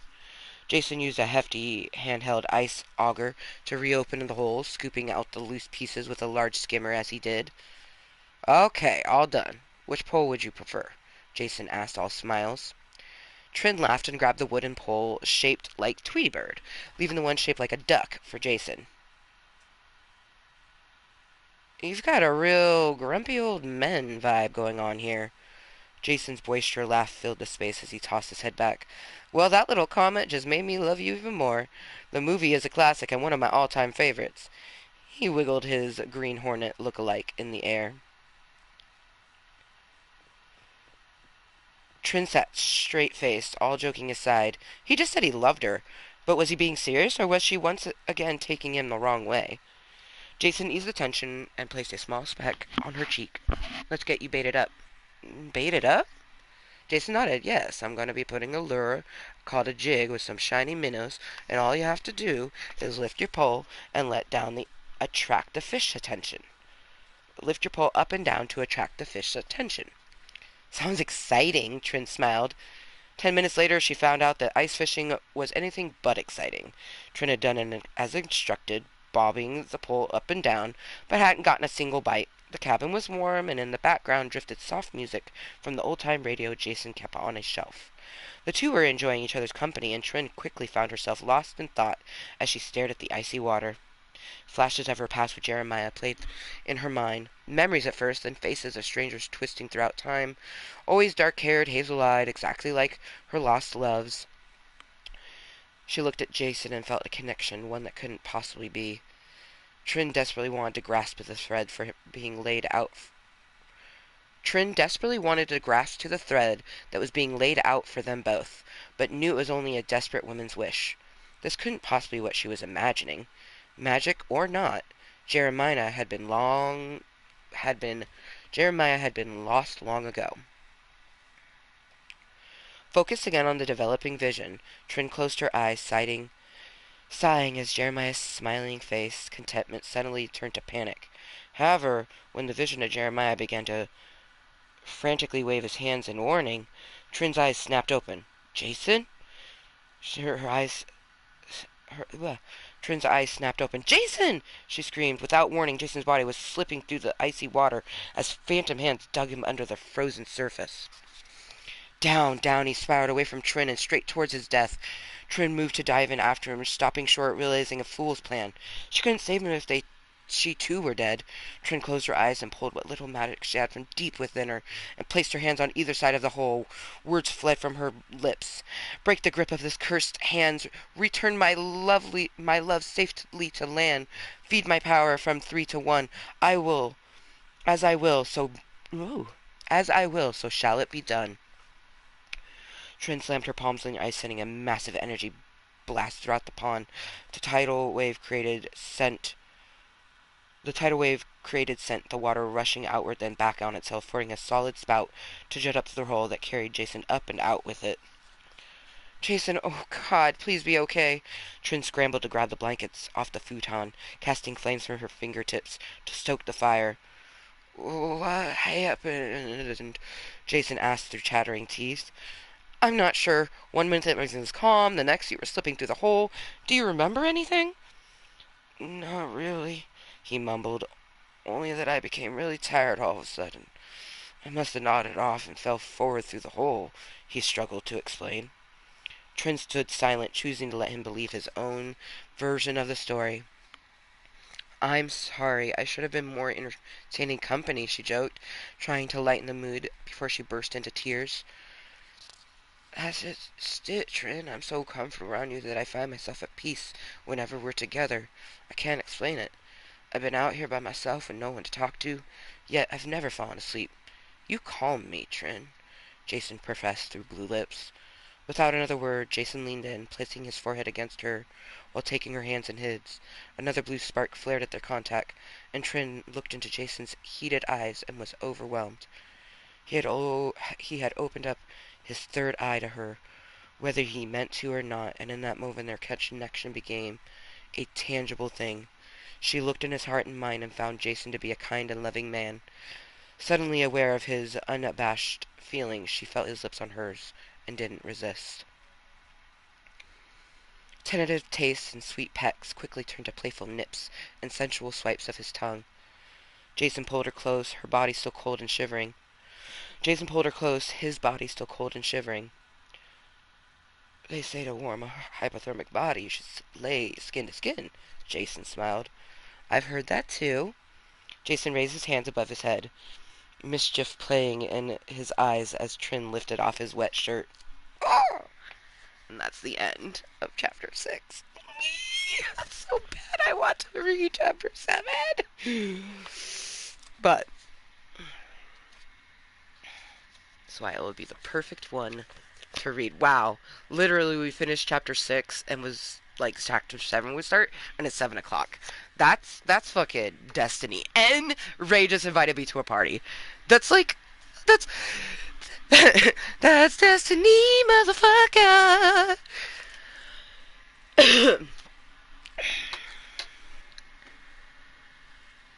So I'm sure it's not a surprise to you. I'm in Club Kottontale, but I wanted to let you know. Yeah. Unbelievably perfect timing. So it's now 7:01, but I was reading from my book because I decided to read my book, which is a black book in my channel, and I just finished chapter 6, and when I looked up, it was 7. So like right after I finished chapter 6, it was 7, and then moments later, I got your fucking party invite. I was like, ah, oh! Like all of that happened within a minute span, and I'm just like, yes, this is moist as fuck. I saw. Hell yeah. What temperature? Because like you guys get crazy cold weather all the time, but like it's snowing here. Like we actually have snow. Like, oh,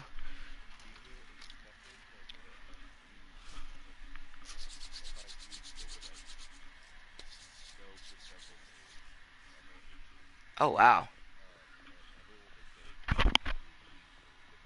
right?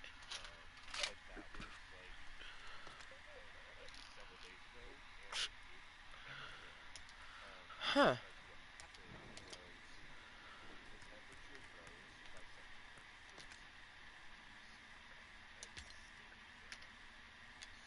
Oh wow.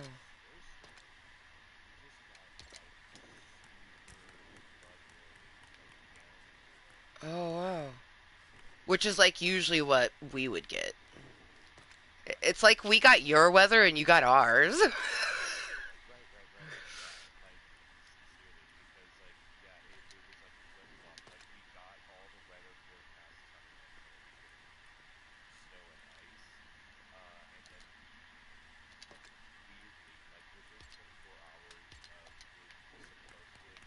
Yeah.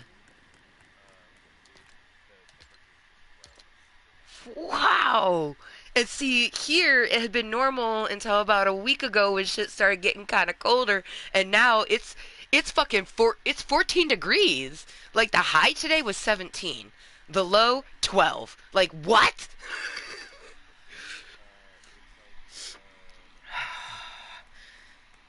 Fucking tomorrow's only gonna. Yeah. Oh, see, you got our weather. Oh yeah. Oh, I mean yeah. Yeah. Oh my god, we have wind here, but with the snow. It's fucking crazy outside. But tomorrow it says the high's supposed to be 28. Like, which is still pretty fucking cold. Like, I mean, it's winter, but like winter in the Pacific Northwest, aside like every so often maybe getting snow, is like upper 40s, lower 50s. Like, that's our winter. Like,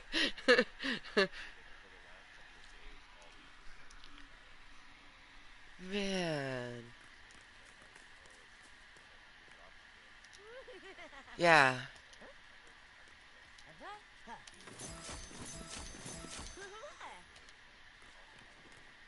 Yeah, yeah, man. See, and for me, we were getting the winter warnings, and like it's so unpredictable. It's like, oh, I'll see it when it happens, and then boom, it happened. Yeah, it's freezing outside. Like I went outside this morning because I counted some little bit of monies I had. I had $1.70 in dollar bill and silver, and then I counted the rest out, which was like 205 in pennies, and I went and got myself a little eighth because for 375 I'm able to obtain an eighth. Um, yeah, fucking hella noise. And got myself some buds, which I'm actually toking my last bowl of my evening right now, and I only sparked it. I sparked it before I read my chapter, so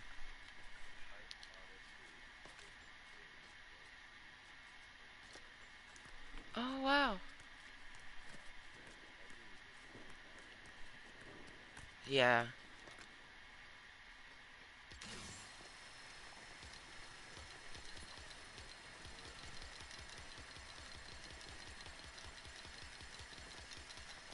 Well, that's what's up.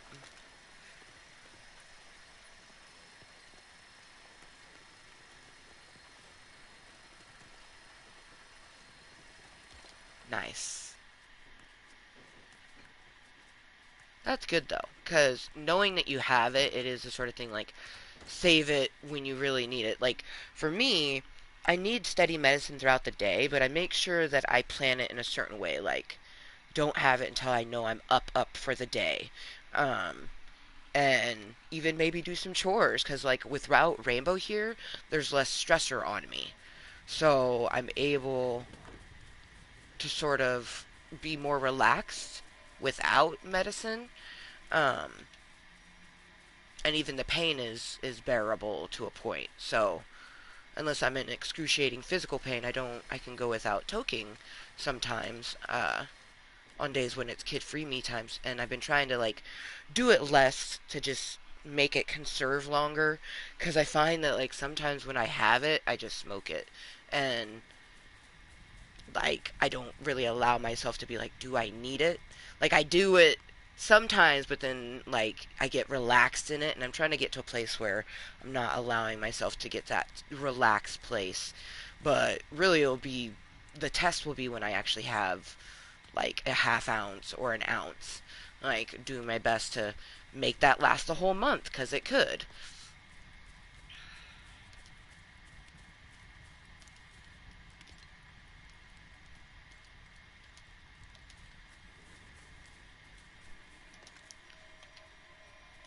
Oh man, so I'm playing Lego Fortnite right now. That's what I've been like playing, and then take a break, read a chapter of my book, which the reading the book actually hurts my hands more than the gaming, because the physical way of having to hold the book, it hurts my hands, but the controller doesn't. Fucking crazily enough. Um, um, so we would read a chapter and then take a break and game, and then get to a point where I'm like, all right, I wanna read more of the book. The book is so fucking good. Like, fuck me. I would watch a movie of it. And I definitely want to like see some of the other stuff that this author's made, because even on this book it says from the award-winning author Trish Stower, which I hope I'm pronouncing her last name right. Thwer. So it's a few ways. Could be Thawer, Thawer. Like there's a few ways it could be pronounced. So I just go with what my brain initially thinks, because usually I find that the first thing you think of is actually the correct way. That's been my sort of experience with it. Because I'll say someone's name and they'll be like, wow, you actually got it.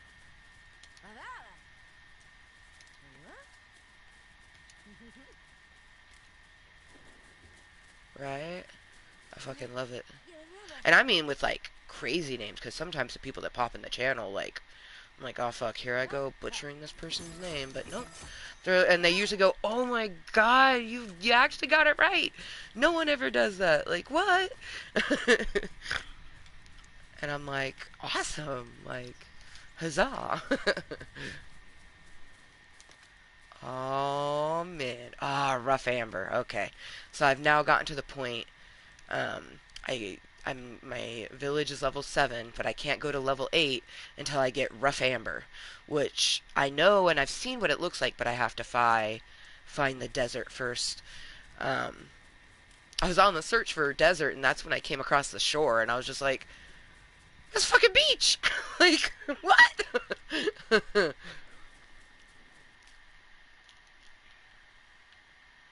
yeah, it's awesome. I'm a little peely. My village, it looks like a totem. It's so cool. It's got like a beaver at the bottom, and then like a couple little birdies chilling, and then a bird with a big old hawk up top. It's so rad. Might be an owl. I think it's an owl. I'm gonna say it's an owl. But yeah, it's got like two little mockingbirds sitting on this beaver's head. It almost looks like their ears, like the way the birds are sitting. And then there's a tree on top of that with the fucking owl on top. It looks so rad. Oh man. Work still super crazy, or has it had died down a bit?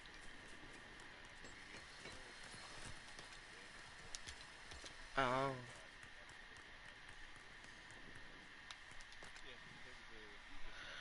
right. Oh man.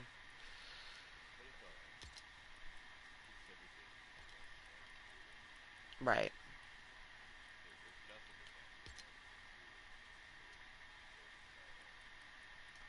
Right.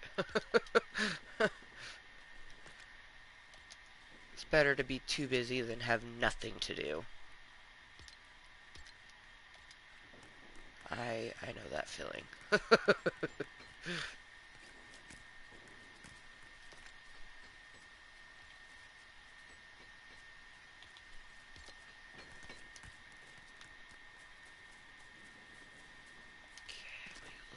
Build.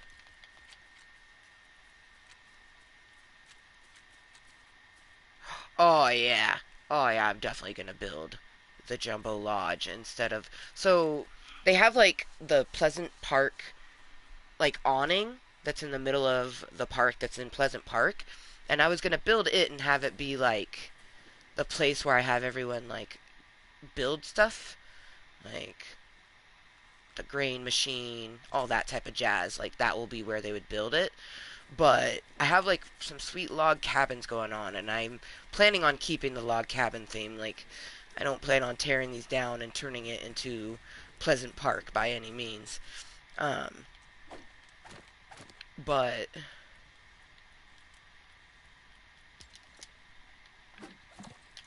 there's two options. I was gonna do that little awning, but they have a sweet lodge, which is it's Lonely Lodge, like the lodge that is Lonely Lodge. Like I could build it, so I'm gonna have that be the sort of like rec center where it has all of the different things that we use to harvest stuff, minus the stove. When we eventually get an oven, I'll have that in here, and then the juicer. That's kind of like in my kitchen inside my home. So yeah. But yeah, it's really cool. I've made a little 420 area where I um, redesigned the house a little bit after I built it. You're fucking gonna love it. It has a double staircase. Right now it's a bit cluttered because it has all of the machines around it. Um, which I do have the crafting bench in a fun spot. It's like underneath the staircase, but I've already decided like all of it will move and then I'll make it like into an actual home. Like it will be all pretty and presentable. But yeah, and then I have the tower where Mussel lives, and then I have two little log cabins next to each other. One is bright bombers and one is sunflowers. Yeah, yeah, it's fucking great. And like, depending on where the place got built, like I built one of the little log cabins, and a wall was right up against the like edge of the village wall. So no point in having those windows. So I broke those windows and gave them more windows on the other side. And I was like, yes, this is satisfying. The hamburger guy. Oh man, so I fucking found Peely. Like I was just roaming on an adventure and I fucking found Peely and I couldn't like couldn't invite him to my village because I don't have any room. But it did something weird where it was like it said visit the nearest village. I didn't click it because it freaked me out and gave me anxiety. But I was like, what is this? So I might do a little Google search and find out what that is.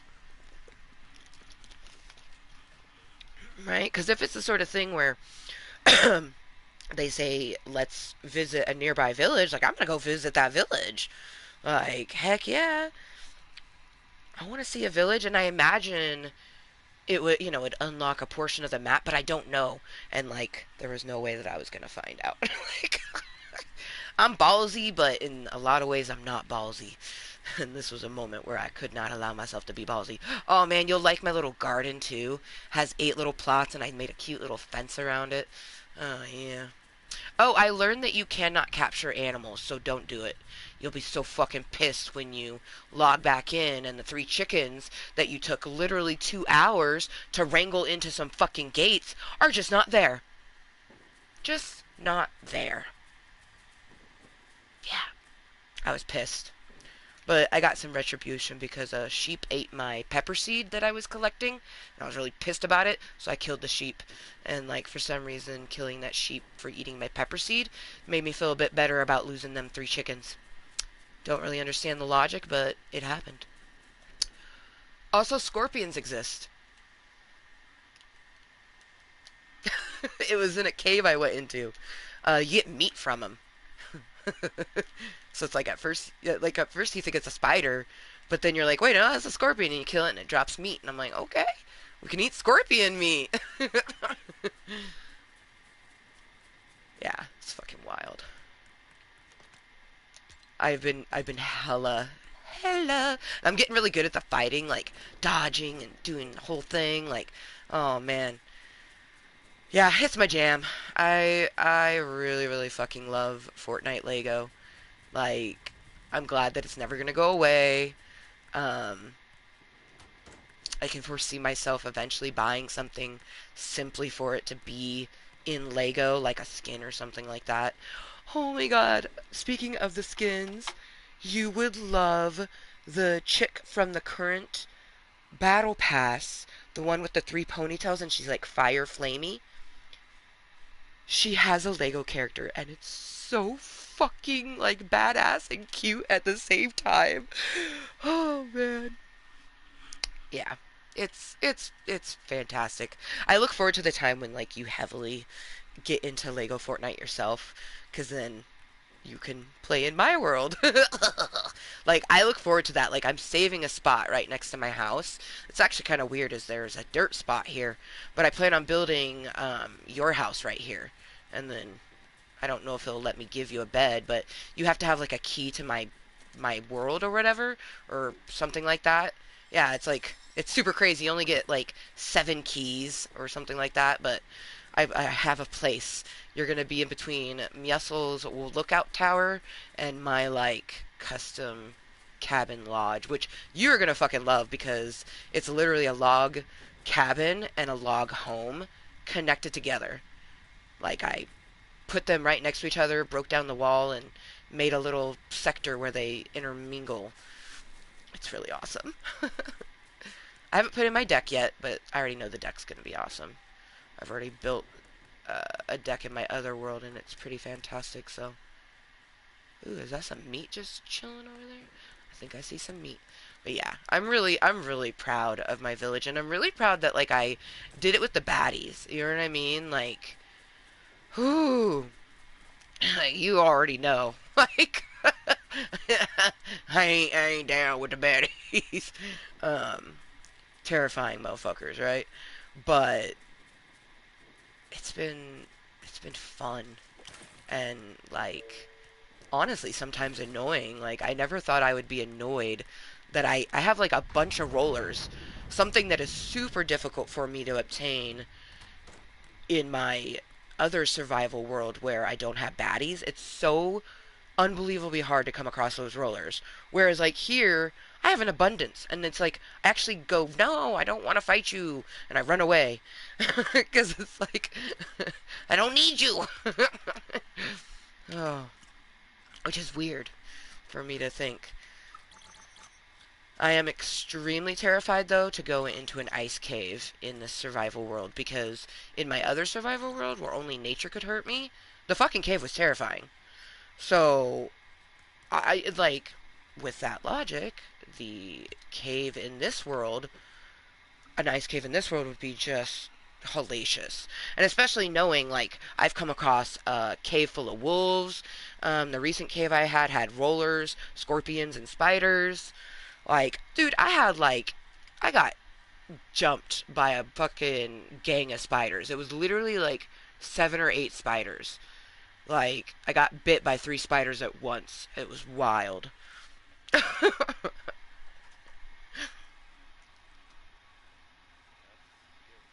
Right? Right?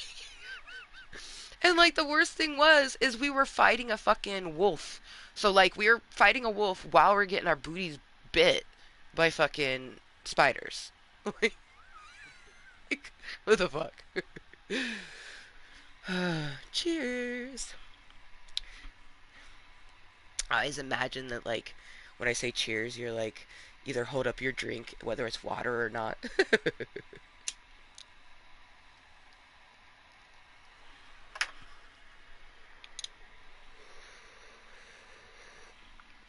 It's also really nice to hear your voice, and I'm glad that my text message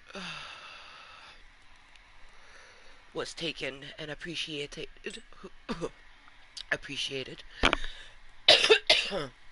What game are you playing? Thank you for checking in. Of course, I was asking what game are you playing?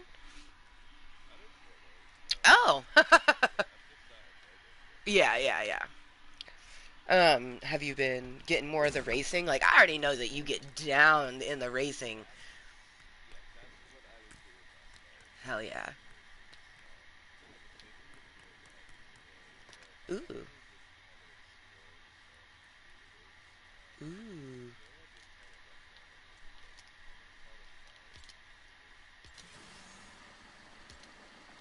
Oh my god, yes. If you find one, Boo, let me know. It's so much fun. Like, it's just so much fun. I want to find the little secrets. Like, oh man. Yeah, man. Definitely. Like,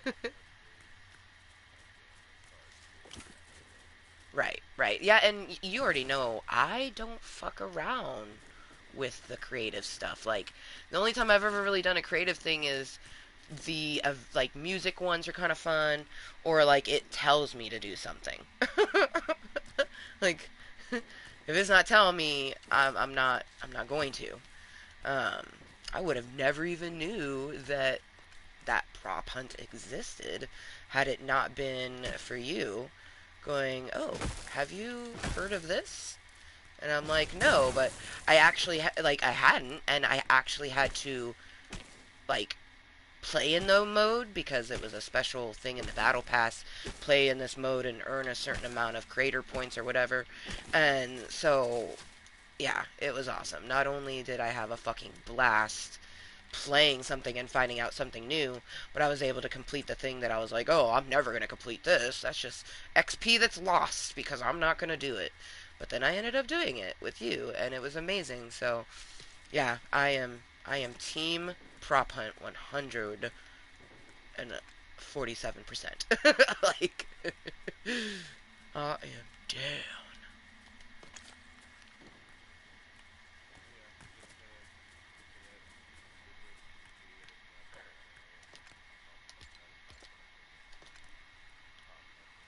Hell yeah.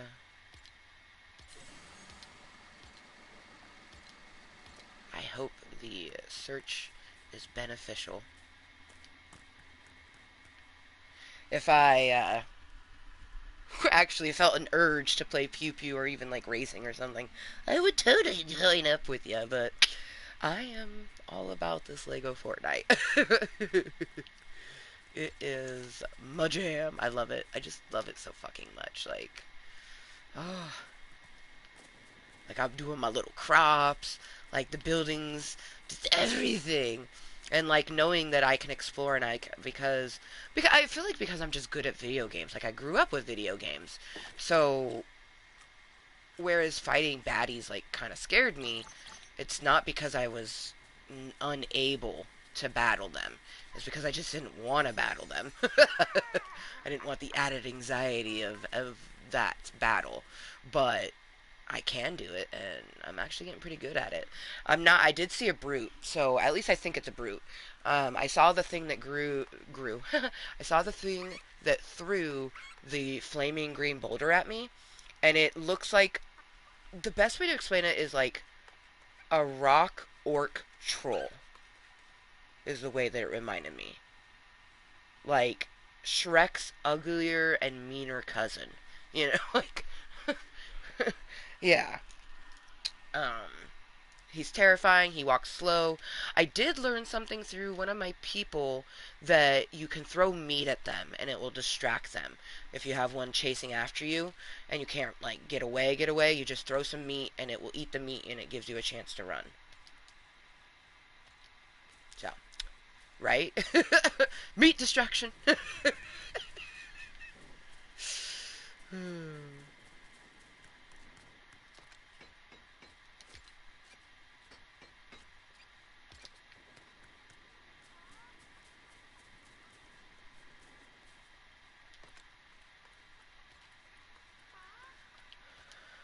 I like that I can still use the machine even when my people are using it. Like we both can use the grain mill at the same time or the lumber mill. Like I find that extremely awesome that we can use it at the same time.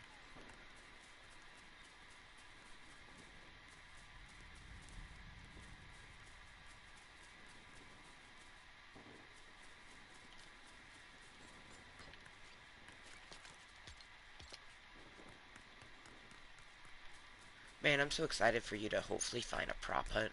Because if you find one, I will hop out of this so fucking fast.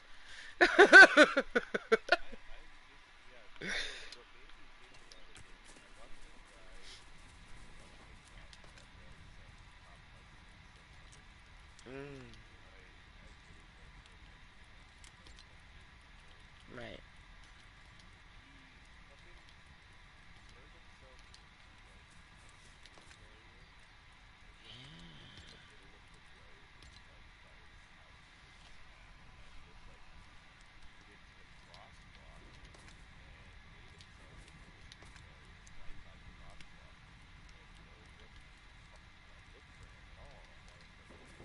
Whoa.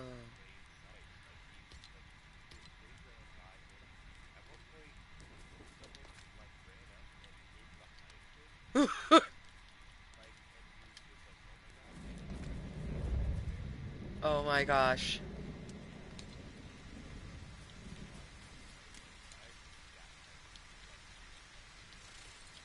Right.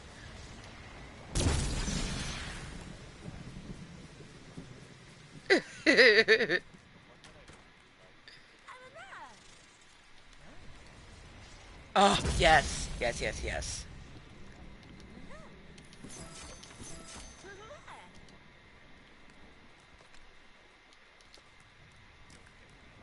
Yeah, man.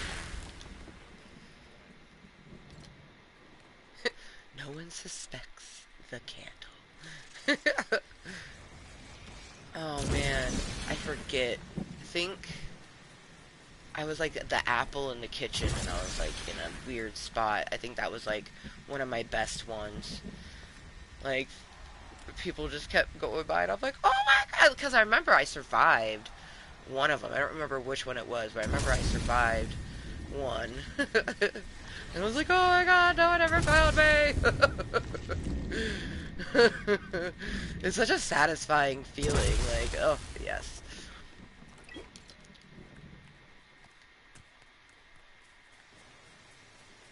Oh my god, yeah. That that was like, especially if a person hadn't been down there yet, how would they know? Like, like how would they know if they've never been? Like, oh my, it's just insanity. Oh my gosh, it is fucking crazy weather out here.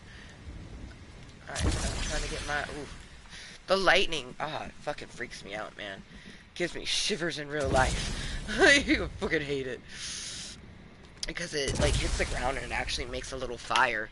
So I feel like it could hurt me if I'm not paying attention. And I learned that is true because Rainbow is playing in a sandbox world and she almost lost all her little hearts because she was just standing outside, and electricity just kept, hitting her randomly, and I'm just like, oh my gosh, like that's terrifying.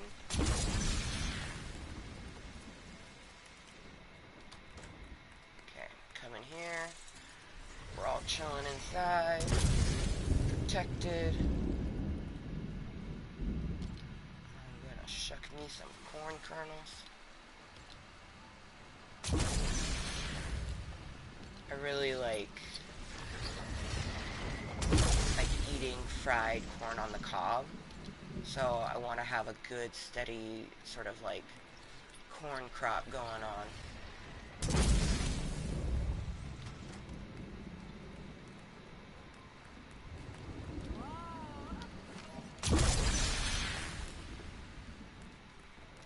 Ooh, cooking utensils.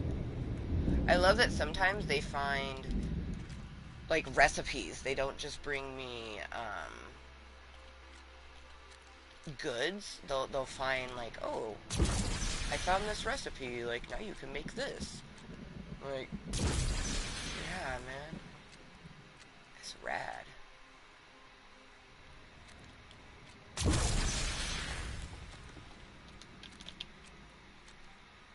Ooh, I can make potted flowers finally.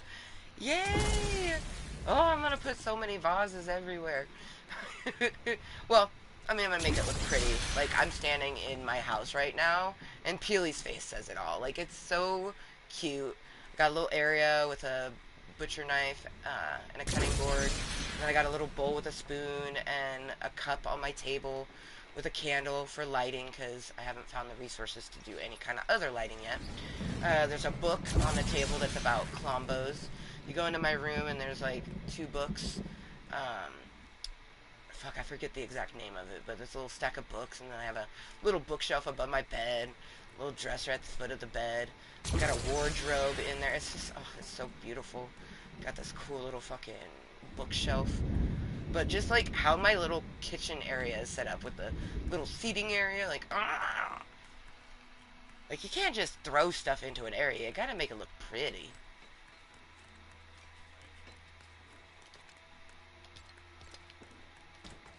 Yay, I love that the sun came out right when my corn kernels were ready. That is so fucking awesome.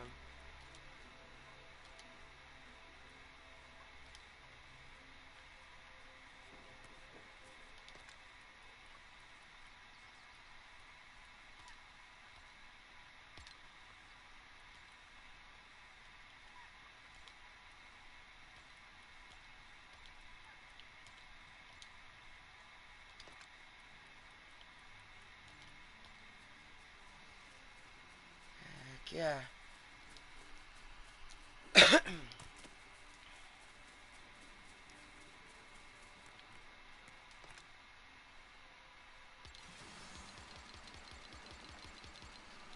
rest of that into seeds. And since it's no longer raining,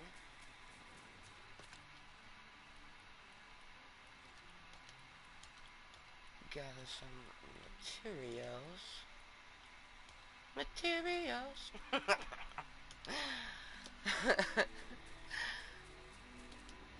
Get some wood and build myself that, the lodge. I'm so excited. Like, I love that because it's Fortnite Lego, like, we get things that we know and love from fucking Fortnite.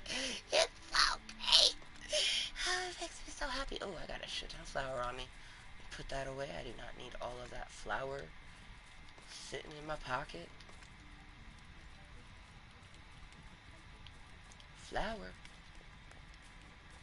It's interesting, like, how some things can only be stacked in 30, other things are 50, some things are 99. Like, like, what is it? Like, it's kind of odd to me, but whatever. Equal. Yeah. But yeah, stacks of 50, but like, I forget what it was, but I was holding something, and I was holding more than, um, 50, and I was like, oh. It just depends. Oh, it's arrows. Arrows you can hold more than 50, but I don't know what it max out at yet. Like, it is really cool though. You can make these little health charms, and it gives you wicked fucking hearts and like shieldery. It's pretty fantastic. I need to eat. My person is hungry. Banana is eating a raw pumpkin. Alright.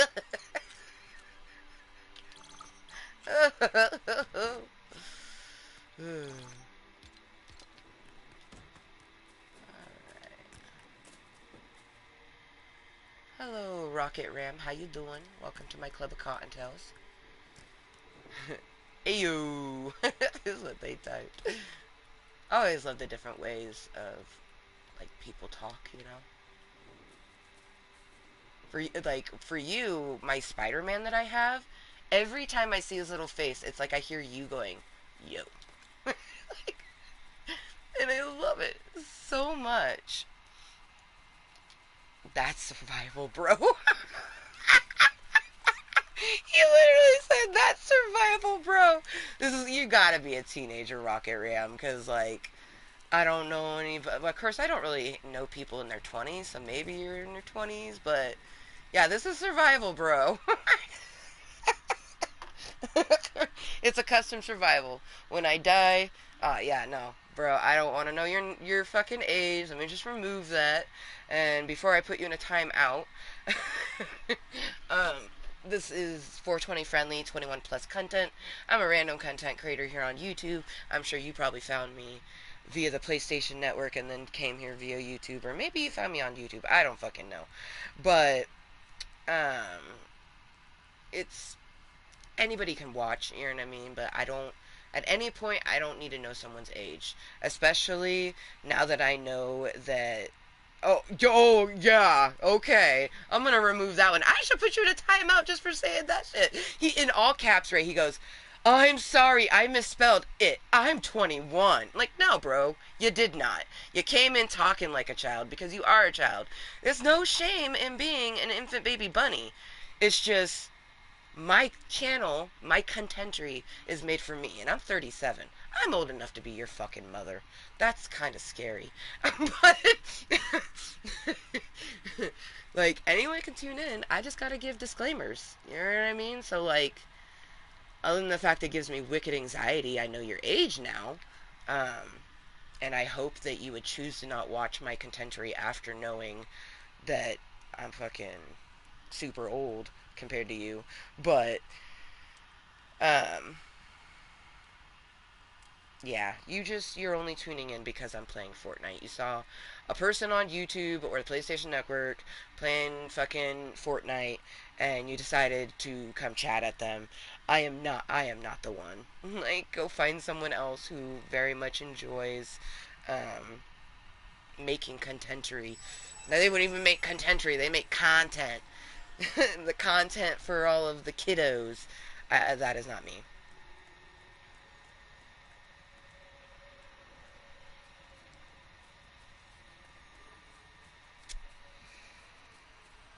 Yeah. Oh my gosh. Why? Why? Oh, they always think I'm funny, Ray. That's why. God damn it. He typed, yeah, I don't touch grass, and then no commas, no nothing, but it says I don't touch grass. I'm level 200 in Fortnite. Whoop de fucking do? Like, oh man. I mean, for my anxiety, I'm gonna put the infant baby bunny in a timeout, but only for a little one.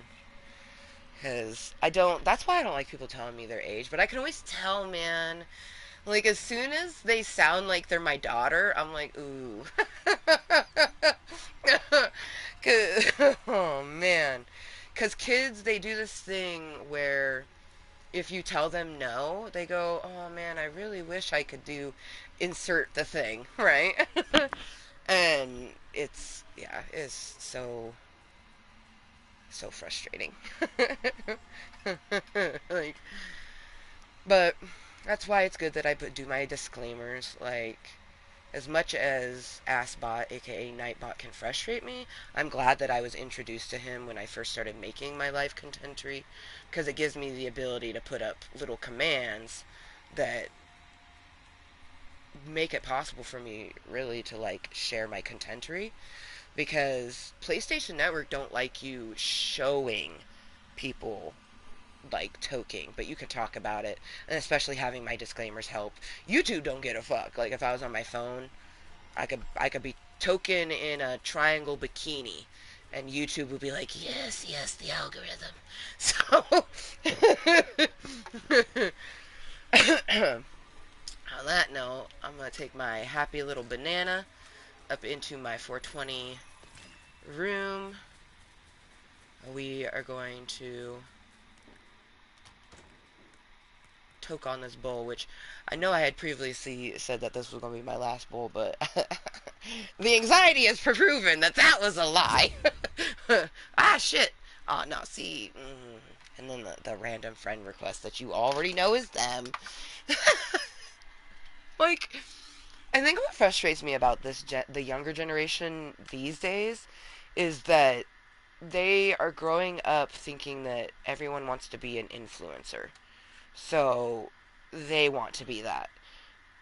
And I'm just really glad that I make my content the way that I do, because I truly believe that when my daughter does eventually make things for herself, because I see her all the time. She pretends to do videos, but I don't think of it as like, oh, she watches a lot of YouTube, because she doesn't.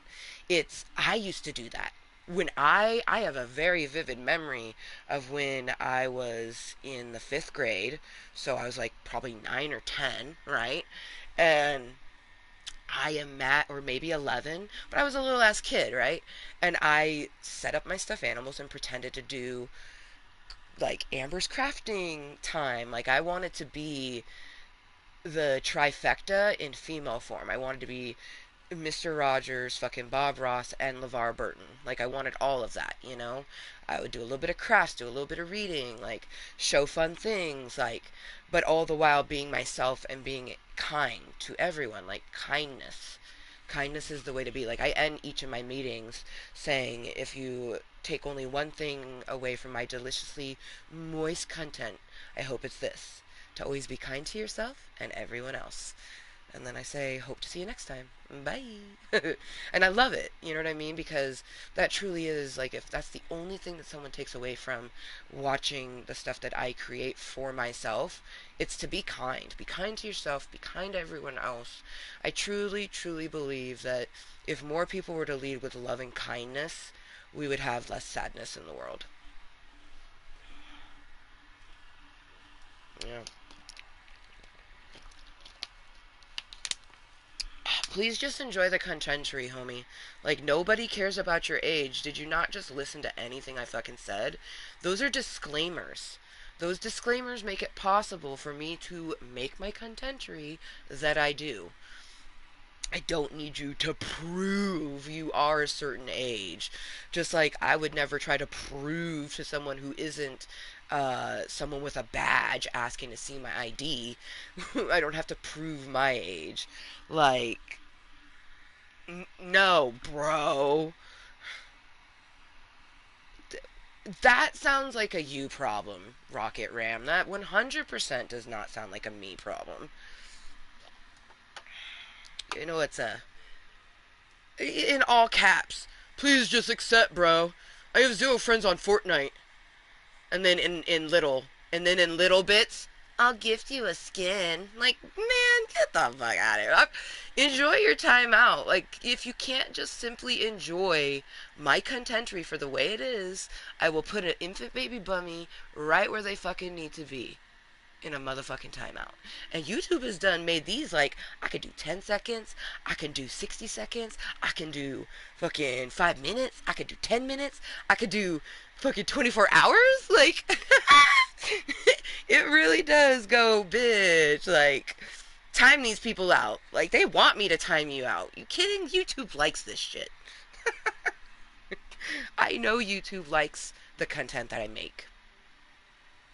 I know that PlayStation Network understands that my content is spicy, and to censor it and continue to use my disclaimers. I've dealt with a shit ton of shit in the first year of contentery, so it'd be from July 2016 to July 2017. The amount of emails that I would get from either Google Plus, YouTube, or PlayStation Network talking about how, like, you got this strike, you got that strike, and then another one saying, we are so sorry, there is no strikes to be had. It got to the point where eventually YouTube was like, we are going to ban the people who keep saying that you're doing something bad. We're going to get rid of their account. Yeah. Yeah. False protecting or yeah. Yeah, it happens all the time. They put protecting, so that's why I said protecting. Gotta love when your brain does that. Like, it sees a word and it says it. Yeah. But you knew what I meant. The false reporting is like, they even said, they're like, this is an issue, and clearly that's what's happening here. Um, yeah, man. Like, PlayStation Network was very clear that if I don't use my disclaimers and my sensory, like I put my phone in front of my face when I want to toke or I take my face off screen, they're perfectly fine with that. They don't care if I show it, talk about it, and they're even like, you say disclaimers. Like, can you imagine the people who have to watch my content, Ray? Because after they get a report, they have to watch the thing that was made. So they're sitting there for fucking 8 hours going, this bitch ain't doing anything. Like, come on. Like, I yeah. Yeah. Yeah. It is really simple to find that out. That's why I follow the rules. Like, I'll find my loopholes, but I follow the rules. Like, that is how I roll. But it was funny because it always starts out like a pre-automated message, right? Excuse me. It eventually got to where I was getting messages that someone was typing out. Like, I know someone at Google Plus was like, okay, you are clearly not doing anything wrong. Like, that was the when they were like, we're gonna start blocking people who do the false reporting of it. Um, yeah, YouTube loves my algorithm. Are you fucking kidding me? That's why it keeps introducing me to more people, and they're like, how the fuck did I end up here? And I'm like, I don't know. You followed the moisture trail.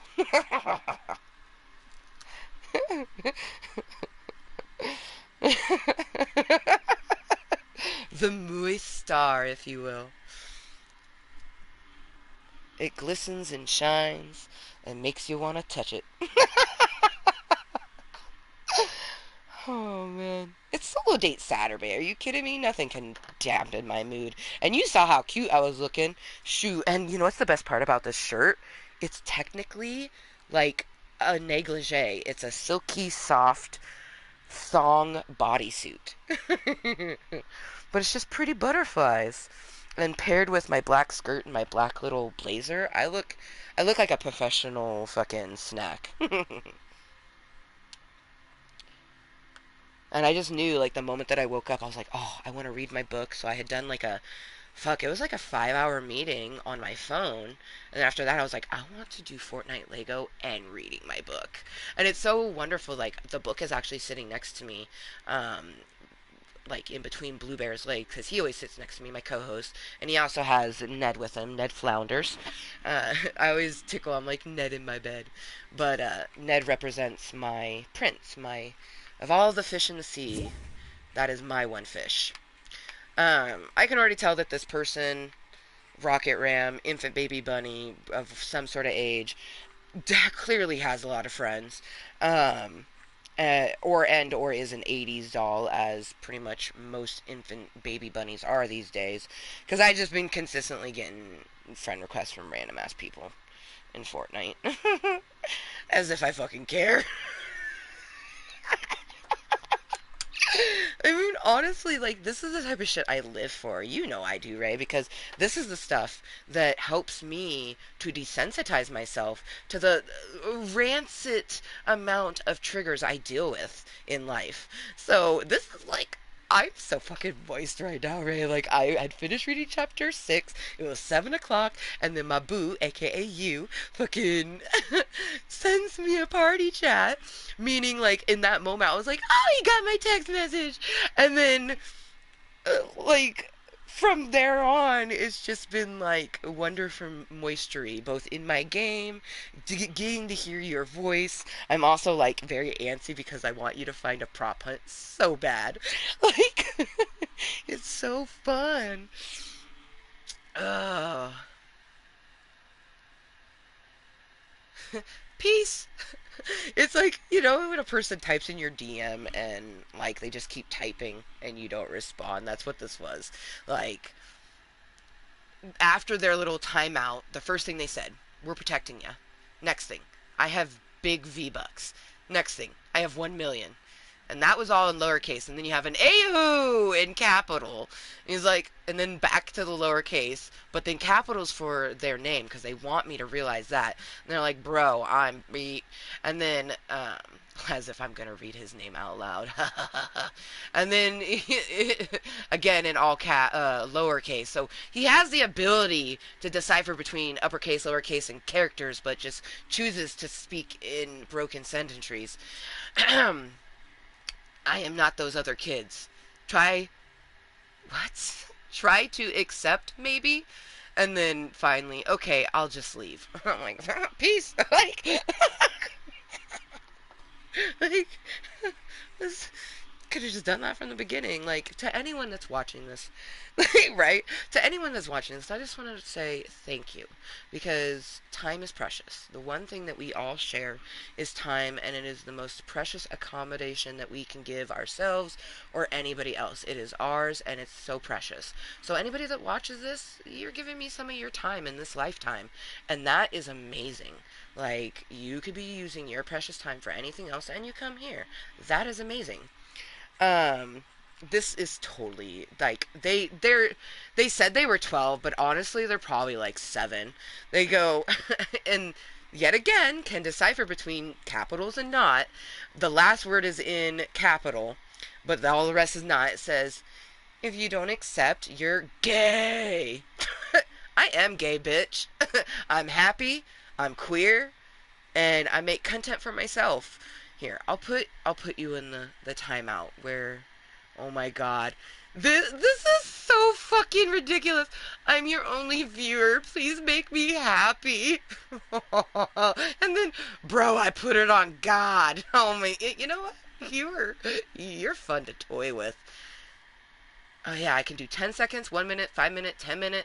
I think I done the 1 minute, so now it's 5 minute. I do it in order. Like, and I give a person a warning. Like, they have what, like 10. It's like fucking 10 seconds, 30 seconds, 1 minute, 5 minute, 10 minute, 30 minute, and then it goes to the 20. I think maybe 1 hour and then 24 hour. But like many options, right? But eventually they're gonna get timed out for fucking 24 hours. I'm just gonna keep going because like they're just like, senpai, notice me. Like, I make content, really, like, I make content for myself. To everybody who's actually watching this, just cackling their asses off. Like, I make content for me. Um, you can sit, chill, chat with me, enjoy like-mindery, because I feel like that's the one thing that another person would be able to share with me is that we're like-minded on something. Otherwise, you're just listening to a random fucking bitch on the internet talking about whatever the fuck she wants to talk about. And that's it. So I make content for myself. That's why it's 21 plus, because I'm 30 fucking 7. Still feels weird to say that, but also super awesome. Some about 37 is gonna be just moist as fuck. Already has been. Like, we're only 13 days. Oh, we're about to almost 2 weeks. Wow. Okay, you know what? These first 2 weeks of the new year did kind of go by like, where'd that fucking go? But I don't know. Like, time feels short and fast, but also long and slow all at the same time. It's because time really is truly irrelevant, and us trying to put time onto something that can't be put into something is why it feels so weird. So I just enjoy my life. Hello, motherfuckers, and welcome to my club of Cottontales. Place for me to be me, 100%ly, and it helps myself mentally and physically. Assbot decided to throw up a bunch of commands. I love that he put up my find me, because the first thing you see is feet finder. Yes, indeedy, I am a model, a foot model, a very, very great one, actually.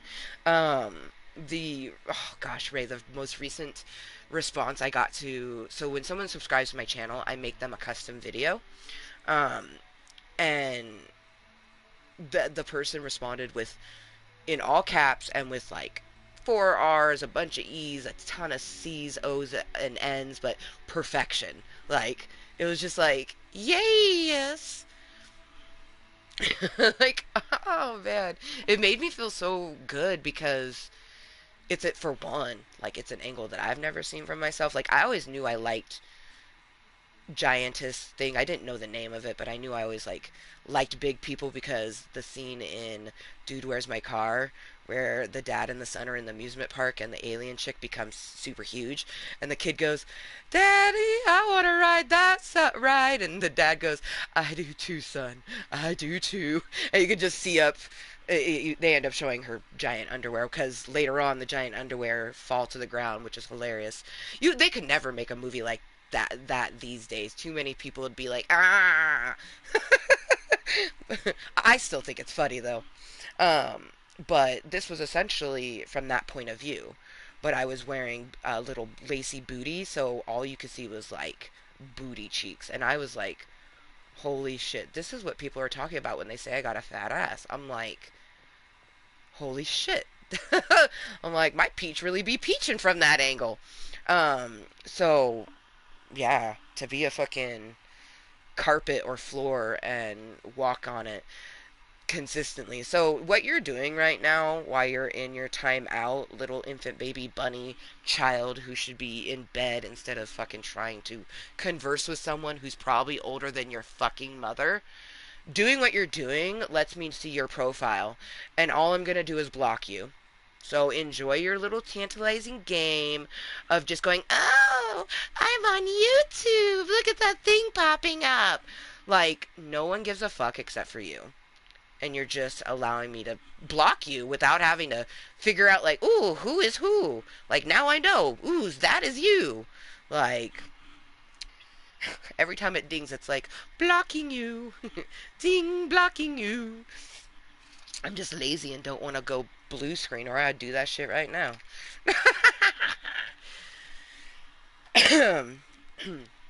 But cheers to my best duder, who I love immensely, and I hope he locates a fucking prop hunt. Oh, they still have it. Oh, wow. Yeah.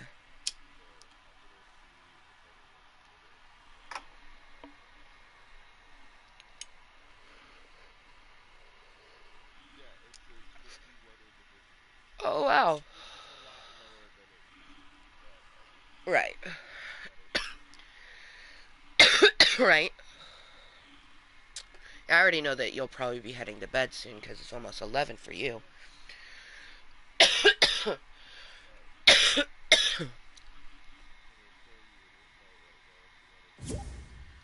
I'll do a quick. Yeah, hell yeah, let me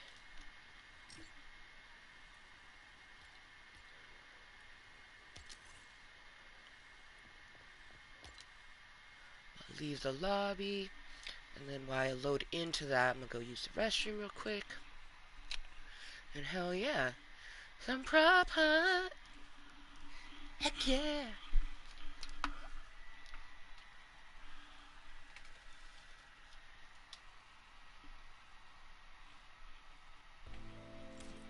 Uh.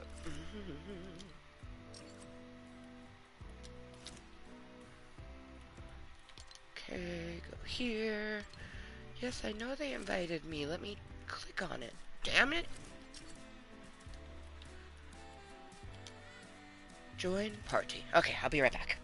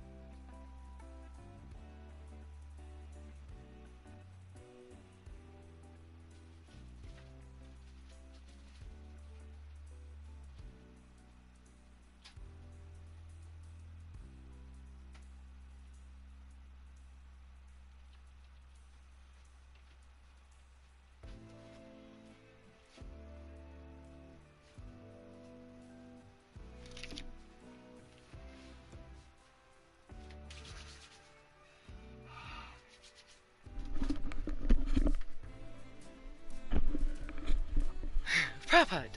Haunted house. Oh, I'm so excited.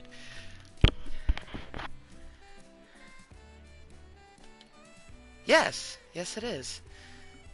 Oh, yeah. No, as soon as they saw your name, they're probably like, eh! Like, because that's how infant baby bunnies be. Hence the reason that I always let you know when I'm in Club Kottontale. Oh, he sent you a fucking message? Oh my god.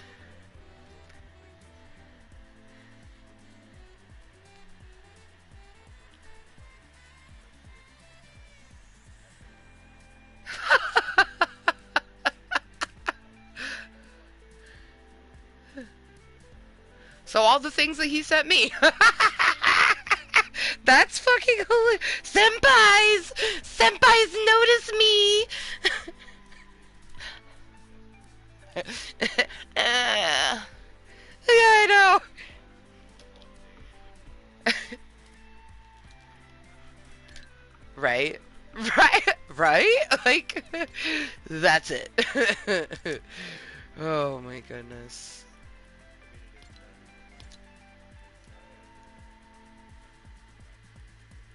Yeah. Yeah.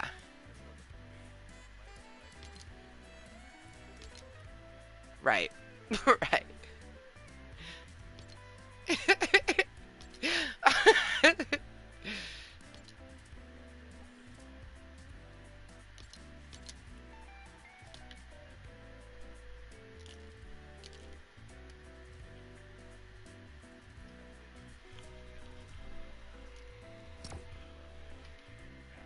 Right. Yeah. Uh, on another day, you might have actually gotten that, but that's because you're different from me. Like, for me, I'm not doing YouTube to make friends with tons of people on the internet. I'm triggering myself because I don't understand nor enjoy interacting with people online. Not even my own fucking friends that I've known for years. So I utilize YouTube as a way to help that. And that's it. Yep.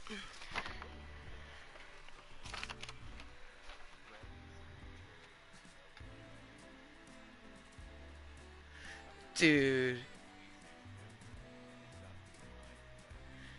Yeah, dude, this is so fucking hilarious. In all caps, he put, bro, what about the bro code? Like,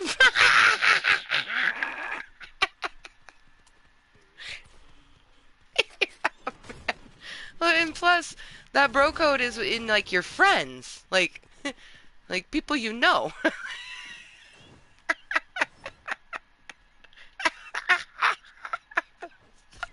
Oh, man. Ah, 10 minutes. Alright. It still exists. I love it so much. Oh, wait.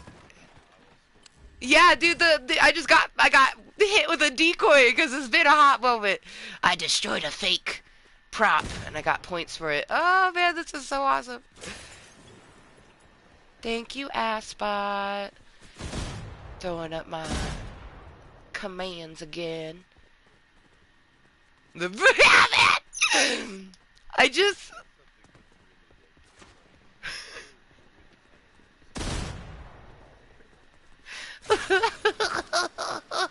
just I can't right now. I got a little bowl. I'm like, this is the greatest and most hilarious shit to me ever. Like, oh, this is what I live for. This is what my moisture thrives off of. Cause like I don't know, like it's fucking super cold outside. Fucking, I'm fucking romantically feeling that loneliness, even though, like, I'm mindful and I wait. Like when I came across that picture from my photo shoot, I was like, oh my god, this is perfect for this post. Because it's just me and that perfect, I already know you noticed it, but just that perfect side profile with my lips and my nose. Like, oh, I always forget how full my lips are until I see them from the side. And it's just like, I'm being mindful and waiting for my prince, my next first kiss. Like, it's gonna be so fucking magical.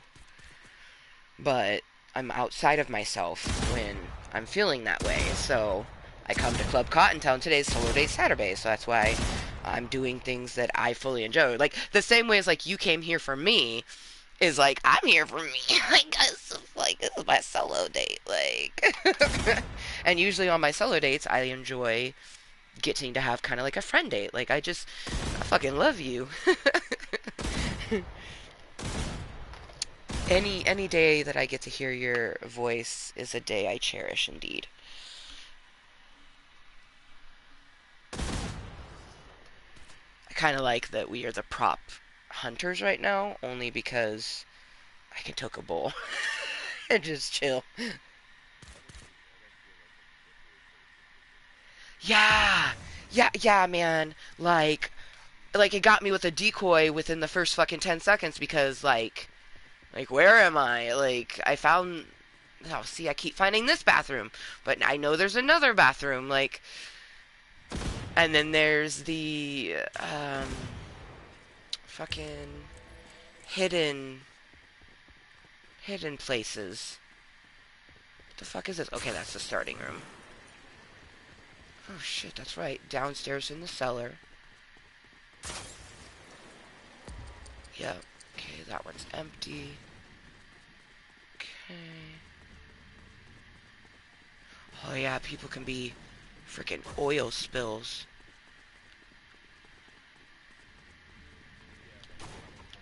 Yeah, yeah, man.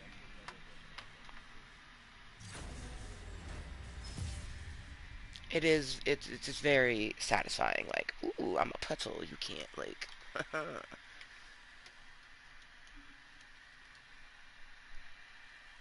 is it gonna? Oh yeah. Alright, alright, alright. Okay. I'm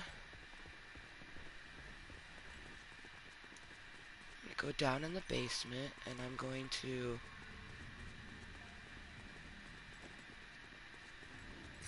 collect this giant coin.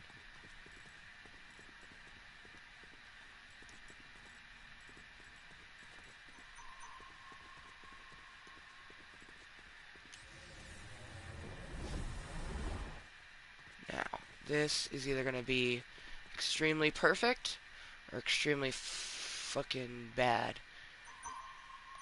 I'm gonna be one of the statues because there's an open spot, so it's basically in hoping that they have no idea that there's not supposed to be three statues, right? Like, and eventually it's gonna come down to the ping. Like, the hope is they've never been in the cellar, they don't fucking know where they're fucking looking. Like,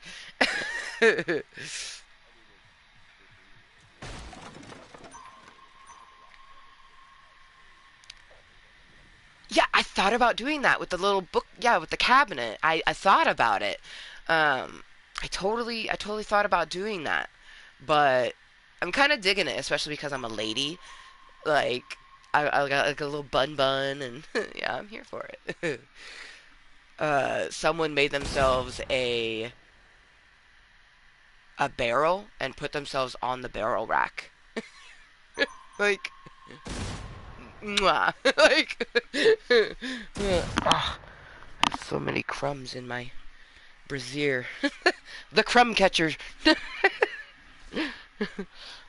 I swear my boobs got bigger though. Like, I know it's probably just because like I've lost inches, so of course the boobs stay the same size, but like it's just they feel like they're bigger. Like I feel like my clothes fit loose in one spot but tighter in this spot, and I'm like, how are my breasts getting bigger? That makes no sense to me. And then I think about my birth control, and I'm like, if my birth control is causing weight gain only in my fucking tits, that is the greatest fucking thing ever. Like, because people always talk about how they gain weight when they're on birth control. I've never really experienced like I mean, if I did, I never noticed because I've always been a big gal. But like my weights stay the same, but I've lost inches. Like a lot of my clothes are just they fit so much better, and there's things that didn't fit that do fit now. Um, but like the cup, like this bodysuit I'm wearing. The bodysuit portion used to be very form-fitting, and now it's like loose as fuck. But the breast part, I fill it out better than I ever have beforehand. I'm just like, I'm like, my boobies getting bigger.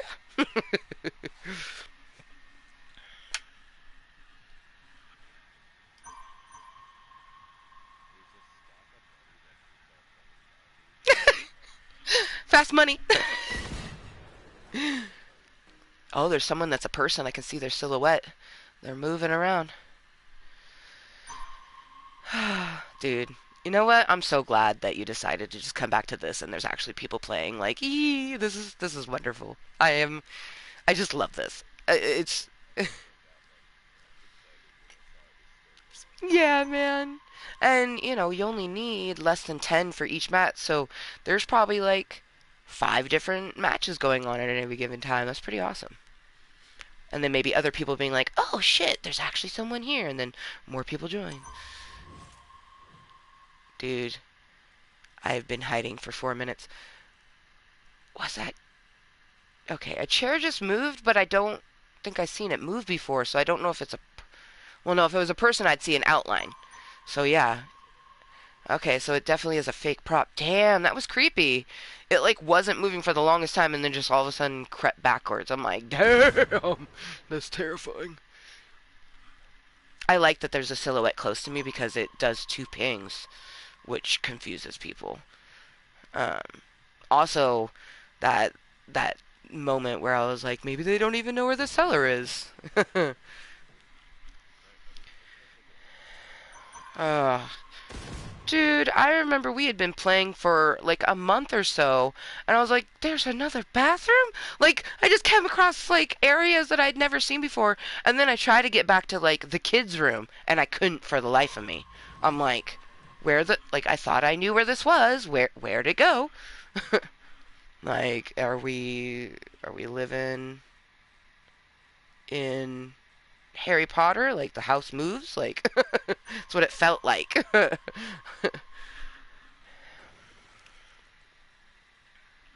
But yeah, so it's Dolphin Dom who's made this, and I think it's awesome because they have a little thing that says their feedback or bugs. Tweet and follow at Dolphin Dom on Twitter, and then it puts a little code. I think that's dope. So shout out to Dolphin Dom, fucking keeping this shit going. The DD.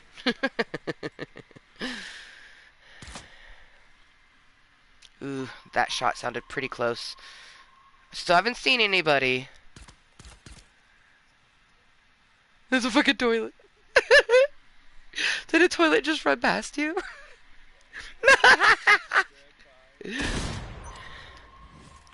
Oh my gosh. That's amazing. See, I love when shit runs past me. It's like the greatest thing ever. It's like, I just saw a blank run across. It's always humorous. Like,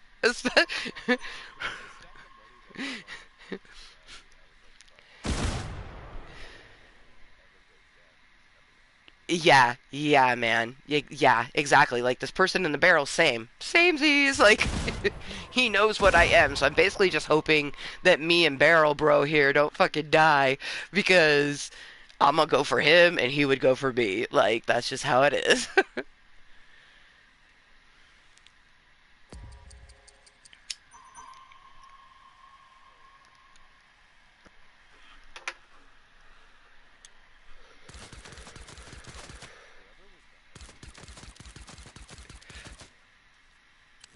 Yeah.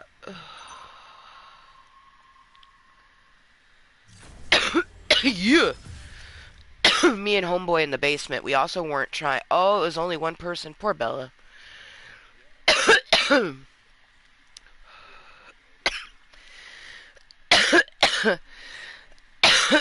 Ah, yes. Um, Question is, do I do statue again? Nah, because you already know that it's not good to do that. Like, it's a good way to get caught. Ooh. Oh no, this is too much of a main room. Okay, let's go. It could be a rug. Okay.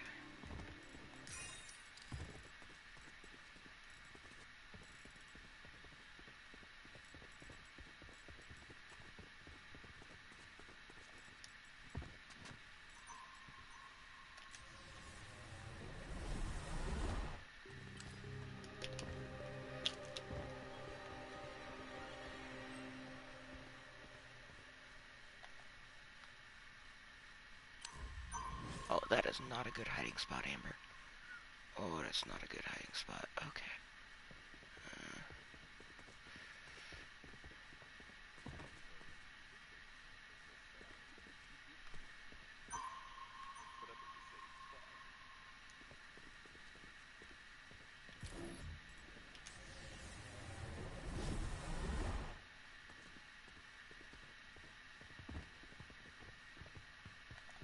Okay. I'm a book on a book.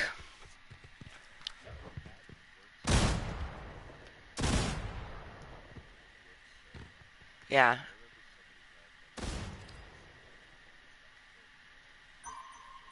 And, like, I made sure I'm a cockeyed, like, no, you can't be perfect, right?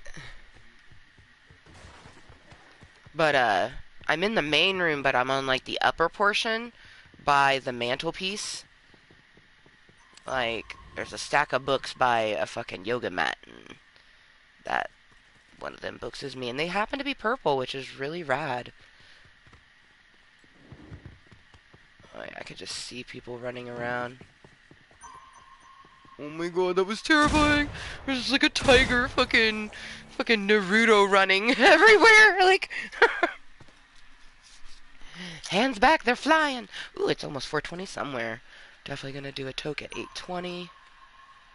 I'm so thankful that you were able to join and were willing to after such a, long, exhausting day. But we're definitely like Piglet and Pooh. We just want to spend time with each other no matter what. Oh, also, how fitting is it that I found that? Like, it felt like it was the day after, like, Tigger and Eeyore moment between us. And it just was, like, so fucking perfection. Oh my god, there's our Frieza! That's so dope. I already know these people are going crazy, wondering, like, where I'm at. Because they can hear the ping in the main room.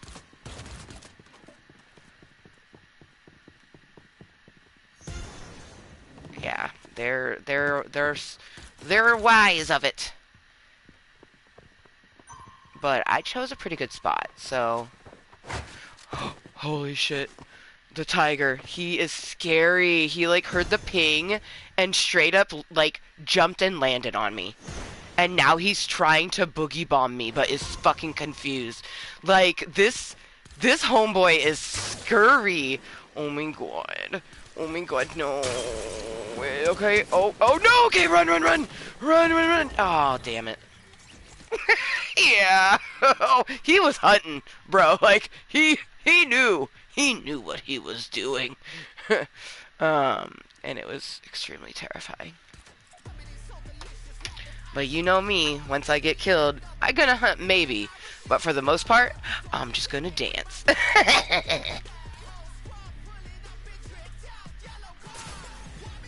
Oh, I missed 420 somewhere in the midst of that, but that's okay. I'm a gold banana dancing now.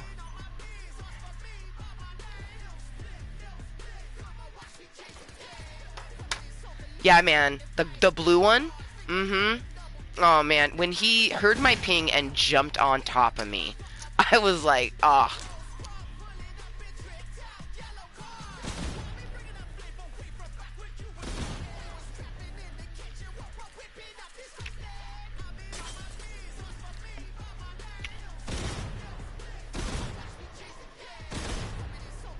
Oh my god.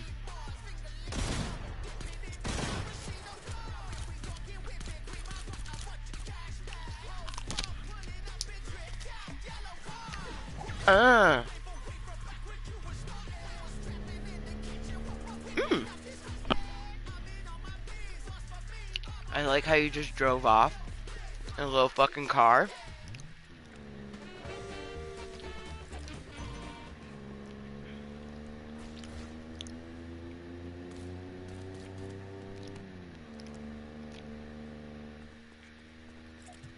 They see us rolling, they hating.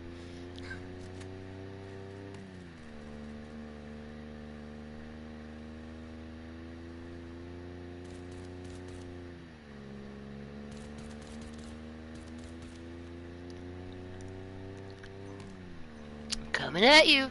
Me, me. Oh yeah, the monster truck with the bubbles. Oh, you have a lowrider. Bro. I'm on a moon rover.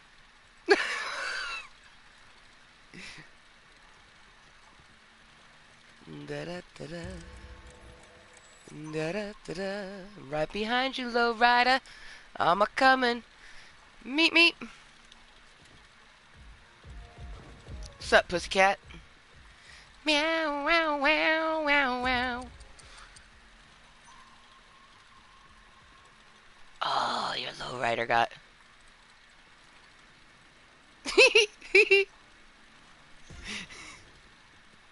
the moon landing one. Oh, and then I have Ariana Grande's little unicorn. Oh, so much fun. We're ridiculous.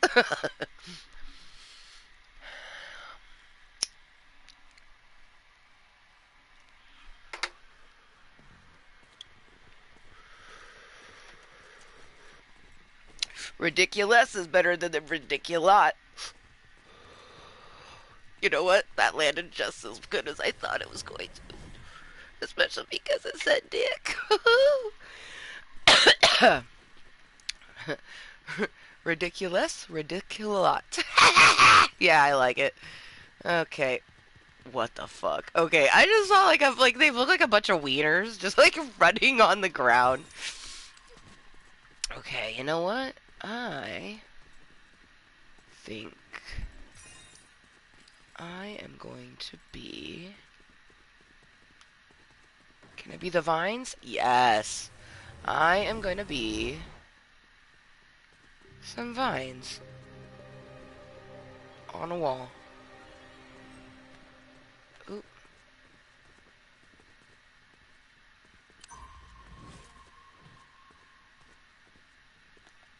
Oh, that is not good. Okay. This is not working out how I thought it would. Alright, we are just a big ass cumbersome thing now, so let's just be a piece of wood.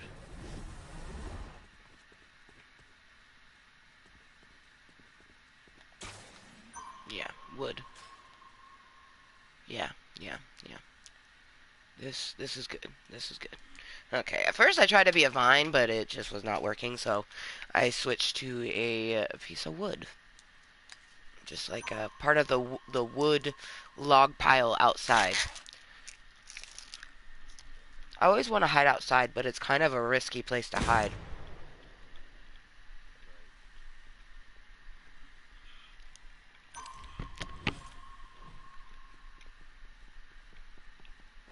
Oh my gosh.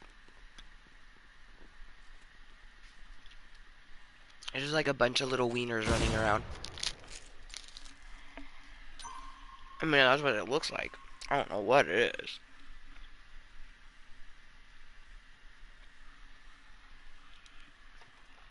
Mm.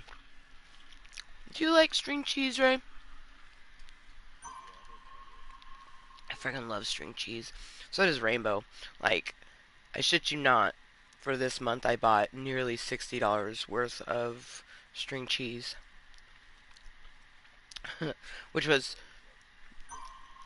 yeah, four packages of 36 count through Amazon Fresh. It was like $57.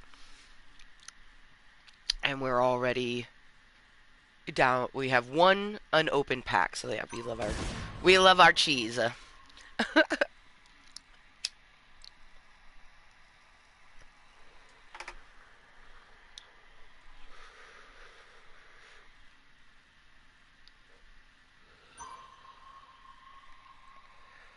I like it though, cause the 36 pack comes with six of them attached to it, so you have six of those. I love it because 6 times 6 is 36, and it's just very satisfying, like having six little rolls of six cheeses. You know, it's actually working out kind of nice for me. Of course, I just had to say something, but...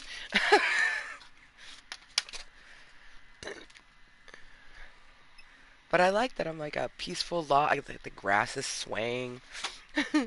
It's peaceful. Got some medicine in me. Got my best duder hanging out with me. Wait, no, it was the last one that you were a candle, but in the opposite place. What are you now? Nice! We're both wood! I'm a big log and you're a little piece. That's so awesome.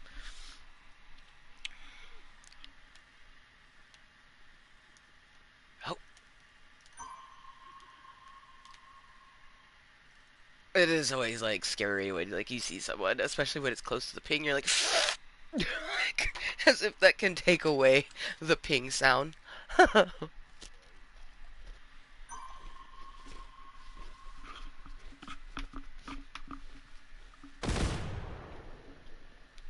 Oh, those gunshots sounded close. But I have a good view of, like, it's like a half room made out of glass. Like, all, like, when you go out to the nature areas, that window that's like a wall, but it's a window. I can see right into that, so I'll know.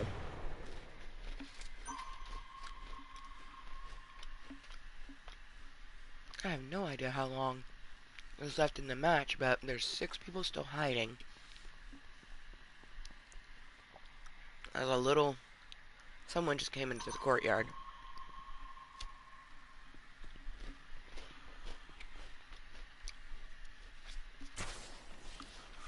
Oh shit. They got Vegeta with a stink bomb. But not all the way, he got away. Oh no. Oh man. He chased him into the courtyard. Oh, back into the library. Oh my gosh. Run, Vegeta, run! What's really wild is Vegeta's being chased by a person in a Frieza skin. So, that was very satisfying and terrifying all at the same time.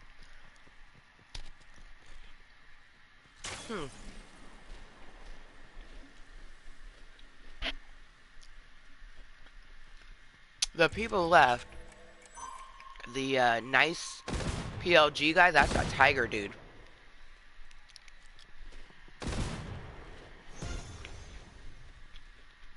I wonder if he was that piece that was next to me. Tiger dude feels like a person that would just run around all the time.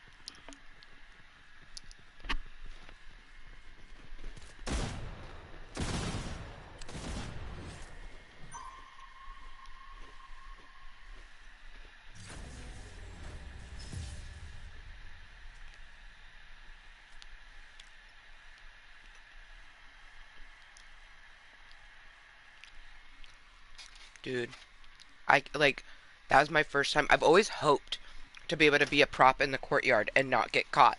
I'm so proud of myself. I thought it was done for when I first chose the first thing, and then I was like, no, this ain't gonna work. And I had to switch. I was like, oh, this is gonna be my undoing. I think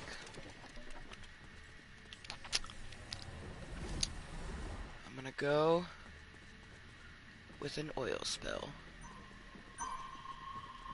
Oh, yeah, no. Oh, you're a hunter? Oh, shit. Oh, shit. How?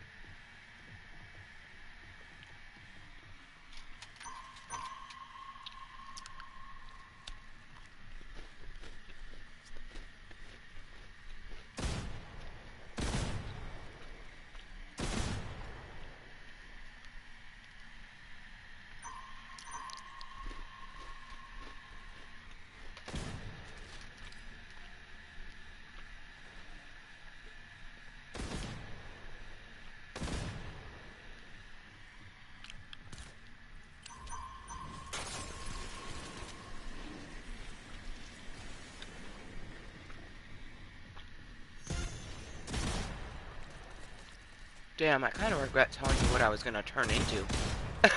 But I didn't tell you where I hid, at least.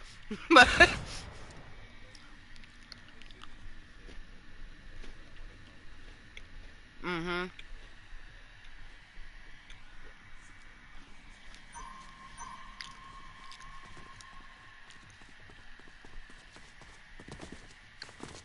Oh my gosh. There is a Boxy so fucking close to me.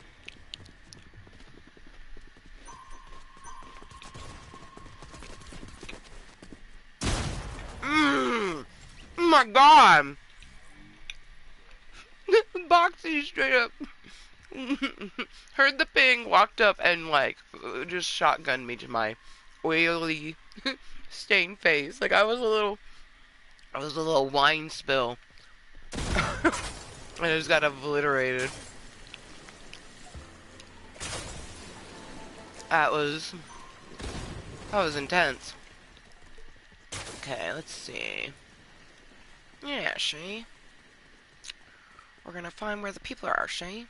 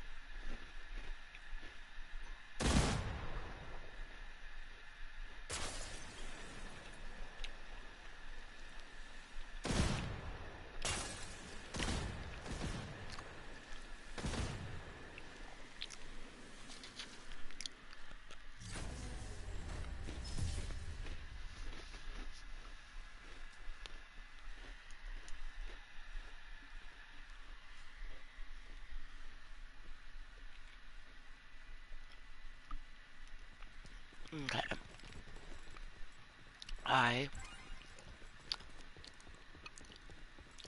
Oh shit. No hunters remaining. Selecting a hunter. Ooh. Hello, cute little candle.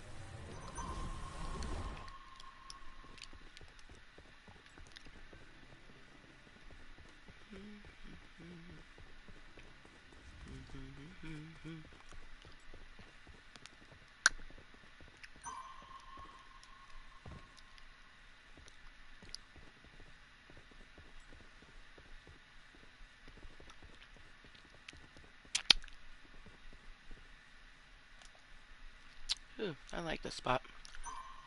I'm next to the entrance to the hiding place, and I'm like a candle next to a clothed table or a chair.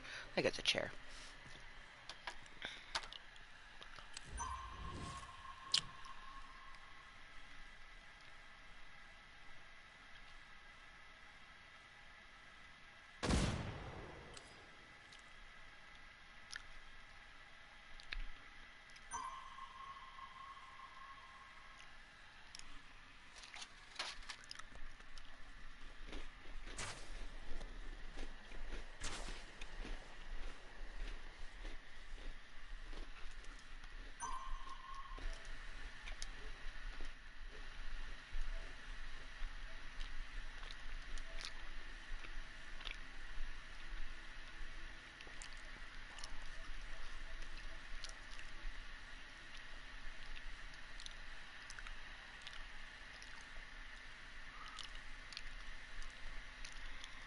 I love cookies. Cookies. Cookies.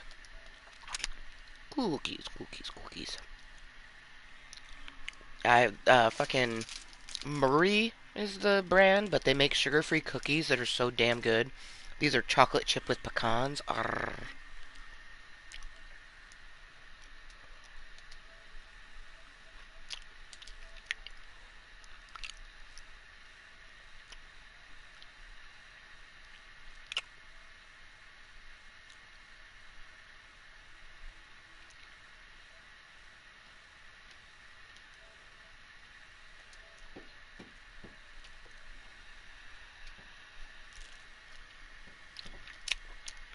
You should do whatever you want to do.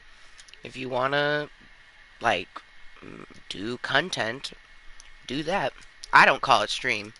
Like, yes, that's what this is, but I'm not a streamer. I don't make streams. I make content, and this is a meeting of my club of Cottontails.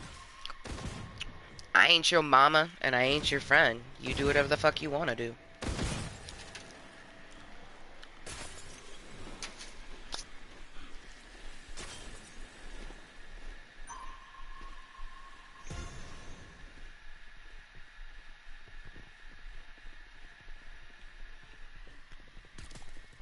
Dude, you've been caught? They fucking caught you?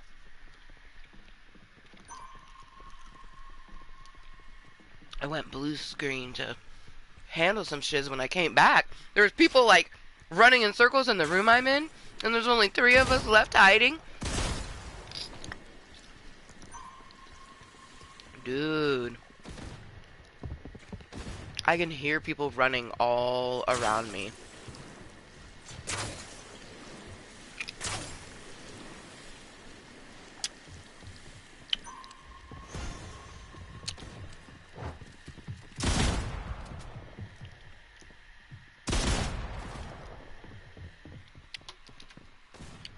So, anyone who is interested in potentially playing any game with me, I get wicked anxiety even just playing with my best duder sometimes.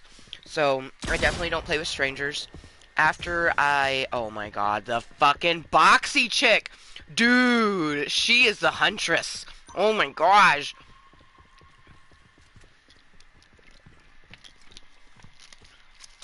Mm-mm. I bow down to thee, Frieza. I got Frieza, like straight up just walked up and then just pshoo, and I was gone. Like I can't even lie. Like, oh, he's changed it.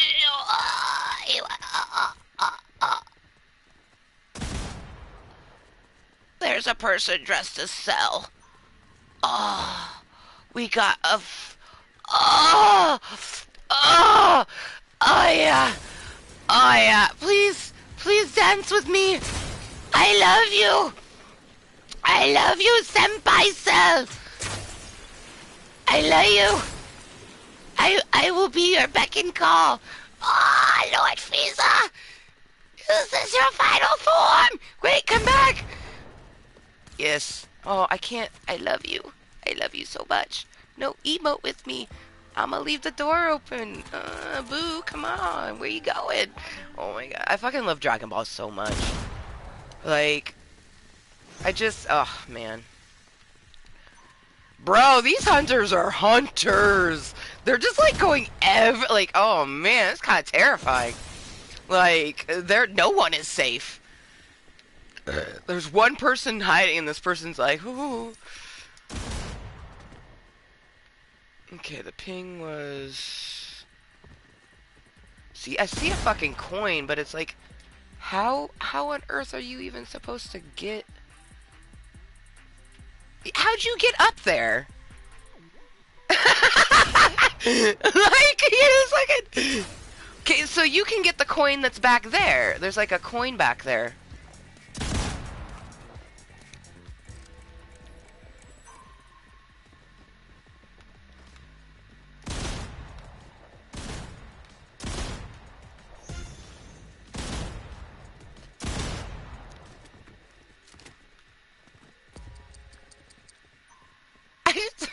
Just up there.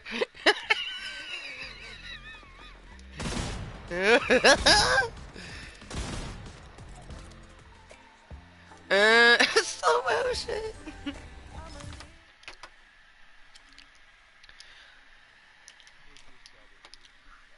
Okay. Yeah, oh yeah. I figured as much. But I truly am thankful that I have gotten to spend a moment of my solo date Saturday with one of my favorite people.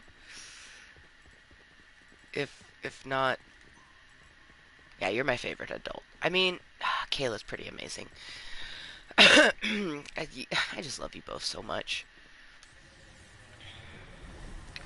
Like I don't know. It's just two different very loves because with her, I love her in a very like child way. Like she is my mom. Like I when I need advice, even though like she is younger than me, I will ask her for advice and she will give it and she will tell me she's proud of me.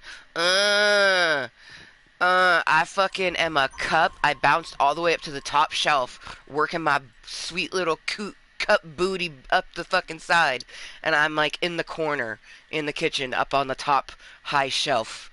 So I imagine they'll hear my ping and fucking be like, "Where is she?" But I am loving this spot.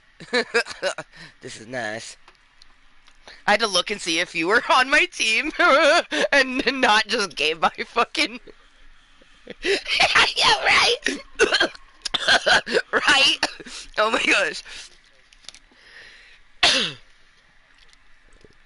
Mm-hmm. Mm-hmm.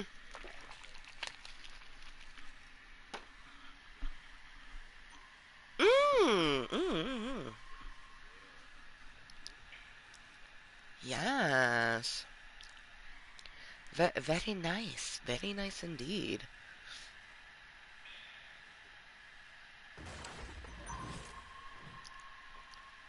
Yeah, I feel very good about mine. And especially because like I'm on a high shelf, I can see just everything that that goeth on within this area. Which I feel like people come through the kitchen a lot, and it's kind of why I chose the kitchen because it gon' fuck with them, you know. I hope. See, you know that's definitely something I love about prop hunt is that it's the playful trolling, like, especially because they give you a chance to whistle and taunt. Like it's a playful troll game. Like, I love it. Mm, I have to decide what I want to make to dinner. I think I'm gonna make myself some fucking ramen. Sometimes ramen soup just smacks. Put a little goldfish on them. Yeah. We have three different types of goldfish. Rainbow requested Parmesan and the baby ones. And then I got a giant, it looks like one of those old school milk cartons, but it's a giant rainbow goldfish. Yeah, man. If those things would have existed when we were in high school, I would have been known as the goldfish girl. Like I would have had this giant thing of goldfish, and people would be like begging me, like please Kottontale, can I have some more? And I'll be like my goldfish, and I'll give it to you to protect it, like my precious. Oh man, do you ever do that? Kind of like think back to high school and like make new alternative versions of it? No. Oh, my brain forces me back a lot.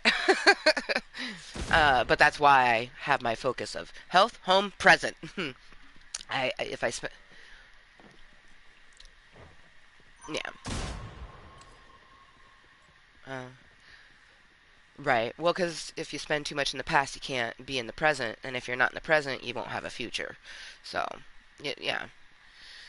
No, I do that though. Like I don't know why, because you can't change the past, but my brain definitely just imagines, all the different ways, But I'm glad that it went this way, but I find myself every so often just thinking about things from my past. I don't know. I feel like that's probably contributed to the fact that I've had consistent trauma for a good portion of like the first 20 years of my life, and even into, I would say, the first 30 actually. I gotta be straight with that. Like, nearly consistent trauma within the first 30 years. So, and the childhood portion, everything that happened before I was 18, that's like, it's like double trauma. That's like, they say that childhood trauma is worse if you were to, like, they don't say that, but in the words of the scientific words, it's more intense than adult trauma. Like, a child going through it, it's, yeah. And that's why I ground myself a lot and I bring myself to the present. I'll indulge like fun little bits, like thinking back to like if I had done something with you. You know what I mean? Like, because we were just awesome. Kind of like when I think back to that fucking, I believe it was 2016, but we dressed as characters together. Oh, motherfucker is about to fine me. Oh, yeah, he's waiting for the ping. Oh, yep, he's just shooting everything. Oh, my gosh. Yep, hi. I'm the cup. Oh, I'm just gonna chill. Because he came, he saw, heard the ping, and left. Oh my god, like, whoo, he was the vampire dude too? That was scary. Whoo, oh my. But I imagine if, like, we could have actually gone to the same party, and actually got a picture of us together as fucking Marshall Lee and Fiona. Like, and it was such a, like, you, Marshall Lee, and, like, I was nerdy Fiona. Like, I was myself as Fiona. So it was just really fucking awesome. And just to know that we, like, our frequency has literally been freaky strong just from the moment that we met. But I kind of, like, always knew that. Like, like, really one of the, like, defining moments for me, and it's, like, an extreme core memory just wrapped in so many different emotions. But it's when you found me in the downstairs bathroom at my mom's house. And, like, you just got in the tub with me, man. And that was, like, that was just so great. So are we backing out? That was your last one, right? Okay. But yeah, I just, like, I think back to that because we were both children. We were kids when you did that, and it just shows that we were both way mature beyond our years because we were able to, like me, accept the person just wanted to have their energy be by me and that they weren't going to ask me any questions, and I wasn't worried about it. Like, that was the best part, is you asked me if I want to talk. I'm pretty sure I shook my head no. I didn't say anything. And like, I don't fully remember like if I responded or not. I just remember that you asked. Like, you're always about consent, so you asked, and then you just climbed in the tub, didn't touch me, just climbed in the tub until I talked again.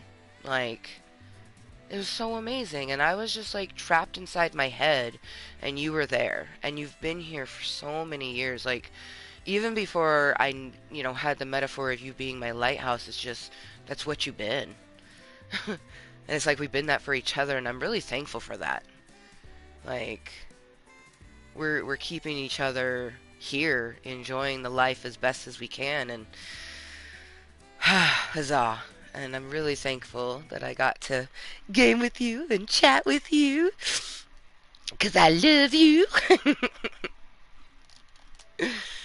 Oh, thank you. Sleep well, or at least sleep. Yeah, yeah. All right. Bye. Night.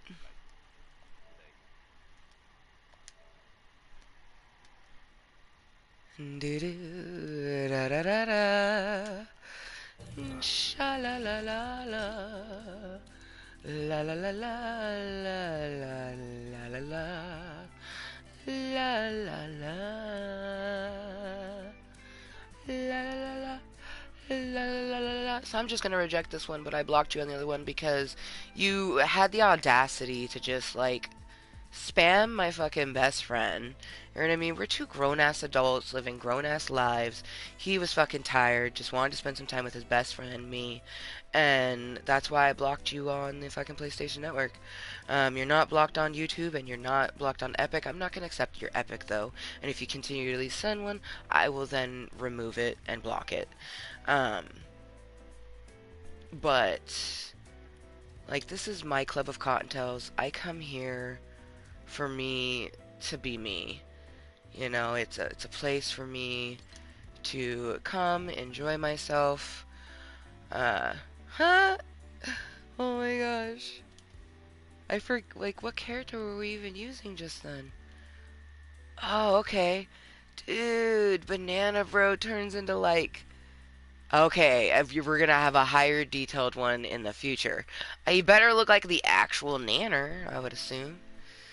But I wanna go into my village for a little bit more. Oh, fuck yeah. We should be DJ Yonder. Like, for surely. I just wanna be, like, the craziest one ever. Ooh. Ooh, I do like his hawk.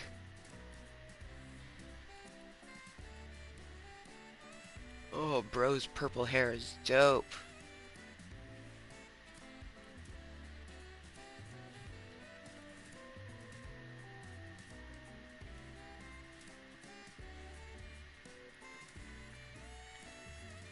Oh, she's so cool too. Hope. Ah, she's so badass with her blue hair.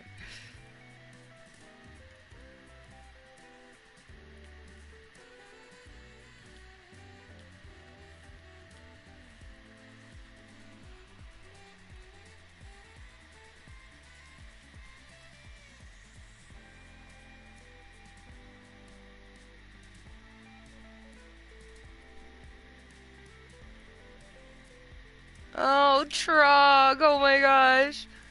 And you're gonna get a more detailed one in the future. That's so cute.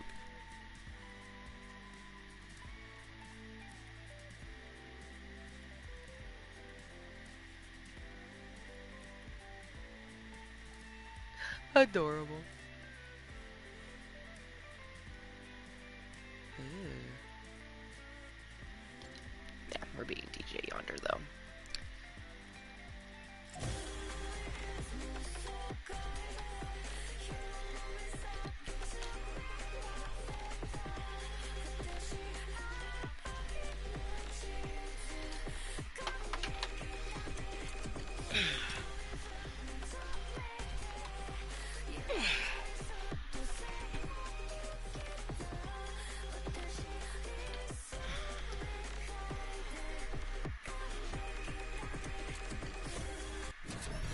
Mm, that's nice. This has been an absolutely stupendous motherfucking Saturday. It's almost 9 o'clock for me, so it's still Saturday for me. It's actually just about fucking midnight for my best duder. I'm so appreciative that he popped in and we were actually able to game for a little bit with each other and not just chat. He truly is my best friend, my best duder, my Raymundo, my lighthouse, a just we've always been on the same frequency. Like, that's a soulmate. You know what I mean? Like, him and I have definitely been a him, a her, and all sorts of different things. I imagine we were dinosaurs roaming this planet many, many, many years ago. And I imagine we were like two different dinosaurs. We weren't the same dinosaur. Maybe we were. But I imagine like we were just two dinosaurs that were unlikely, paired. Um, oh my gosh, DJ Yonder looks so awesome!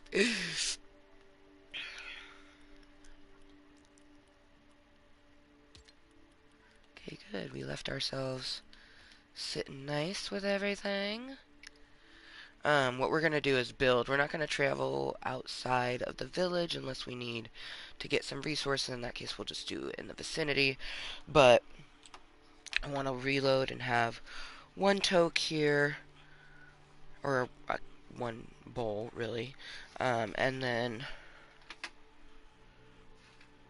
And it's medicine for me. I put up my commands and different things. I am a medical marijuana user here in Oregon. I am well over the age of 21 as well, so it is recreationally legal here if I wanted to buy it that way as well. But I utilize my medical marijuana for so much more than just my PTSD and chronic pain. But those are the things that have obtained me my card.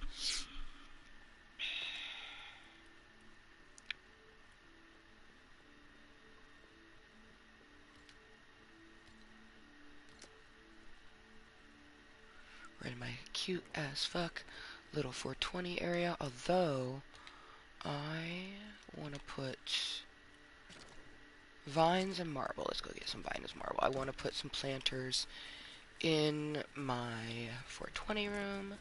Have some flowers with my flower. Okay.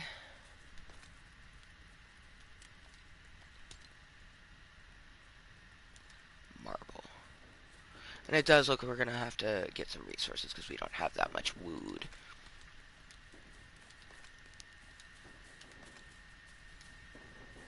Marble, marble. Whee!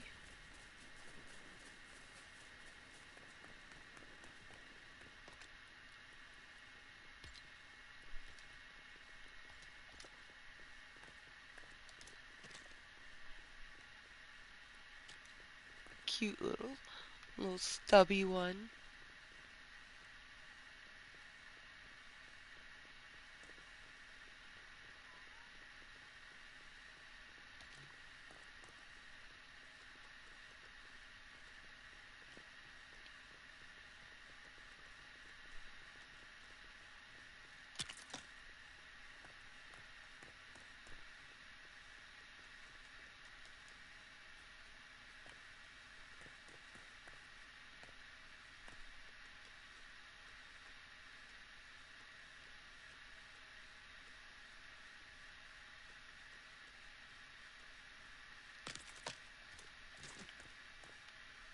So cute.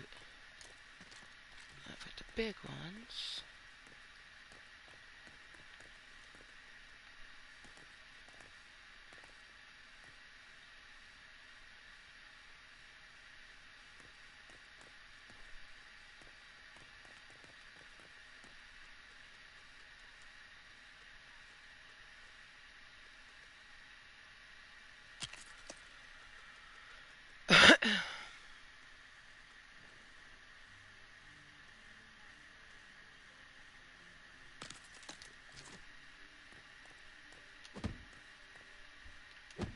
Oh.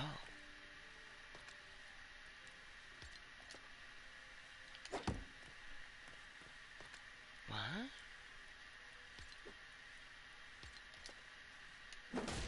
Ah, shoot. Wrong thing. Okay, there we go. Because it's made of marble. Oh, that's wild.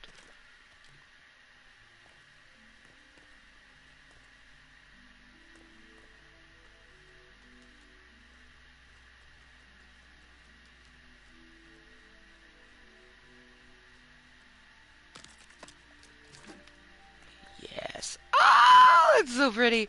I can't wait until we can put a freaking rug.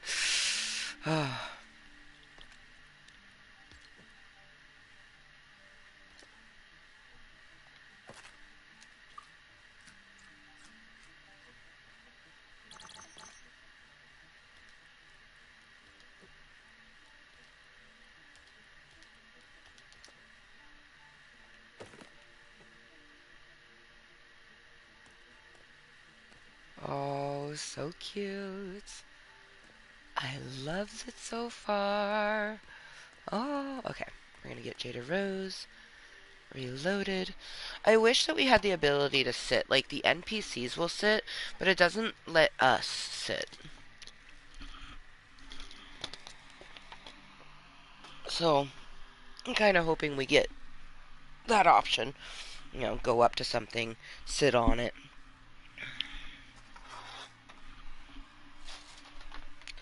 Kind of like in the same way that you could sit in your bed.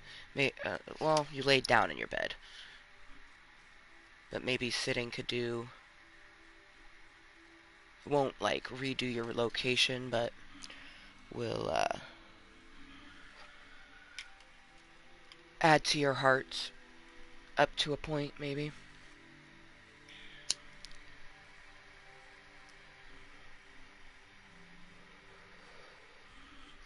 But really, just so I could sit. It doesn't even have to have a purpose. Its purpose could be that I sit on it, because we can't sit right now. I could just climb up.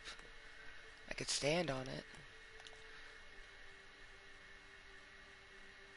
I can creep.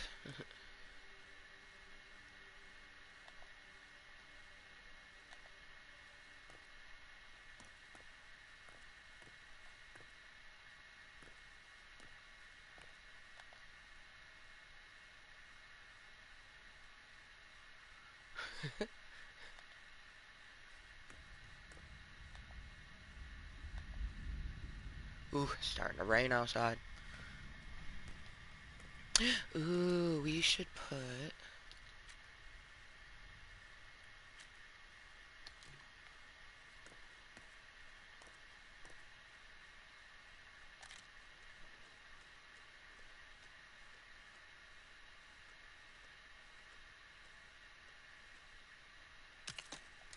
Yeah. Very nice.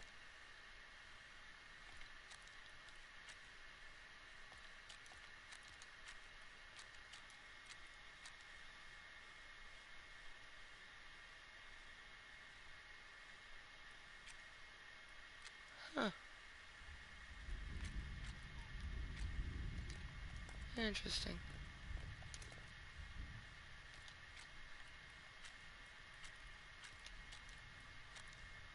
Make a bathroom, which is so cool.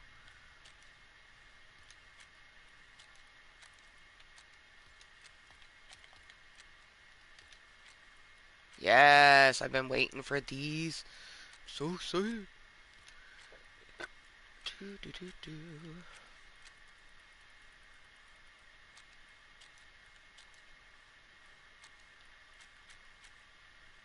Ooh.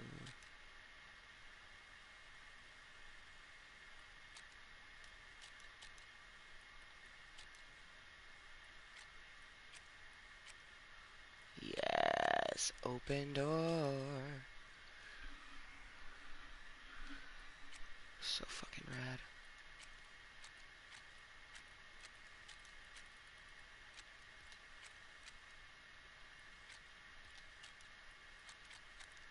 Ew.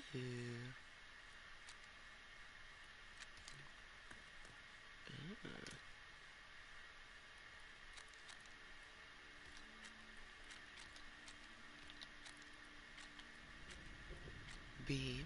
Good, good, good. Oh, that's that little piece that goes up on that. Or, oh.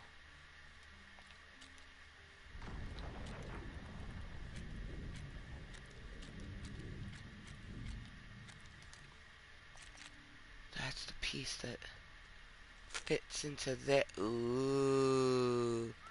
Ooh, yeah. We could fill it all in.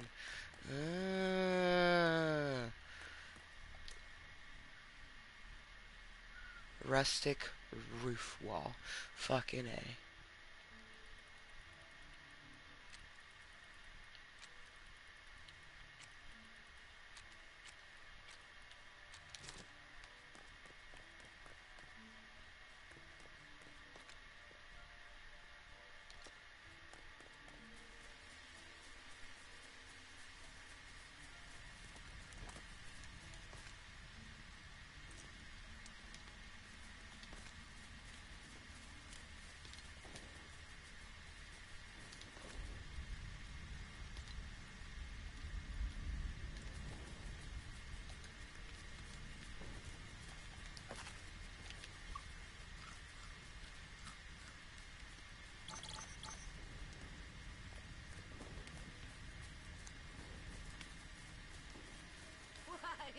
What you got for me?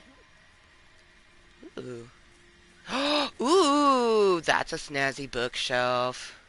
What do we need to make it?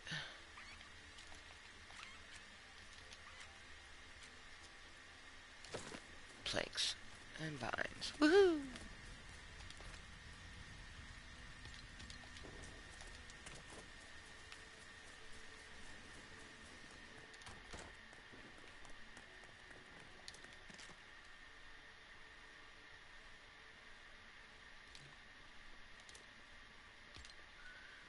The Adventures of John Jones. So cool. Okay, let's see. Ooh, I can have it sit on the table. Oh, oh yeah.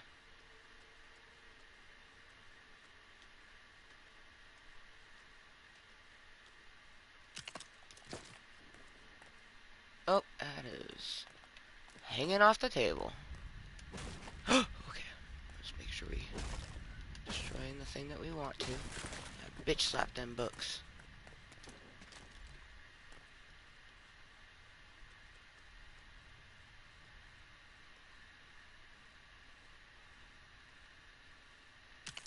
There we go. Fucking beautiful. Oh, my little fucking area looks so awesome.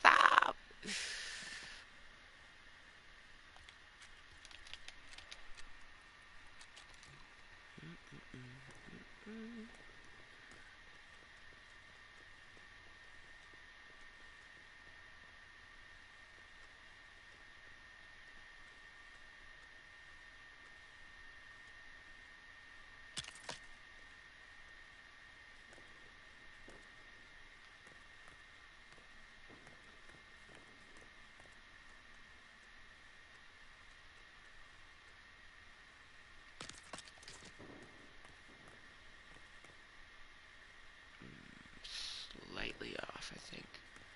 Maybe not. Nope, yep, perfectly even.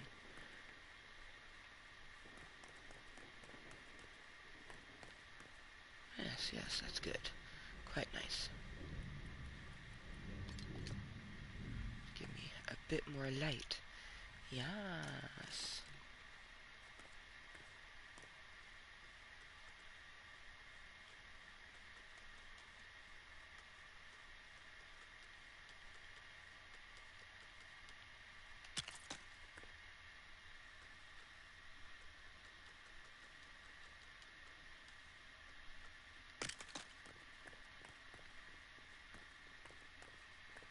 Oop, no, those are not. Yeah.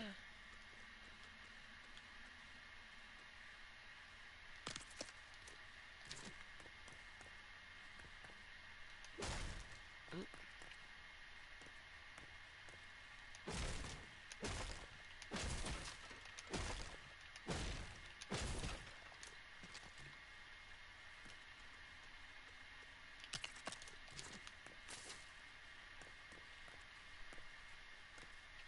Yes.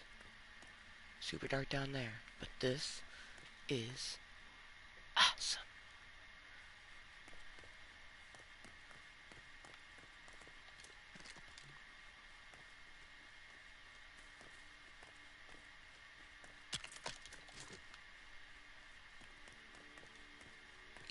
It's all aglow. Oh, it's so pretty. Okay, let's get it. Son of a bitch! Don't just be trying to destroy shit, man. Just enjoy the gleam and the glow. Oh, that moment when the candles have direction of flames and shit, and I never really paid attention to any of that. And this one's all like wonk. Okay. Those are facing the same direction. We'll have these ones face the same direction.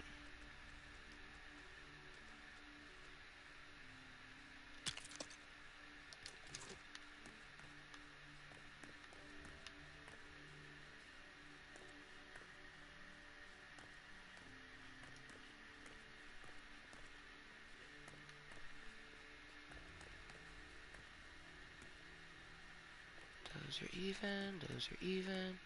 Same direction. Don't you know, got me twisted thinking about this damn candle now.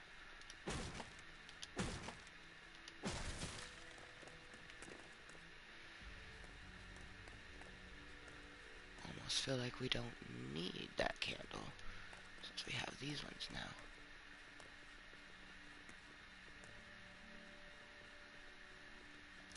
If we did though, make sure the flame is pointed a different direction.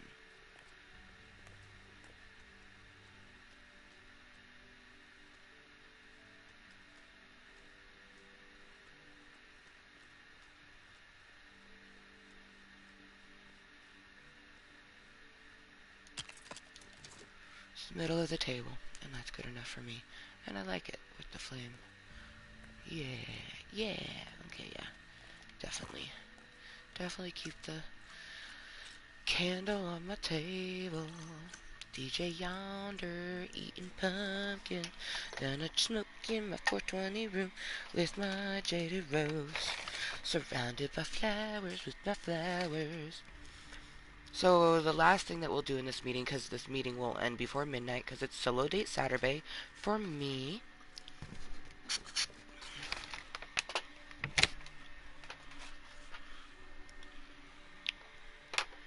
Have a last toke, and then we're gonna build a lodge,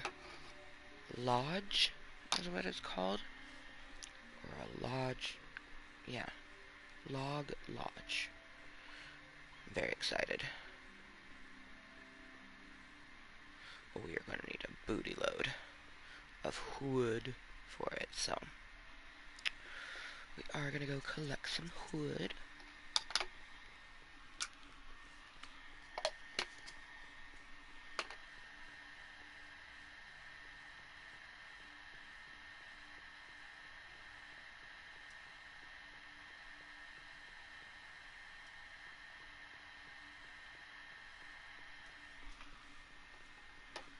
I'm gonna go grab myself some water.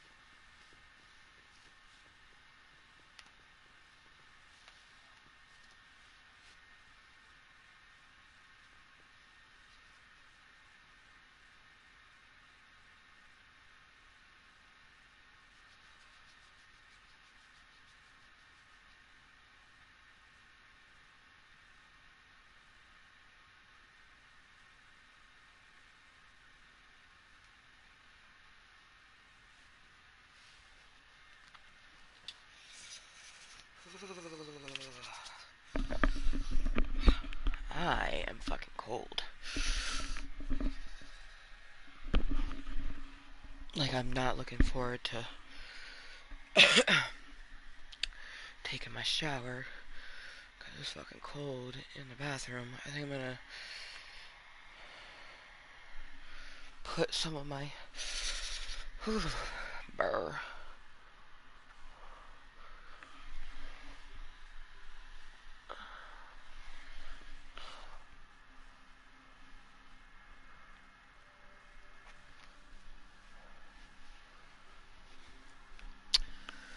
Put some of my, oh, there goes the book.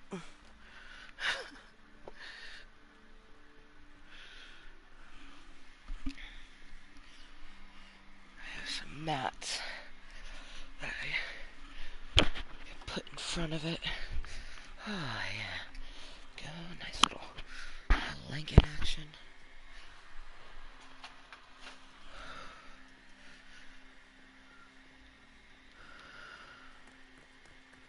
I'm gonna go collect from them real quick.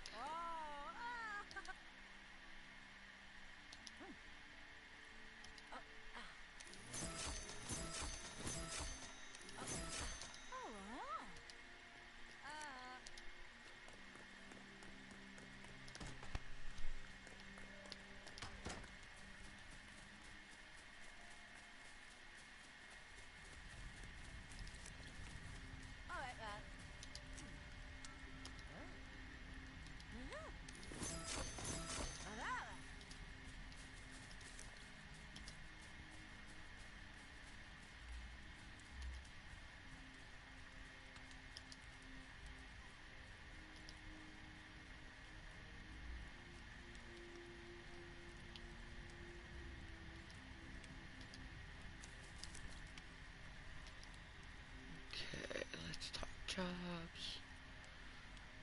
Help the village.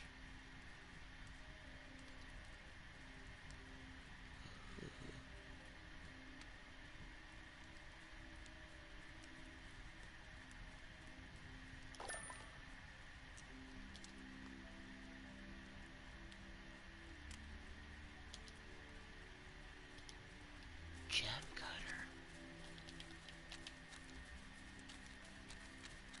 Oh, we don't have even one of them yet. Where'd you go? Oh my gosh. He ran off so fucking fast. Where'd he go? There he is. Come here.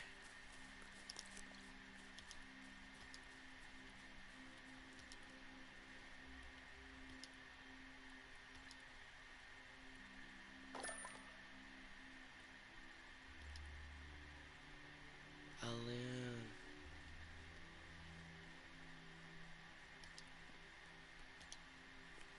We do have a spinning wheel.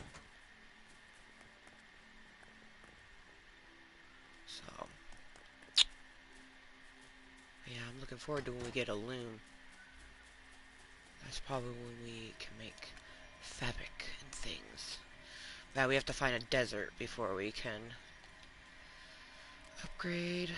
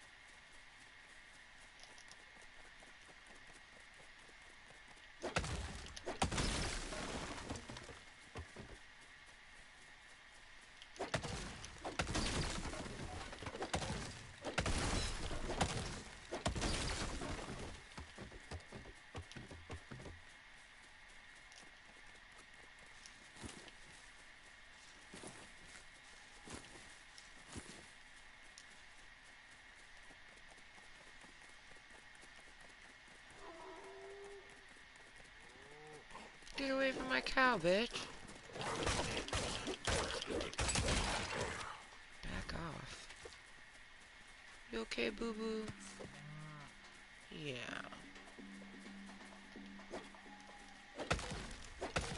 Mean old fox. A wolf, I should say.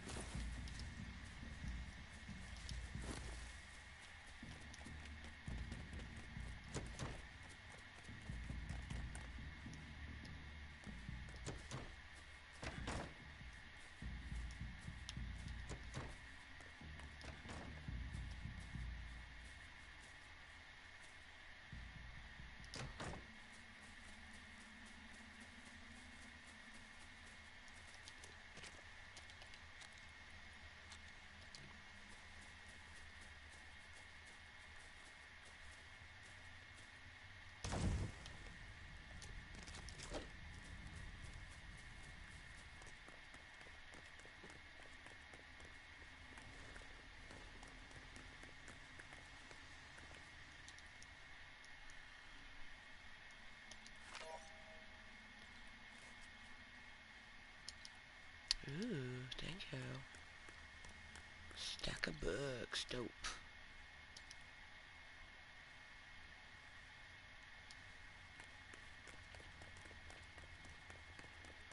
Pride and Peelies? Oh my gosh.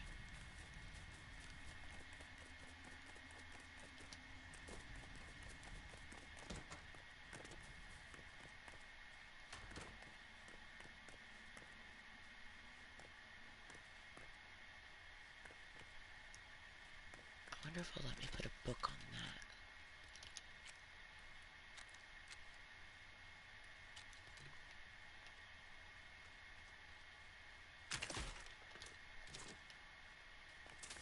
Nope. Okay.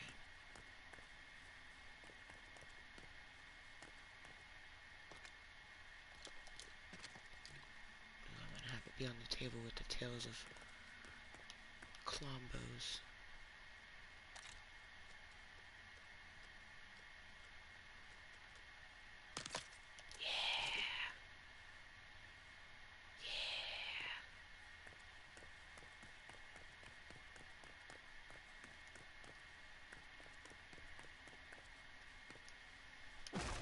Ah! What the fuck? I swear. I'll always be fucking whacking something. Thankfully it doesn't break on the first fucking try. It's probably why they do it that way, because you're gonna whack things and not even mean it. Like,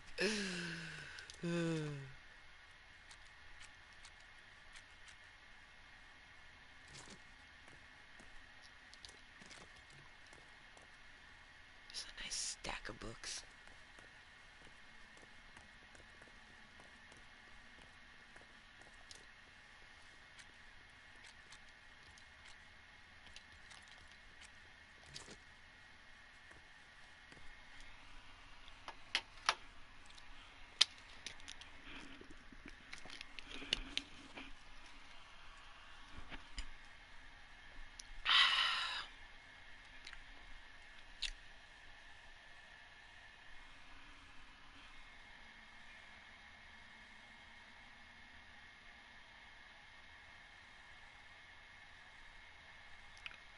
Smosh, I finally have Smosh.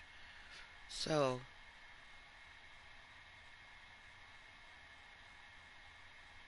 we're going to listen to this, but once this is over, we're in the meeting. I like that. Welcome back to Reddit Stories. I'm Shane, and today's episode is going to have some very silly stories, some amazing ones, and some amazing people. Overall, very wholesome. And with me today are two pretty silly people. Tommy and Angela, what are you looking at? Hey! Oh, wholesome. Wholesome? Us? Us? The secret demons? The secret demons? Cat's out of the bag. We're secret demons. It's going to be a good episode. How are you guys doing? I'm having the time of my life. Yeah. No, I'm having the time of my life right now. And Angela? Fine. Aww. Oh no. Let's hop right into this. Okay. Today I fucked up by peeing my pants in front of my date. One of my worst beers. Consistently throughout my life, I'm just always like, what the heck? Have you ever? No, have you ever peed your pants? I haven't. But I'm always like, maybe today's the day. Yeah. A little. I've definitely peed my pants. I've done like a little. I've peed my pants. Start to finish. Full to empty. And I was wearing shorts. We'll get to that later. Let's hop into the story. Let's see. We'll come back. Embarrassing as heck, guys. I feel disgusted. I feel today I picked up on all levels. I, 23-year-old man, like this girl who's 23 for around 3 years now. We are in the same university classes, and even during the pandemic when I barely saw her, I was still crushing her. I asked her out last week and was over the moon when she agreed. Today we met up in a nearby restaurant, and that's where this all started. I have this condition called paresthesia, shy bladder syndrome, where I just am not physically able to pee if other people are around in public bathrooms. Even if I really have to go, I just can't. So because of my nerves and because of how hot it is and the amount of water I stupidly drain, I ended up going to the bathroom several times, but of course, couldn't pee. Then she told me that if I was not feeling okay, it would be totally fine to go home. I agreed and apologized to her. She ended up paying the bill. It's so sweet, but damn, I really have to pay her back. And we got out. It was somewhere in the parking lot where it happened. I just could not hold it back. I just stood there, traumatized. I did not know this girl well enough, but I was prepared to get ridiculed. She first went, "Oh my god, are you okay?" And then started stroking my back, took off her jacket and put it on. She told me it could happen to anyone, and I should come to her place, which was a 2-minute walk where I could shower. I agreed to it because I felt like a disgusting mess. We went to her place, and, well, it turned out to be an amazing day. I showered, we watched some cartoons till my clothes were dry, talked about life and deep shit, and she got us ice cream. I know she was trying to make me feel better, and I love her for that, but still, I was dying inside. I left just an hour ago because she works in the evening. I was at the door when she hugged me and said it was a good day, and her meeting soon. This was embarrassing as heck, but for the first time in my life, I was not mocked or ridiculed. Even my parents would laugh at me. I feel like I hit the jackpot now, and it kind of feels surreal that she was so damn sweet and reacted this way. Like, wow, how could she be this amazing? How could she like me? I bet she doesn't and just didn't want to make it worse for me today. That's probably it. Anyhow, that's how today I fucked up. I guess now I really have to step up my game and to make things right with her. Wow. Pretty sweet. I love how a person was extremely kind of was like, I just feel sorry for you. I'm stupid. She actually probably hates me. It's my pants. Yeah. It's like, no, so she was kind. Also, you and I gave each other a look, and let's talk about it. They watch cartoons. They Ice cream. They Cartoons and ice cream. hot take. I think if I saw my date piss themselves, I'd ignore it.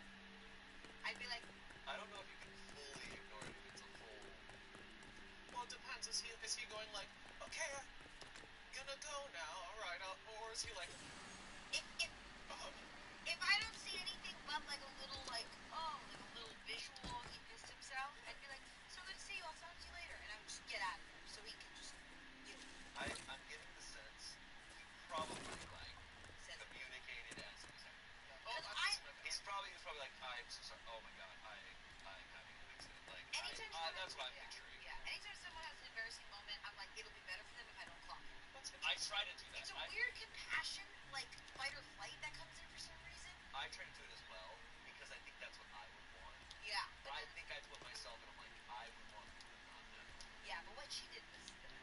something in your teeth, though. Oh, that's different. See, Yeah. I don't know. It depends on the person. Sometimes I don't want them. I feel inherently like I'm embarrassing them by calling it out, but I know it's more embarrassing if it's still there. If I have a big chunk of broccoli on my I little will tell you. pizza, I'll tell you. I don't mind. That's different. Like a booger or something. Yeah. Like something big, right? Like or just like I don't know. Someone's going through something, and I get the sense that I'm like, hey, if they knew or thought, we saw it, or acknowledged that they would feel better. Then I try to just be like, alright, see. Yeah. But sometimes like this, it's not what you want, Yeah. right? They're on a date. But she was so sweet, and I mean, like, I don't know. I also think there's something to be said whenever something goes wrong on a date of like it kind of makes it a vulnerable moment. I don't think anyone wants this type of vulnerable moment, but when things go wrong on a date, Yeah. sometimes it's like the best thing. No, for sure. It's like the season of the main kid. Ever since then.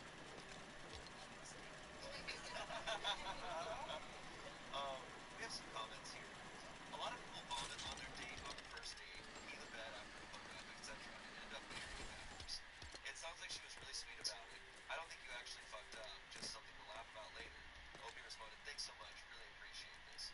Yeah, I think he didn't fuck up. Maybe it's just he was in a situation where this was gonna happen. People get married after a piss. I gotta start pissing around. I gotta start vomiting on dates. On dates. I gotta start vomiting.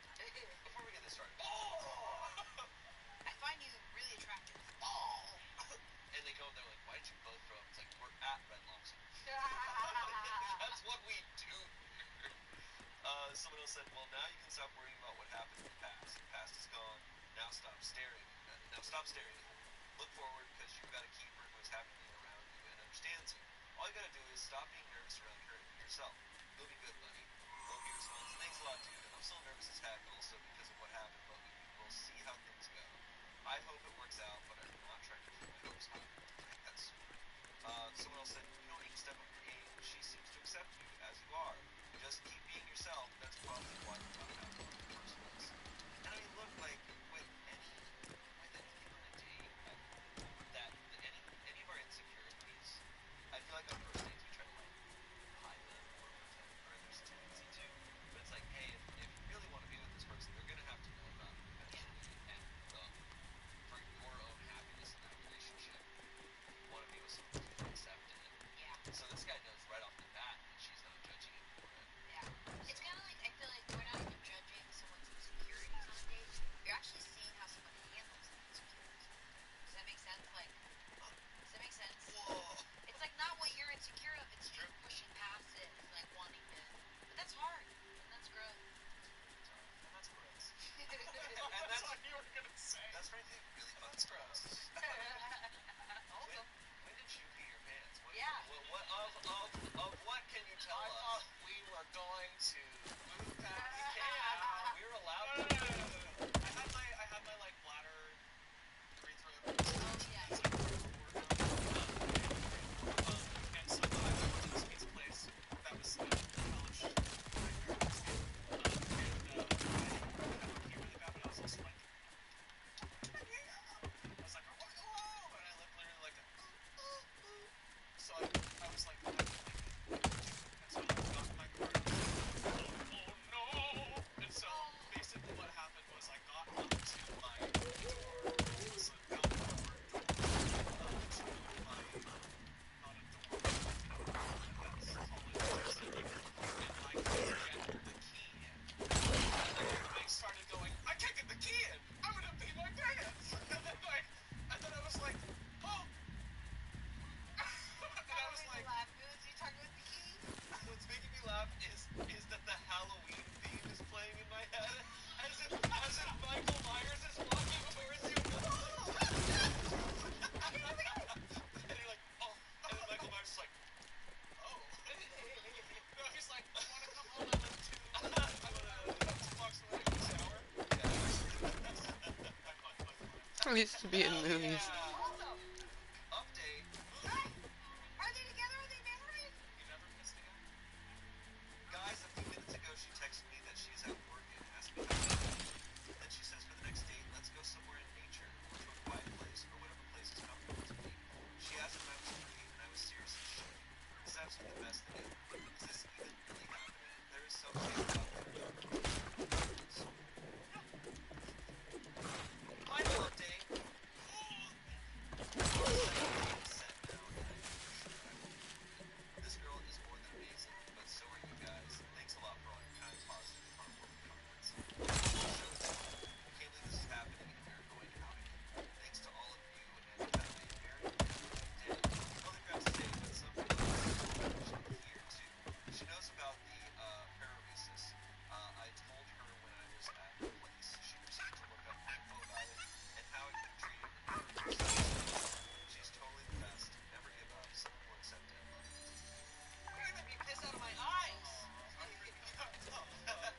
too. I think that's a...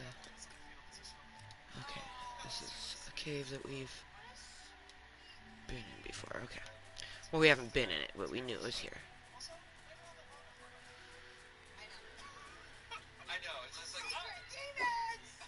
I'm like, I want them. I'm like, how could we stop missing all the information? Hey, hold on to it. Yeah. Will you hold it? Wait, can you hold? Can you hold it? Okay, next story. Am I the asshole for not being mad at my daughter and thinking she's actually pretty funny? Let's go! So here we go. This is such a ridiculous situation that I feel like an asshole just for posting. But my wife is legitimately mean. So Reddit, tell me if I'm too blinded by the amusement to see this is objectively funny and not what it's like. It's a single man. My daughter is 64. Used to love taking us on adventures as kids, but he slowed down recently. He still loves spending time with my daughter, who's 12. Okay, so Dad decided to introduce daughter to his favorite childhood shows, and for whatever reason, she loves them. Star Trek, Bonanza, the Andy Griffith Show, all of it. She's hooked. She thinks it's all fantastic. Okay, fun fact about my daughter. She loves Googling fun facts. Her favorite phrase is, did you know? Like, we'll drive past a sign saying we're X miles from some location, and she whips out that phone, and is like, did you know X location is the salad capital of the world? It's really cute and annoying at the same time. So last week, she comes downstairs and says, did you know ABC made Burt Ward take pills to shrink his penis? Totally deadpan. Didn't even crack. When I tell you I wheezed. She showed me the article, and yep, they did. The 60s. What a time. Wife was mad. She told daughter to never use that word, or we're going to wash her mouth out with soap. What? Daughter pouted and went about her day. Next day, she told my dad, who didn't believe her at first, and then absolutely lost it when he read the article she pulled up. I can't remember the last time I saw him laugh that hard. Wife came out, heard what the commotion was about, and told daughter if she brought it up again, she would be in big trouble. Well, today, one of my wife's friends called while the girls were having a play date, and you'll never guess what my daughter did. You'll never guess it in a million years. Come on, guess. Yeah, she told the story to her little friend, who also thought it was hilarious. Her friend's mother did not. Wife is furious now and says we need to come up with a punishment. I don't want to punish her. I think if we stop making a big deal about it, she'll get bored of it. Wife's argument is that she's doing it for attention. Duh, she's 12. But she's gonna learn about this stuff in health class soon anyway. Might as well get the giggles out of her system now. So am I the asshole for not supporting my wife and dragging my heels on punishing her daughter? Wife says even if I'm right, we at least need to punish her for disobeying us. I say the harder we come down, the more she will push back. That is also, wow,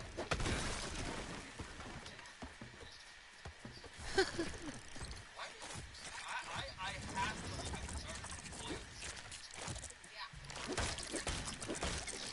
sidekick.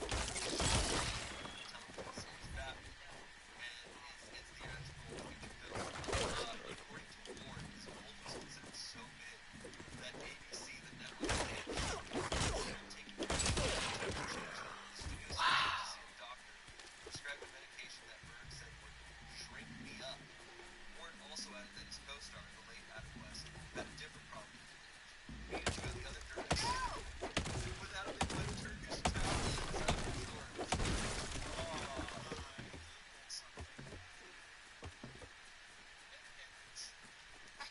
Guys, we gotta see. We have to see the ball.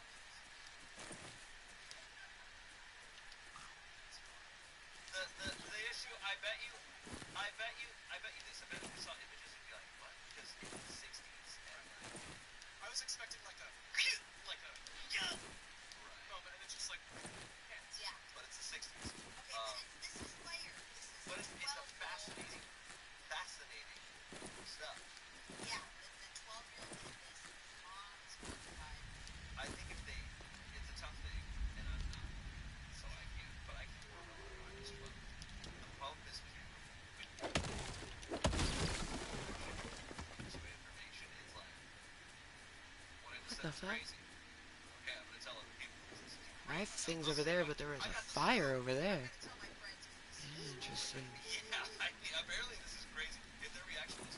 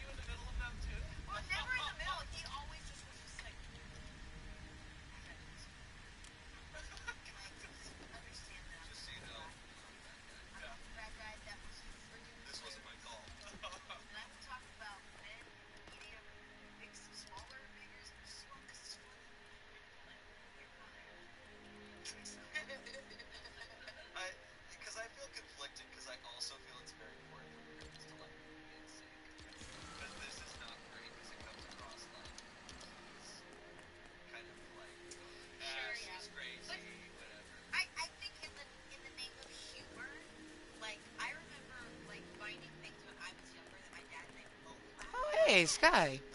together. Like, yeah, because usually it's like usually it's hard to both give up the same thing because one's it's completely different ages. I think there's also a little middle ground here of like that her telling them that fact and be like, that's a crazy fact. Don't don't share that fact with other people. That's a very sensitive fact. It's very private information. Yeah. Maybe you want to cover more with them. And then if she went and told other people, then it's like, hey, we're not punishing you because of that fact. We're punishing you because we told you Yeah. something and you didn't listen to us. Yeah. But also, if I'm a 12-year-old girl and I make my dad leave laughing from something I just said, you better believe I'm doing it. Yeah. Some comments here. I did the same thing when I was 12, lol, and it's not being used in an insulting or joking way. It's being used in a factual context. I don't think there's anything wrong with it.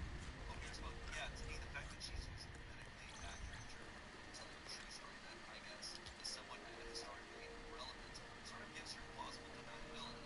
Like, if she was just yelling, penis, penis, for no reason, which when we were kids, my brother used to do all the time, and he was 4, that would be different. But in this context, someone said, to middle school kids, dick jokes are the funniest. Not even jokes, just the word, or anything related.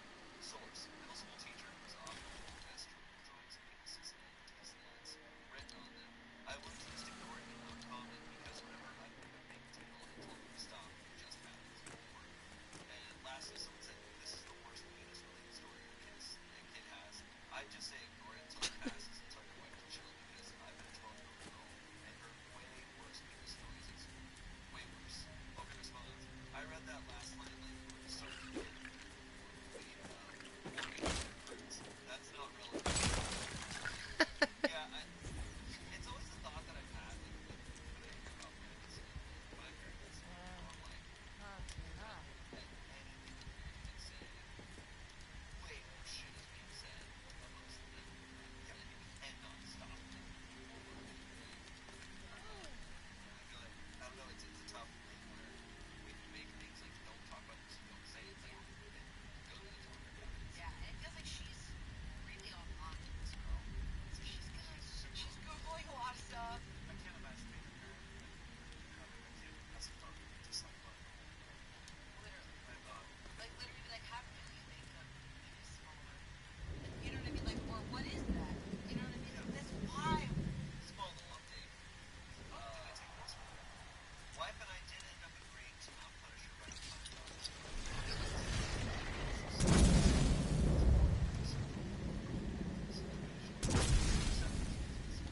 Dad comes over for dinner almost every weekend and shows up. So I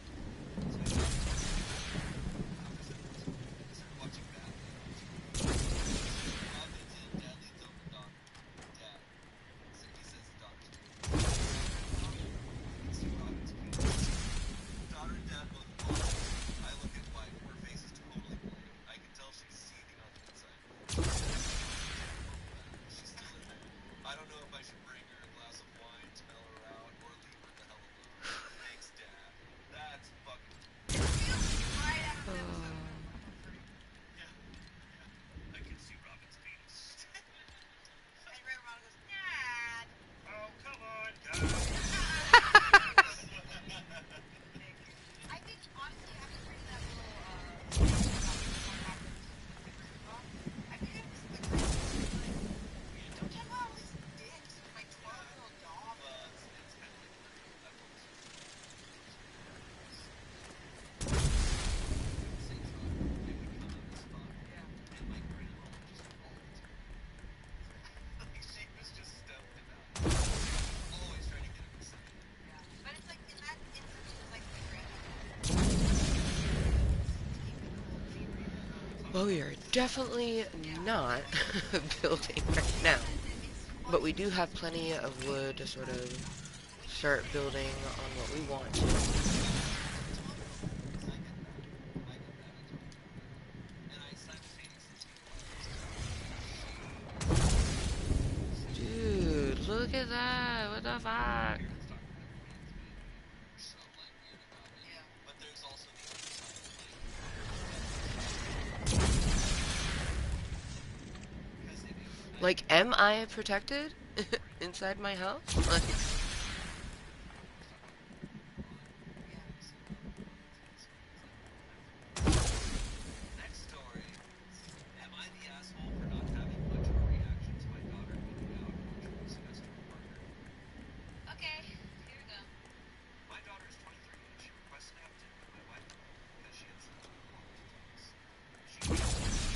Oh, still raining. Still electricity. I'm like, is it clear? I have to admit, not reacting that quickly after the thought was I was honest about setting her partner was cool and that she was very interested. My wife told me I was really nice and I thought I was bouncy. I told my wife that I did not care if she was attracted to me as long as she was happy. I tried to explain I did not care about that stuff. People like what they like, and I don't need labels for them. Love is love. She said my mood is slightly off because it shows I am not acknowledging her view. I asked her, Yeah, point of view. but am I the asshole? Should I apologize to my daughter and her mother? Edit. For added context, I did not treat her situation as any different from her brother's. I took the time to get to know the person. To wit, my wife feels I should treat everybody equally, especially in situations where that value is not felt. There's a little update here. Thanks for the input. Everyone is right. I should have taken time with my daughter. I will see if she is free tomorrow for some coffee and have a chat with her. I am sure my wife's feelings just got to me, but only one way to find out, right? Thanks again. Okay, so it's his wife who is saying this to the daughter. But what his wife is telling him.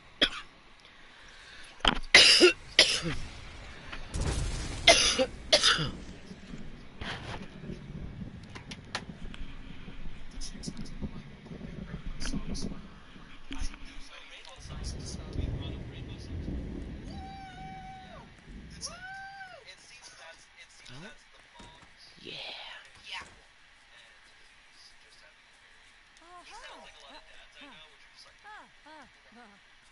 sounds like she's Ooh. actually. To be honest, it feels like, yeah, it feels, I agree. It feels like two older people trying to outwork each other. Yeah, Little stories of exactly. the imagined Like, order.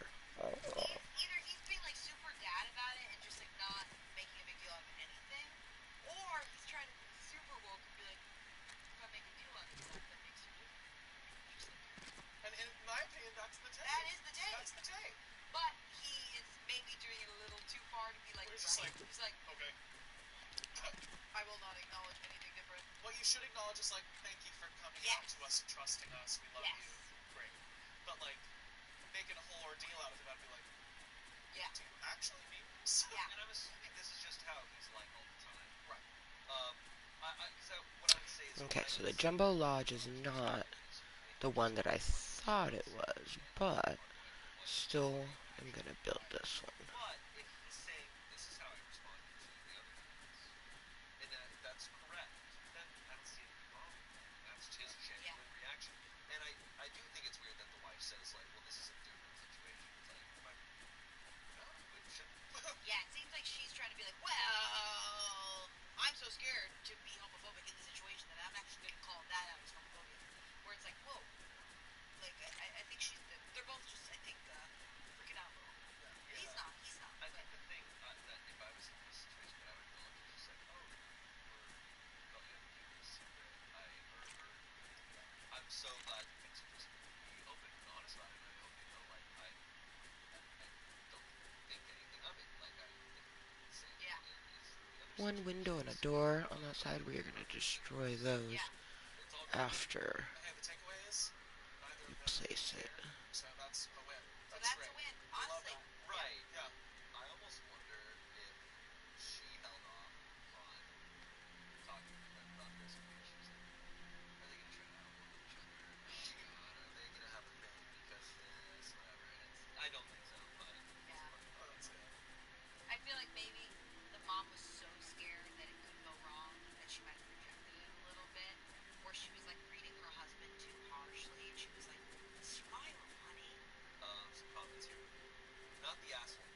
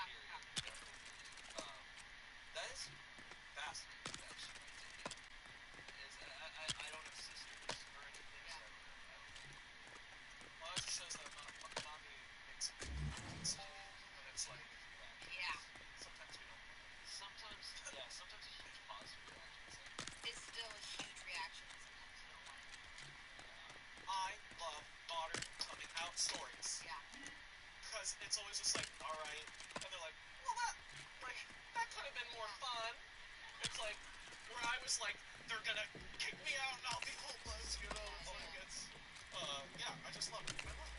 No, it's so good. No, I mean, sure you love it. This is another sitcom. Yeah. Keep having sitcom. And when we opened it, we went, I didn't even think we'd have so much sitcom. Like, this is the guy that's like, it's like, Dad, I'm gay. That's great. The law needs to be mowed. Yeah. And, Right. so I don't care. That's Yeah. literally how my dad is. My dad. Here we go. Next story. This comes from Tales from Your Server. So, Yes. see how this goes. Here we go. Awesome new manager breaks cycle with homeless guy outside. My old manager was a real working for the weekend type and never went out of their way for us or the customers whenever we wanted. We had a homeless guy who camped out in our back alley because a lot of heat comes off the vent back there. One of the most difficult things about her was that she would always make us toss him out because he was visiting customers through the main entrance. She's gone and we have a new manager now. Her first week, one of the employees said, "Hey, that guy's back." And the new manager said, "Is this guy here often?" And we told her the whole story. She asked what our interaction with him had been like. We told her perfectly pleasant and simple in the circumstances. She walks out, shakes the guy's hand, and offers him a dishwashing job on a trial basis. She had one of the busboys help him get cleaned up and put him right to work. He knocked it out of the park, made good on his money, and got staff dignity. She told him he was welcome to come back to work anytime a week, and if he was consistent, she'd see about getting him hired. That was 2 weeks ago, and he started on a permanent basis today. That's what's up. And an edit to add, I can't believe how this post has blown up. I just showed it to him, and he was honestly a bit freaked out by the whole thing, but touched by the incredible support and personal stories we could share. Now that he has a job, he's been able to move back in with his brother and is saving up all the money he makes. He's a month clean and says things are going better now than they have been in a long time. He says thanks again. And I'm getting full body chills. that is the sweet story. That might be my favorite story I've ever heard on this show. Same. That's what you're supposed to do. Oh, I love this. what? How sweet. And then she showed in the post. I just love how you're laughing. There's nothing to say. Yeah, I know. Wow. This is even better than loft pizza. Whatever. What? There's a mom that offered her kid pizza and she was dancing and she said wet ass pizza. Yeah, it's a good one. God. It's a good one. But this This is a legend. This is for sure a legend. This is a legend. It's solved so fast. Comments. This is beautiful. I was homeless a few years ago and I got back on my feet because someone took a chance on me and I eternally really grateful. Someone else said it will be interesting to see if he becomes an employee and gets himself back into housing. New manager sounds like a terrific person to have a thought to offer work. OP responds, she's a real class act, perfect balance of optimistic and hard ass. She believes anyone is capable of excellence regardless of who they are, so she gives everyone equal opportunities to advance and holds everyone to the same high standards. It's really great working with her. That sounds like the perfect manager. Oh, like, where's this Those food are rare. service job? What? I was like, where's this food service job at? Yeah. Talk about it, because another low bar to managers. Right. And I feel like this manager They really by a lot. What else to say? I literally, yeah, loss. Makes me feel full like a Thanksgiving dinner. I am truly just so filling. Here's our next story. This one's an old one. 2015. It's from the 1600s. It's from they had Reddit. My Squire. My squire. Was excommunicated from the church. Today I fucked up by throwing my steak out a window. Lucky the vampires. Last night, my wife's boss was my new breakfast over. On the drive over, my wife reiterated to me many times just how important it was to make a good impression. I scoffed and arrogantly informed my silly wife that I will always make good impressions.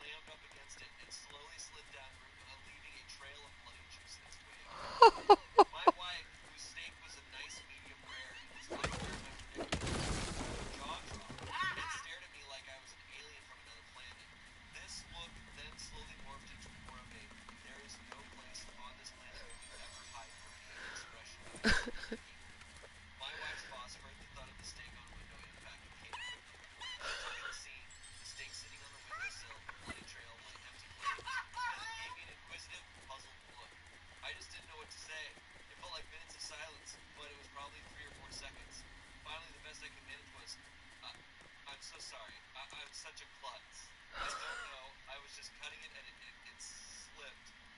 Just ask my wife. I realize I am a klutz. Right, honey? No help coming from that direction. I will clean this up. I can't believe this. I'm so sorry, etc., etc. Both women continued to stare at me like I had escaped from the loony bin as I smeared the blood around the window with my cloth napkin, dusted off the steak, and continued to mutter my incoherent explanation. I didn't know who was buying the story. I knew what I had to do.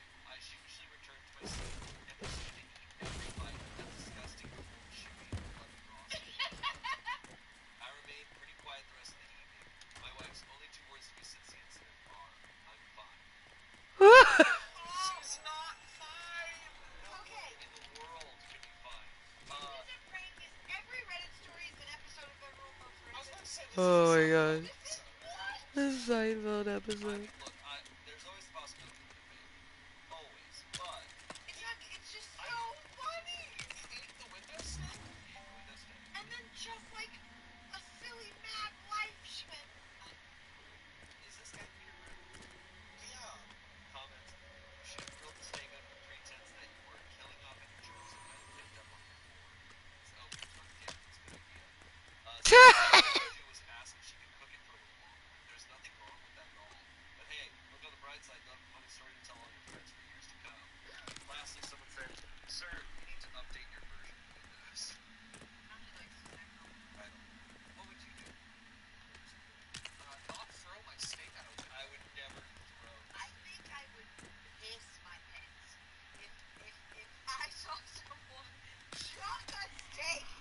Where I think I would laugh so hard. More planning because if she came back and his entire steak was fully gone, he's like,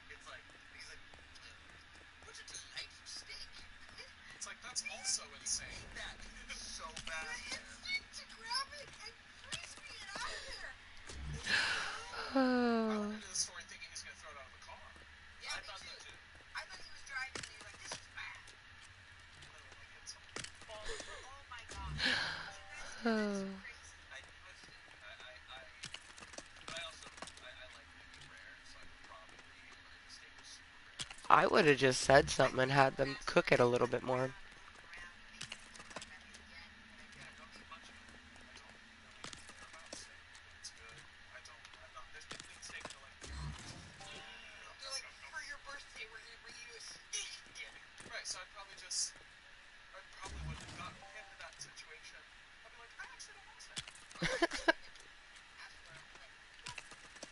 Or I would have been like, I can't eat this. It's gross.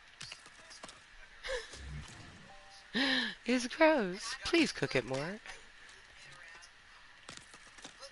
Put some of the pork. I think the idea of like trying to get rid of it is so scary. No, that's the Mr. Bean shit. Like, just see that person come in. Actually, I think this is a Mr. Bean's. Where he gets a bunch of, like, raw. It totally is a Mr. Bean scene. Oh my gosh. Every time they discover, like, a new piece of meat, like, in an episode, he just like, like, it's fucking hilarious. This is so funny. There's a Seinfeld episode where there's like a steak thing and like puts the napkins because he doesn't want to eat it. He just has them like in a jacket, and then Elaine borrows the jacket and it's Yes. their dogs are chasing her. Yes, and the tag is her going down the street, right? And all these dogs are chasing her. Wow, classic. I think this is so Don't try to hide it. I'm a Seinfeld man. Small little update. Just got the first communication from my wife since I'm fine. She is at work. The text said, "Good news. Boss is Nate, and I just had a good laugh over how much of a fucking idiot you are. You know you will never live this down. Love you, moron." Love you, moron. I want a divorce. update. We're divorced. Update. I forgot that she's one of these. I'm mortified about this one. Cooking steak for guests. That's a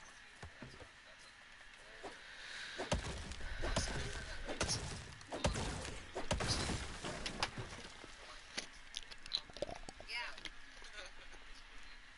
our last story. Ah, they're on their last story. After the stories are over, we're gonna end the meeting. I'm hoping I can get this Jumbo Lodge done. I moved some stuff around.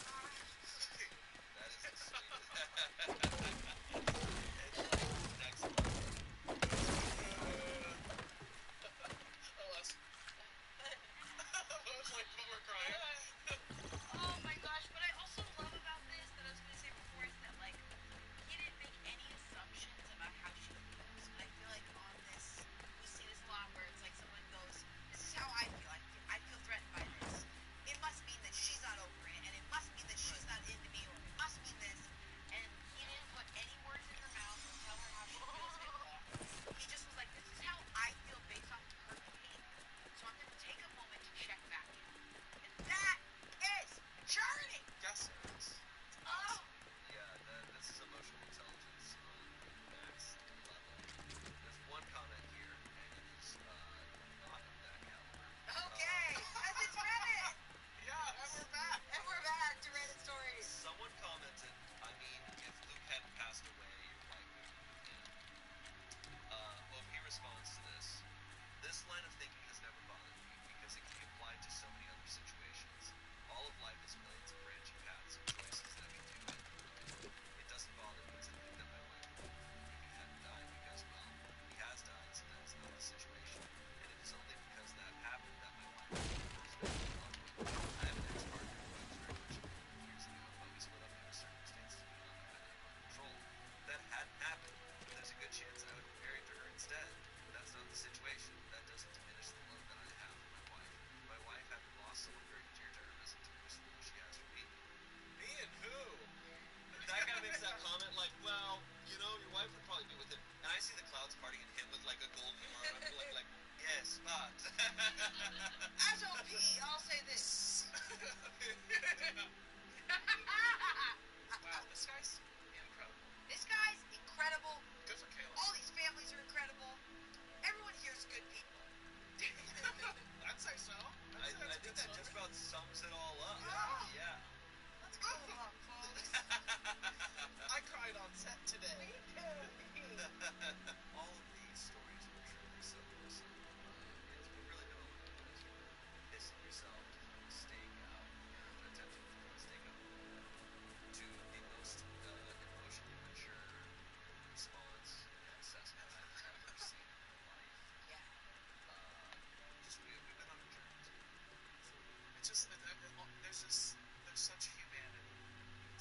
Yeah. There's like, you know, like not forgiveness, but there's just like understanding, like humbling, nice things. I'm trying to think of like I think the main difference between wholesome stories like this and the average stories that we have where things are messy and stuff. It's just depth. It's people who are willing to like kind of see more layers. Yeah. And I'd say it's pausing.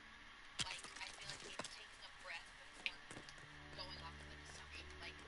Like that, the two parents and the daughter, where it's like, I'm gonna take a second, I'm gonna wait till she has a free moment tomorrow, we're gonna have coffee, we're gonna talk about it. Right. Instead of being like, A to C, B to C, 1 to 2, 2 to 10, you know, like going so fast and letting things just go fast. I think when he got the steak back, he tried to cut it again, but was like to like justify how he Really held on to it, like grabbed one bare hand and then he's Do you think she rinsed it off? Because it surely fell on the ground and hit his window. there's no version where it's good now. Either you rinse it off or you're just picking up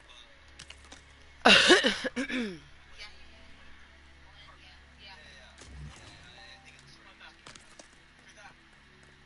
If you're there, you're gonna depart it. What a time. Well, thank you all for watching. Yeah. We'll see you next Saturday. Is it complete? I don't know if I think it's complete. it'll be messy. Back to the insanity. Steak on the window. That's right. Have a good Saturday. It usually says, like, you have completed it. Goodbye. But it doesn't have... Yeah, I'm gonna say that it's good to go. So, let's destroy these 2 walls.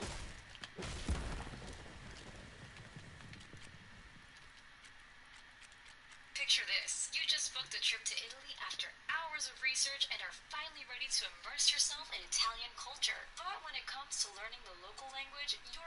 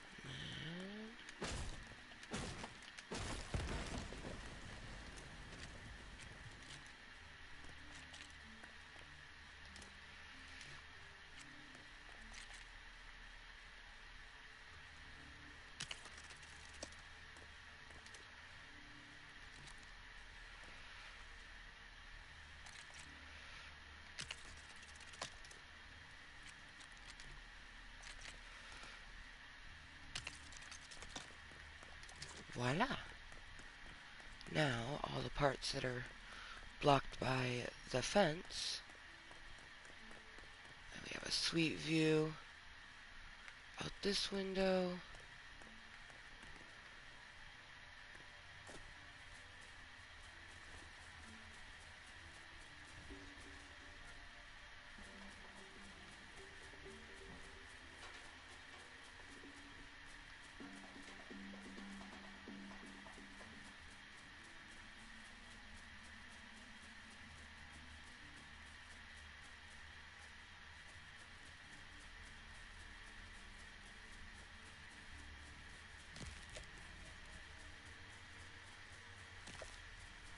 Alright.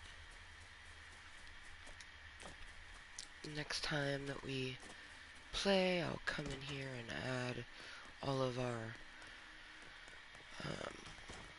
equipment items that we have in here. Move it over into there.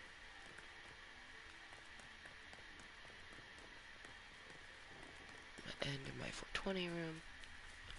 Part of me, I thought about flipping it the other way to where the door is on this side, because then you'd be able to see out all these, like, onto the outside of the village, but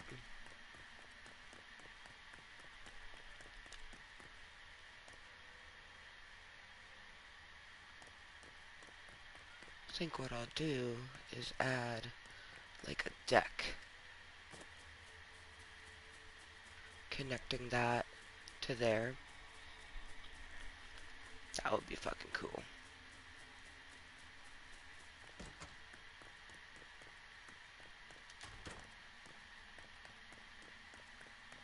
But yeah, it's gonna be fun putting everything in here. I think I'm gonna put the crafting bench underneath the stairs, just like how it is in the other place. This will be the community, like, place where come and put as we need.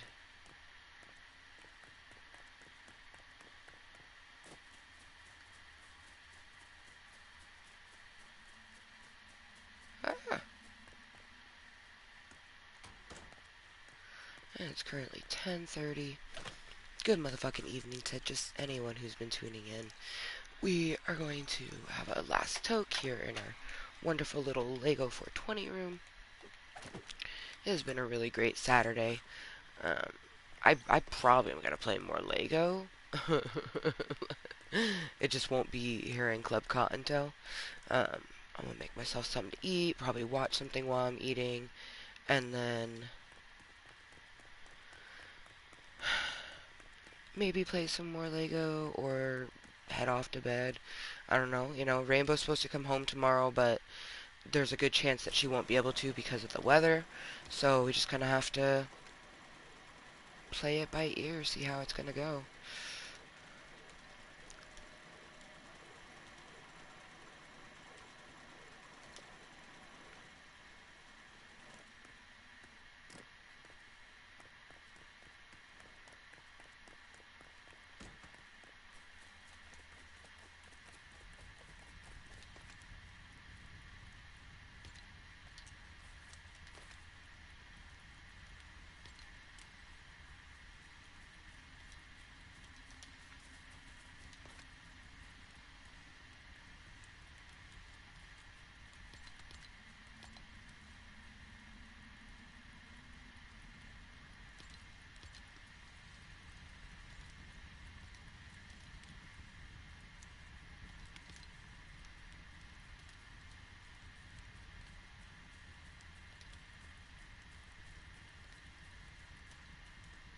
No, damn it.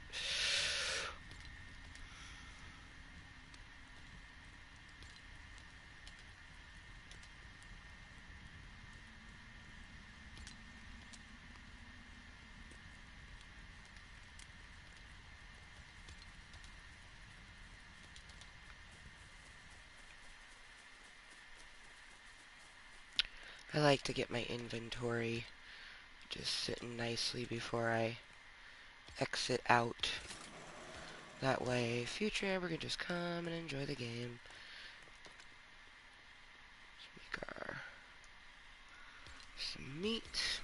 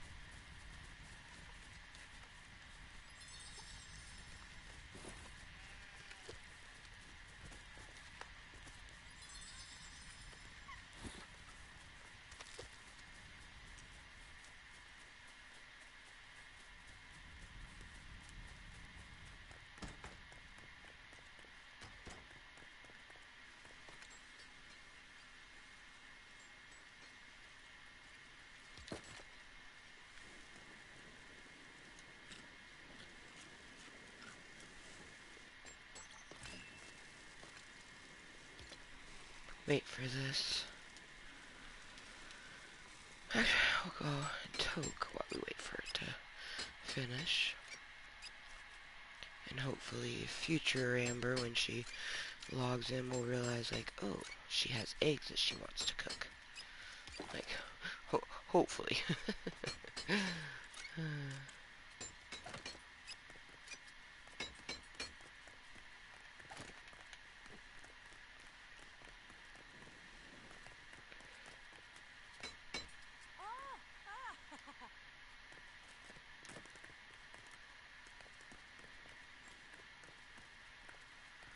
Alright, alright, alright.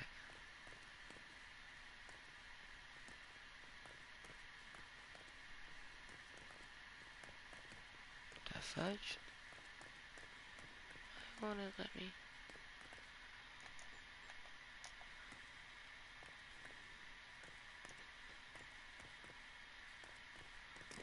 I usually was able to, like, turn myself around.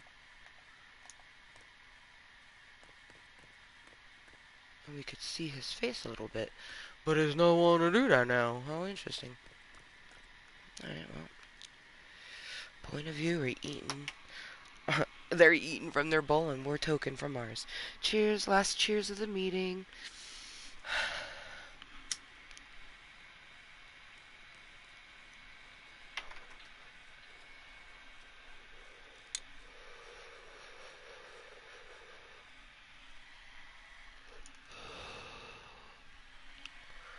It has seriously been such a good day.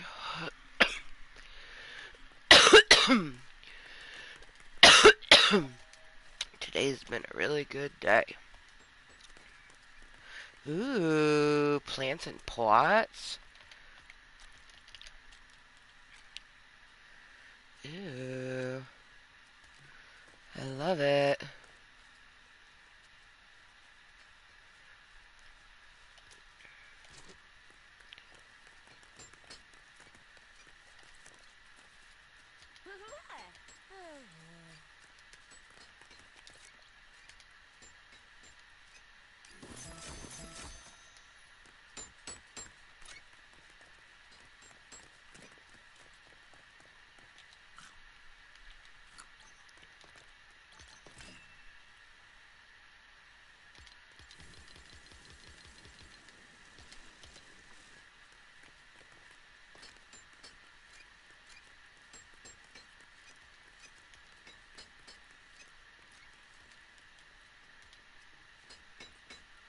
Oh.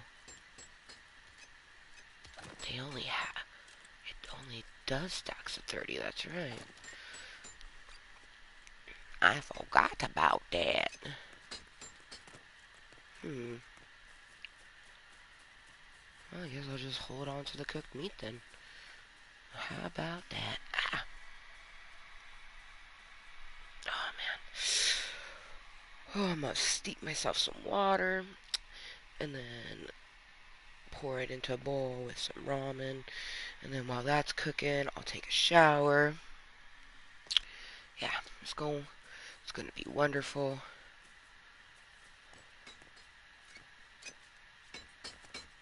Both of the ladies are working hard. Squizzy.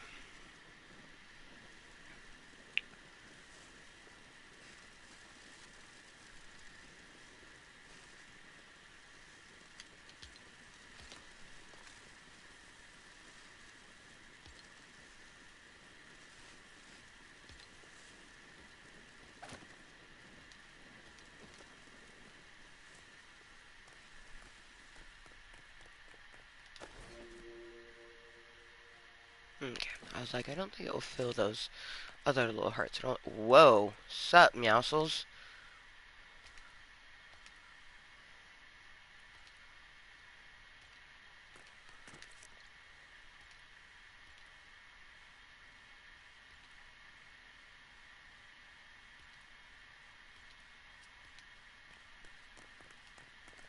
Dude, he came out of nowhere. Just standing. Oh, man. That's why I'll be happy when, I mean, there's still a chance that they'll come into my house, but when all of this stuff is over there, it won't be as frequent. It will take me a while to figure out exactly where I want to put everything. That is the only reason why I'm not going into it right now.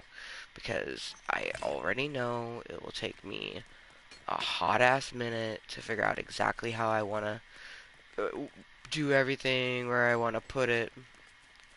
So, but eventually all that stuff that's in there will get put into there. I also, like, there's not pathways, but you never know. Like, I don't fully know. Let's see, the highest that you can go is, like, 10. And you can have a total of 5 villagers. I'm wondering if you can make, like, because it says Kottontale's Village 1.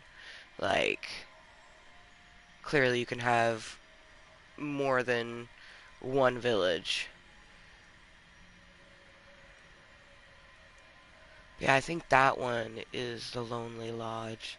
I just remember one of them looked like it.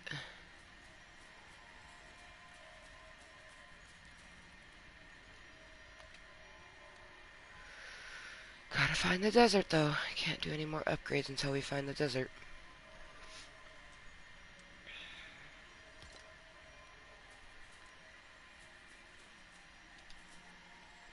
Beef boss? I do want to have beef boss in this village. Can have up to 5 people in the village. It's like, shoot, I'm gonna need to have me a house in all the villages. Or maybe eventually I'll figure out, like, which one I want to live in the most. I'll probably visit all of them, though. Ooh, eventually have, like, a bunch of accomplished little villages. Ah! I do kind of want to build a village on the shore. But another part of me doesn't want to have more than one village going until this one's all the way upgraded. But after the whole running into Peely and then Peely disappearing, I kind of don't want to do that now because, like, I kind of want to have as many villages as possible. So then, I think you can have 3. And the reason I say that is because on these little poles, if it would bring it up, it has 1, 2, and 3. So I feel like it will show you Like here, for example, I will break this one, and I can make a new one.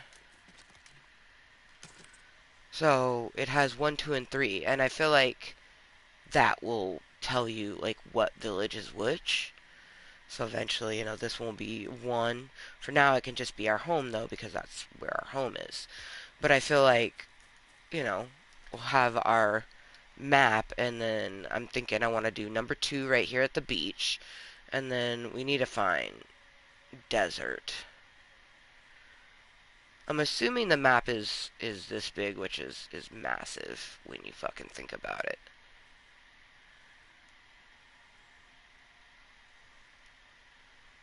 I didn't even know shoreline existed until we came across it, and we can see some of the other islands over here, and it honestly looks more massive than what is shown here. So I don't know. It eventually. I mean, assuming that this is a flat version of a round map, will eventually pop out on the other side, I would think. But I have no idea. Like, I'm sure there's people out there that are like, oh, I gotta uncover every part of the map, but not I. Not I.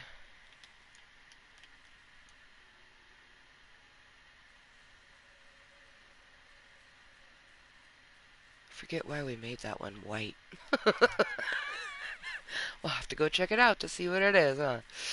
Alright, motherfuckers. Well, seriously, thank you to anyone that's been lurking, twerking, watching incognitally. This has been stupendous. Our fucking village is coming together. This is my house.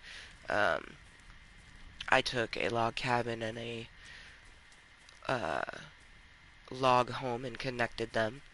Got my little garden out front. Over here we have Bright Bomber's house, or Sunflower's house and Bright Bomber's house.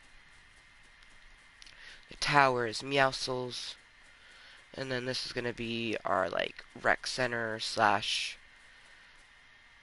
like, everyone's house, which I'm almost thinking about,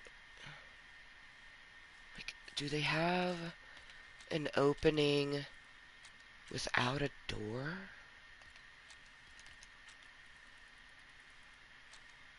That has the log feel, because, like, there's this. Ooh, not that, this. Which I'm almost thinking, like, maybe we put one of those in, but then we want it to have the log feel, so I don't know. They will go in and out. I don't ever see them open doors, but clearly they must do it because they go into their houses to sleep. So, damn, part of me doesn't want to stop playing because I just fucking love it so much. But I really am hungry and I want to take a shower, watch.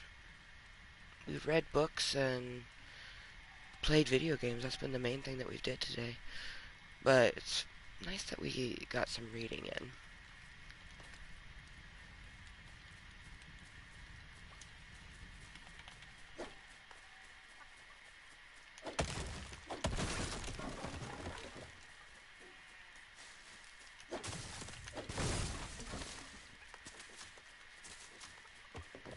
Crazy chicken.